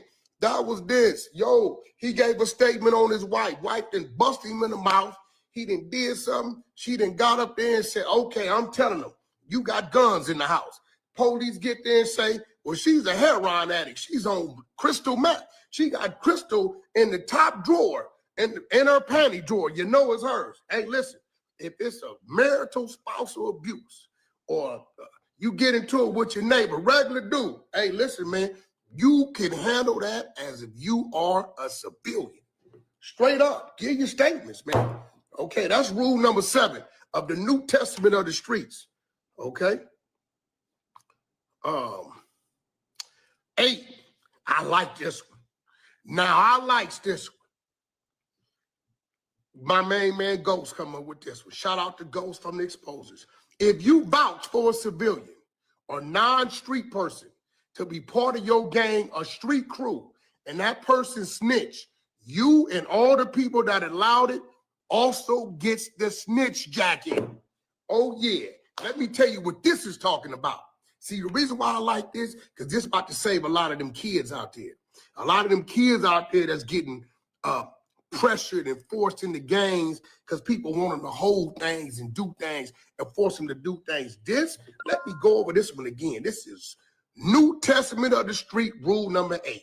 If you vouch for a civilian or a non-street person to be part of your gang or street crew, and that person snitches, you and all of the people that allowed this to happen, allowed this dude to get jumped in, agreed upon, y'all get this snitch jacket. Oh, yeah. Because, see, what happens is y'all go force these dudes. Y'all know these dudes ain't built like that, cut like that. Then you beat up on them. Then you tell them, go put some work in or go rob this. And they scared to get beat up on. They go do it, get caught, and then they tell. And then next thing you know, baby Pee Wee Herman told, right? I ain't using that name because my nigga Pee Wee from 40s, that's too close. Baby Cricket told. Now he in the county get beat up on, stabbed up, all this when you know God dang well, dude never wanted to be part of your gang. He just got tired of getting beat up, walking up and down the street. So this one right here is a good one. That's New Testament number 8. Number 9. If your celebrity character is what makes you a street ninja, you have immunity to the rules. Any snitching done prior to your fame is forgiven. See, that's like 6ix9ine. I came up with that one. I mean, shit. I got to give y'all a reason to be a little upset with me. I came up with that one. I'm not putting that one on go. Let me read that New Testament rules of the streets for snitching, number 9. If your celebrity status, character is what makes you a street ninja, you have immunity to the rules. Any snitching done prior to your fame is forgiven. And while you the big old celebrity, because you in the booth faking, yeah, I killed the real, pack that steel, you know you's a buster, right? See, that's the problem. The people is taking these people serious. Y'all really hearing what they saying because they saying these things, they watching these movies, or they heard a story in the garage from their relative or something, and they go to the booth and they turn into these people. These are called alter egos. They really civilians. Real street dudes from the Old Testament can identify these type of people. Okay, that's number 9. Okay, we going to 10. Boy, my bone now, this 10. This is Ghost. If you are conducting legitimate business with the person or persons, and that person or persons involves you in street activity, you have the right to cooperate in any way you see fit. Now, Ghost, you went in your bag on this one, Ghost. You went in your bag on this one. I know a few of y'all just pulling up. We got 1,200 people up in here, 1144 to be exact, right? So I do need some of y'all to hit that subscribe button. I should gain at least 300-400 off this one. Okay, I know I've been gone, but give me a reason to come back. I wanted to see if the internet was the gutter of the YouTube streets was gonna die without me. It's dying. So this gonna give them a whole bunch of things to react. They're gonna call me all kind of things, but it's all right. I am a prophet. Yeah, I've been sent. I've been sent to speak because people listen to me when I preach. Okay, now. That's number 10. If you are conducting legitimate business with a person or persons, and that person or persons involves you in street activity, you have the right to cooperate in any way you see fit. So that means, if you got a warehouse and this is your legitimate warehouse and you fix motorcycles in this warehouse, I don't know why I use motorcycles, but for some reason, the spirit told me to go to motorcycles. And one of your workers, he got 2-3 straps and, ounce of weed and 9 ounces of dope in a bag hidden in the locker somewhere in the back. And for some reason, something happened to happen. The police come through and they say, well, could we search, man? They say that you got some stolen motorcycles. And you ain't got no stolen motorcycles. This is a legal business. Yeah, you can search, bro. I go on the paperwork to all my customers. And they find this work and these guns and this work, this yayo, as we call it, as this Old Testament. They find this yayo. You got the right to say, oh no, that's Jerry. That's Jerry Bag and Jerry Locker. I don't know nothing about that. You brought some street stuff to my legal business. That's what that rule is saying. Now that's from my brother Ghost came up with that one. The bonus rule, I came up with this one. We can call it Rule 11. And, to all my good people, y'all can go follow me, _the100 show, and DM me, go to the post that I got up about this and, give me some more rules that y'all see fit. I go through them because I'm the rule maker with this. I'm writing the New Testament. Yeah, it took a dude from the Old Testament to write the New Testament. And I think I'm the best because I'm like 3rd generation. Because a lot of them 1st and 2nd generation, shout out to my OGs and my generals. Y'all know who y'all are because I call and check on y'all and I salute y'all like I always have. But some of these old dudes that went bad 20, 30 years ago, we can't let them get involved in none of this. Now, 11 is going to affect a lot of you OG dudes. I'm going to catch some flack about this, but I think y'all going to agree. If you are found to be gay or down low, admittingly or exposed, you are deemed to be a civilian. All rank you have is to be stripped, and you are awarded your rainbow. Goddamn right. You're awarded your rainbow. That's it. And that's giving or receiving. You understand what I'm saying? Same sex. Or other things that some of y'all get Captain Tazari at. I'm gonna leave that. You can take that and build off of that, I'm sure. Okay. Man, if you don't shut your ass up, you narc ass nigga, nobody want to hear that shit. Anyways, it's these weird ass niggas that's thinking they making the rules. It's these weird ass FBI niggas that think they checking something, right? But these the dudes that's running around with academics and they saying they real niggas. These niggas running around with 6'9" saying they real niggas. But this is what we gotta go through. So, keep listening to the FBI and get a little paddle buddy. Did you care when he put on the dress? See, bro, I'm gonna tell you why I didn't care, right? Right. Because I knew it had to be a bigger play. Like, this nigga have a dress on, he doing his nails, he wearing leggings. He want to get on bad than a bitch. Right. So, like, what would you do to get on? Not that. I wouldn't do that, but shit. What else is there? Bruh, I mean, what else is there? Okay, you don't gotta do that. So wait. Okay, so before we get in on, because that might have something to do with the snitch. Well, no, because I mean, I could say after it came out, shit, all the signs were there. He's willing to do anything He's willing to do anything to be free. To be free and to get on. Hold on. That's what I would say. Damn.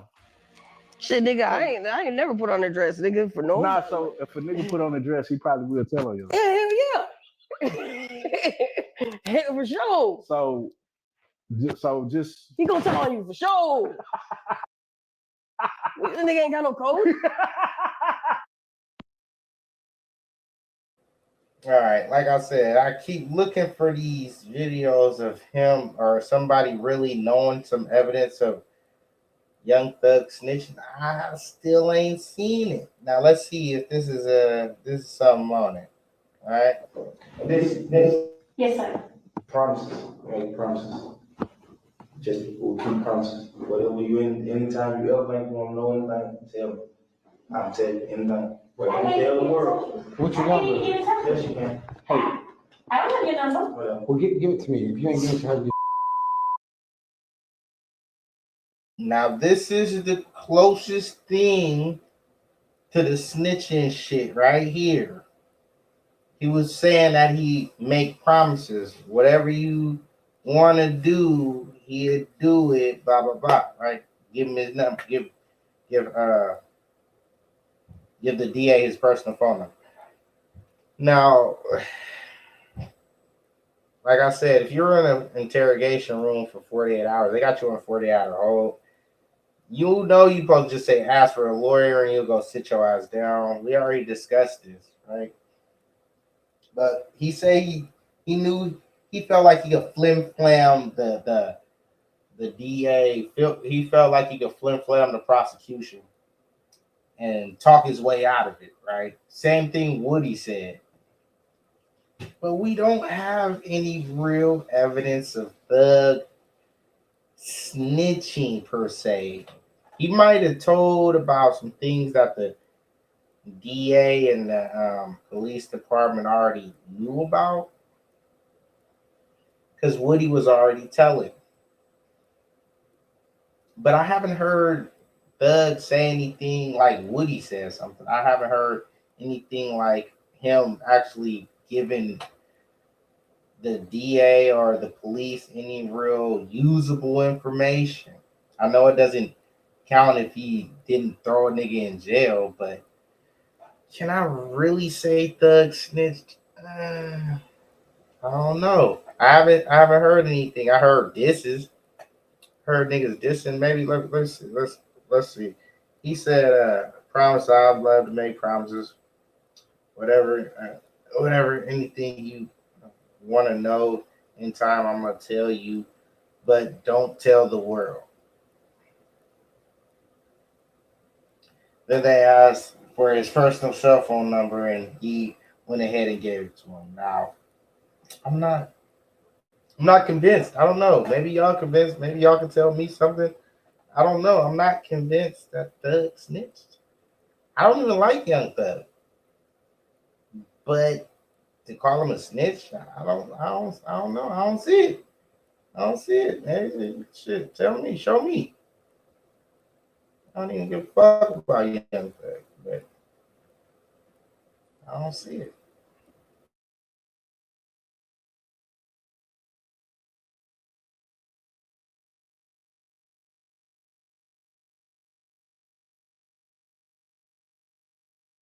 You just play some hard ass shit now. Why that shit ain't that? The fuck is a nigga thinking about?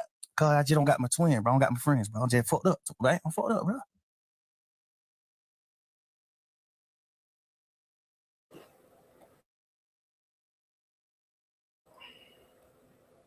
I don't know. I haven't seen anything. You just play some hard ass shit now. Why that shit ain't that? The fuck is a nigga thinking about? Cause I just don't got my twin, bro. I don't got my friends, bro. I'm just fucked up, right? I'm fucked up, bro. The nigga who I be with every day, I don't got him no more, bro. I'm fucked up, bro.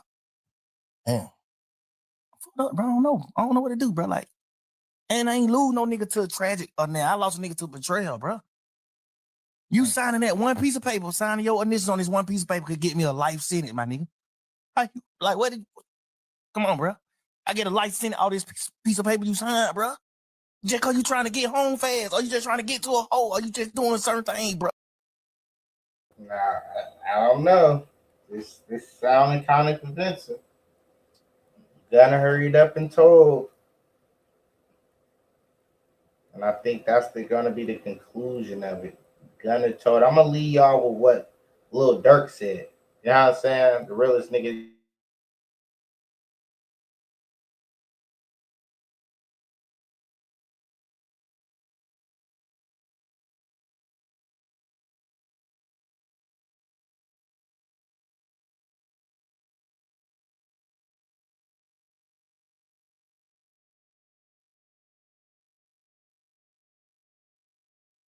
If you a rat, you a rat. And if you rewind this clip a little bit, I looked into the camera. I told you, if you're a rat, I fucking hate you. Cause I love Thug. You believe that Gunna told? Man, I don't sit up and play games, man.